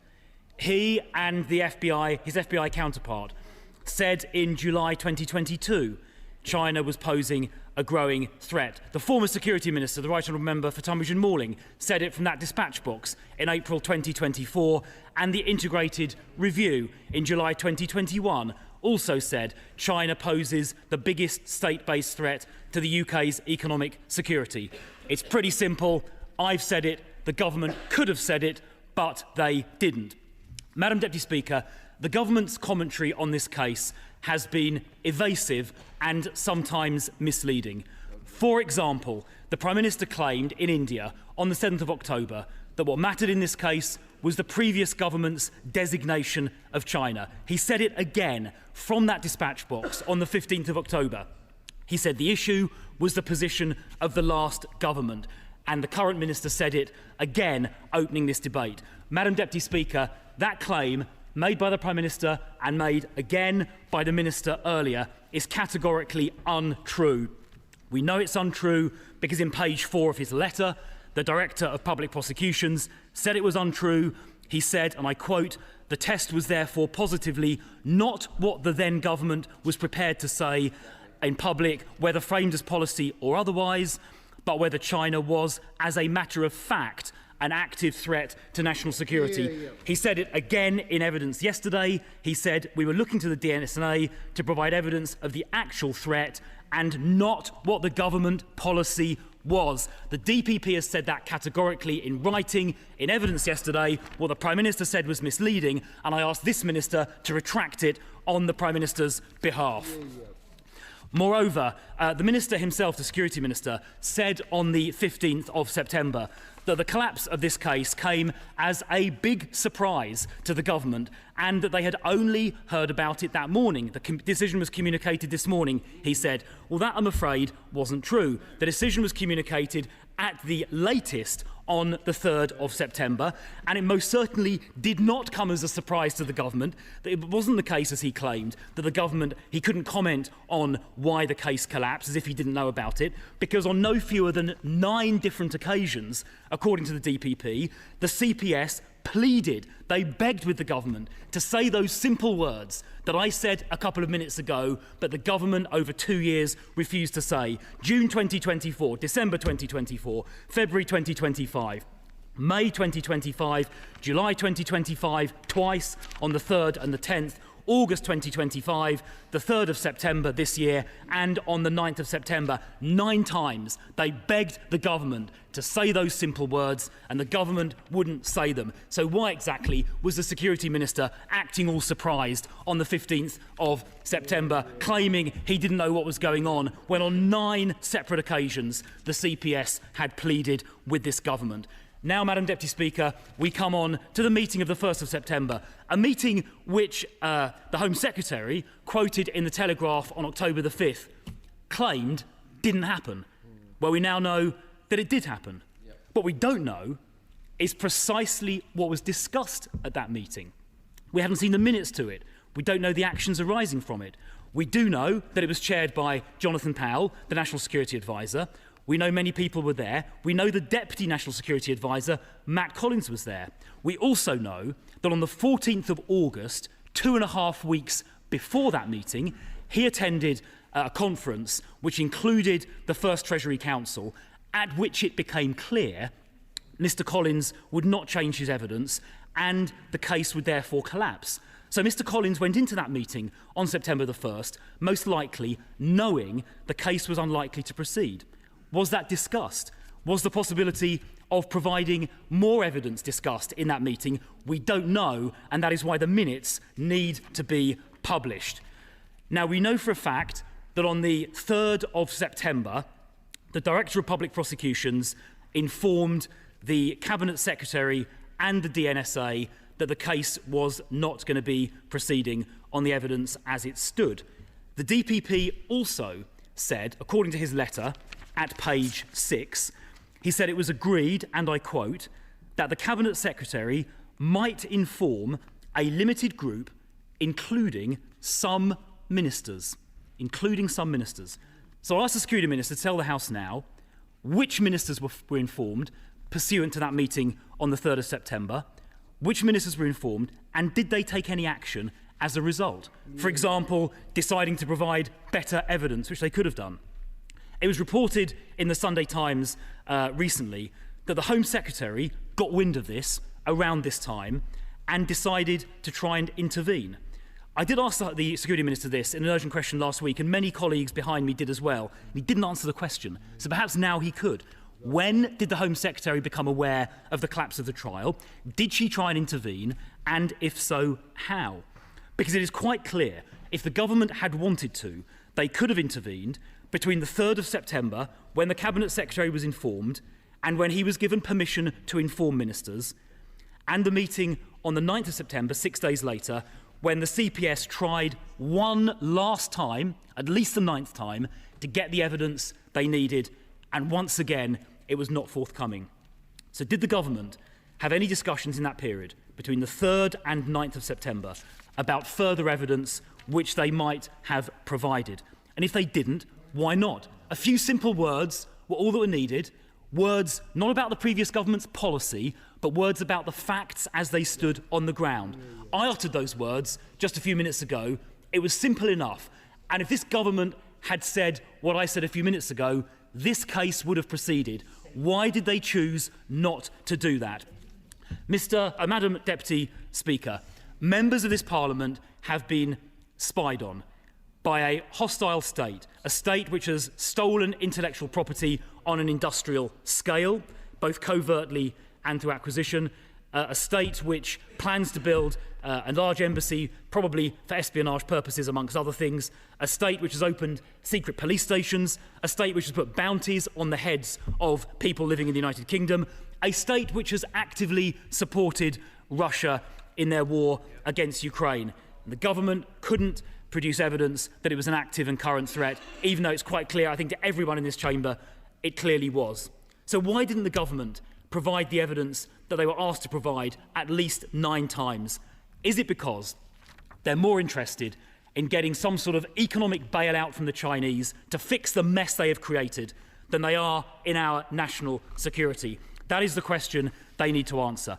And if this House and the country are going to understand exactly what happened with this case, we need full transparency, we need full disclosure. The minutes of those meetings, the actions arising from them, the correspondence with the CPS. If they really want transparency, as the Minister said earlier, all they've got to do is support this motion and put this material where it belongs, in the public domain. Minister Dan Jarvis. Madam Deputy Speaker, well, can I begin by thanking the opposition for bringing forward this Opposition Day debate, and the Right Honourable Gentleman opposite for moving this motion, and the Shadow Home Secretary for his remarks. As I have repeatedly set out to the House, the Government is extremely disappointed that this case will not be heard in court. And I share members' concerns about the threats that we face from espionage. But I'm just going to make a bit of progress. Let me be clear about 2 things right from the start. First, we would not be here today had the outdated Official Secrets Act of 1911 been replaced sooner. Second, it's the responsibility of the CPS and the DPP to bring criminal prosecutions and compile evidence. The statements submitted to the JCNS confirm that, as does the evidence the JCNSS heard yesterday from the Cabinet Secretary and from the DNSA.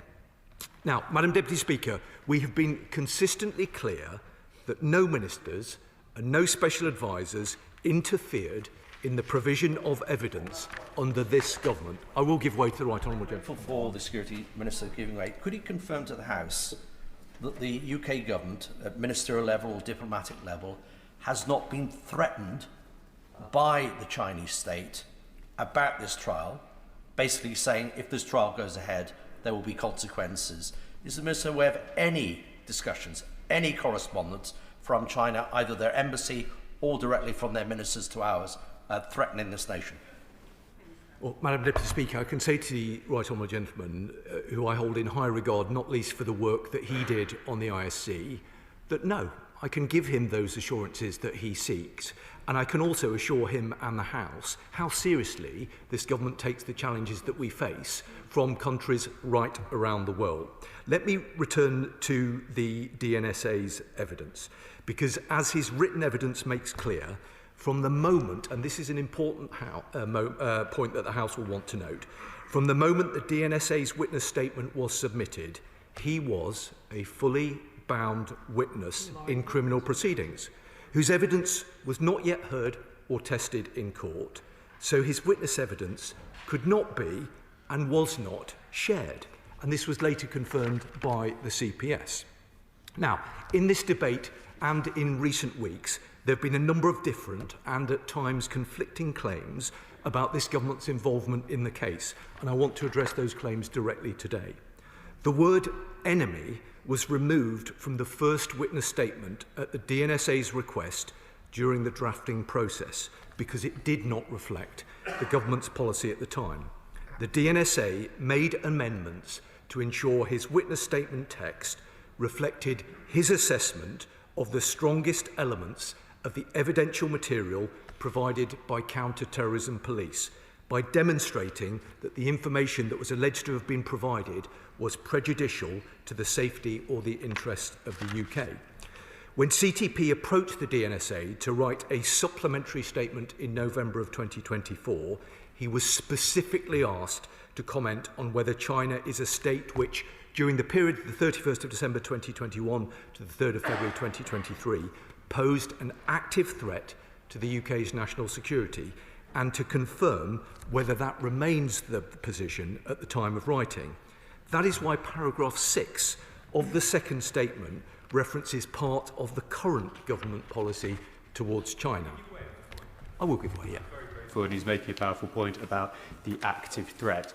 Could I just ask him, does the government perceive at this point in time China is an active threat?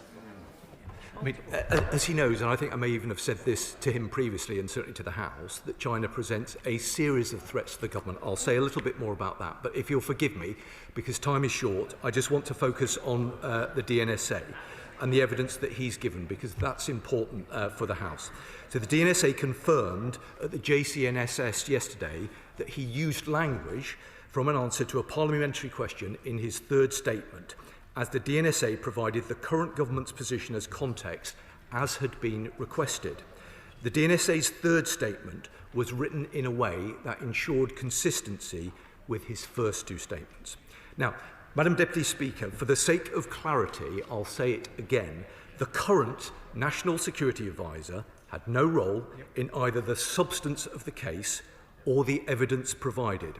Now, there has been misreporting, speculation and fabrication about the officials' meeting that the National Security Advisor chaired on the 1st of September. And the Right Honourable Gentleman, the member for Chingford and Woodford Green, mentioned it just a moment ago. I can tell him and the House that a meeting of senior officials took place on the 1st of September to discuss the UK's relationship with China. The meeting was specifically set up to provide... Let me just finish the point and I'll come back to him if time allows.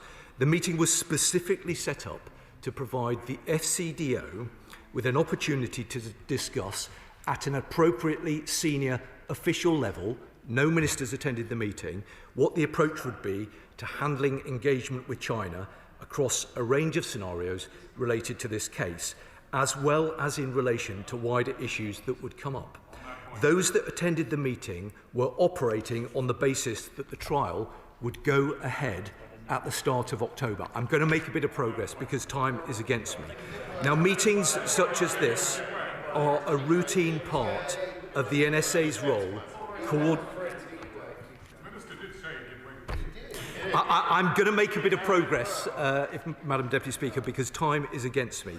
Meetings such as this are a routine part of the National Security Advisor's role, coordinating departments across government. Would the Minister, on the question of who was present, give way on that? Yes. Why was the Attorney General's office represented and present? If the case had nothing to do, if the meeting had nothing to do with the case, why was the Attorney General's office present through its representative? Simply because a number of government departments were represented at this meeting, as would normally be the case. The Right Honourable Gentleman served in a government a number of years ago. I can give him an assurance that this government works collaboratively across government with other government departments. And therefore, it seems to make perfect sense that other government departments would be represented at such a meeting as this. Now, I'm going to try and reflect some of the points that have been made in this debate, including the point from the Shadow Home Secretary. You're specifically about the Home Secretary. And I can tell him and the House that no minister in this government was involved in any aspect of the production of evidence. The Liberal Democrat spokesman offered his service as a marriage guidance counsellor. I'd advise him not to give up his job. Minister, please continue. The Honourable Member for Rugby nailed the myths, I thought, very effectively in his contribution. The Right Honourable Member for Torridge and Tavistock described his duck. It felt as if his contributions was as much aimed at the DPP and the CPS as the government, but it was engaging nonetheless. The member for Rochdale raised important points about some of the critiques that have been levelled, and I agree with him about his point with regard to trying to establish a cross-party consensus. The Right Honourable Member for Chingford and Woodford Green spoke about the nature and the description of the threats that we face from China. Let me say to him that it is completely unacceptable that he and other members of this House are sanctioned, and I give him an absolute assurance of the seriousness with which this government takes those particular threats. Now, the Honourable Member for Bracknell spoke about transnational repression. He's raised it previously, and I can tell him that the Defending Democracy Task Force has concluded a review into this, and the government has developed a range of support and security mechanisms. But most importantly, we condemn any malign activity towards anyone here in the UK. The Right Honourable Member for Wrekin spoke about the work of the ISC, and he's right to do so. The government welcomes the work of the ISC to look carefully at the circumstances of this case, as we do the important work of the JCNS. The Honourable Member for Stoke-on-Trent, I thought, made a really important point, that given the concerns that have been rightly expressed right across this House about what's happened, we should be trying to seek to work together and establish a consensus, and I thought he made that point very powerfully indeed. Madam Deputy Speaker, time is running very short, so let me say to the House that national security is the first duty of this government, and that is why we oppose the opposition's motion, which would not only see the release of information subject to legal professional privilege, but would also see the release of information vital to the security of the United Kingdom, including advice to the Prime Minister. Successive governments, including the previous government in which he served as a minister, have maintained this position. Now, this is not a question about parliamentary scrutiny. We welcome the ongoing process with the JCNS, and we look forward to continuing to work with them, as with the IC. Now, Madam Deputy Speaker, this government will continue to develop a consistent and pragmatic approach to economic engagement, but without compromising our national security. I will give way to the Right Honourable. I have a very simple question. If you won't give it to the House, will you give it to the Intelligence and Security Committee that sits in camera? Those minutes of that meeting. The government has given a very clear commitment that we will cooperate and work closely with all of the committees of this House. Madam Deputy Speaker, it is precisely because everything this government does is rooted in the national interest that I say that this government is extremely disappointed that this case has collapsed. It's right that the matter is being investigated by the appropriate parliamentary committees, and we look forward to cooperating with that work. The question is, as on the order paper, as many as are of that opinion say aye. Aye. Of the contrary, no. No! Division, clear the lobby.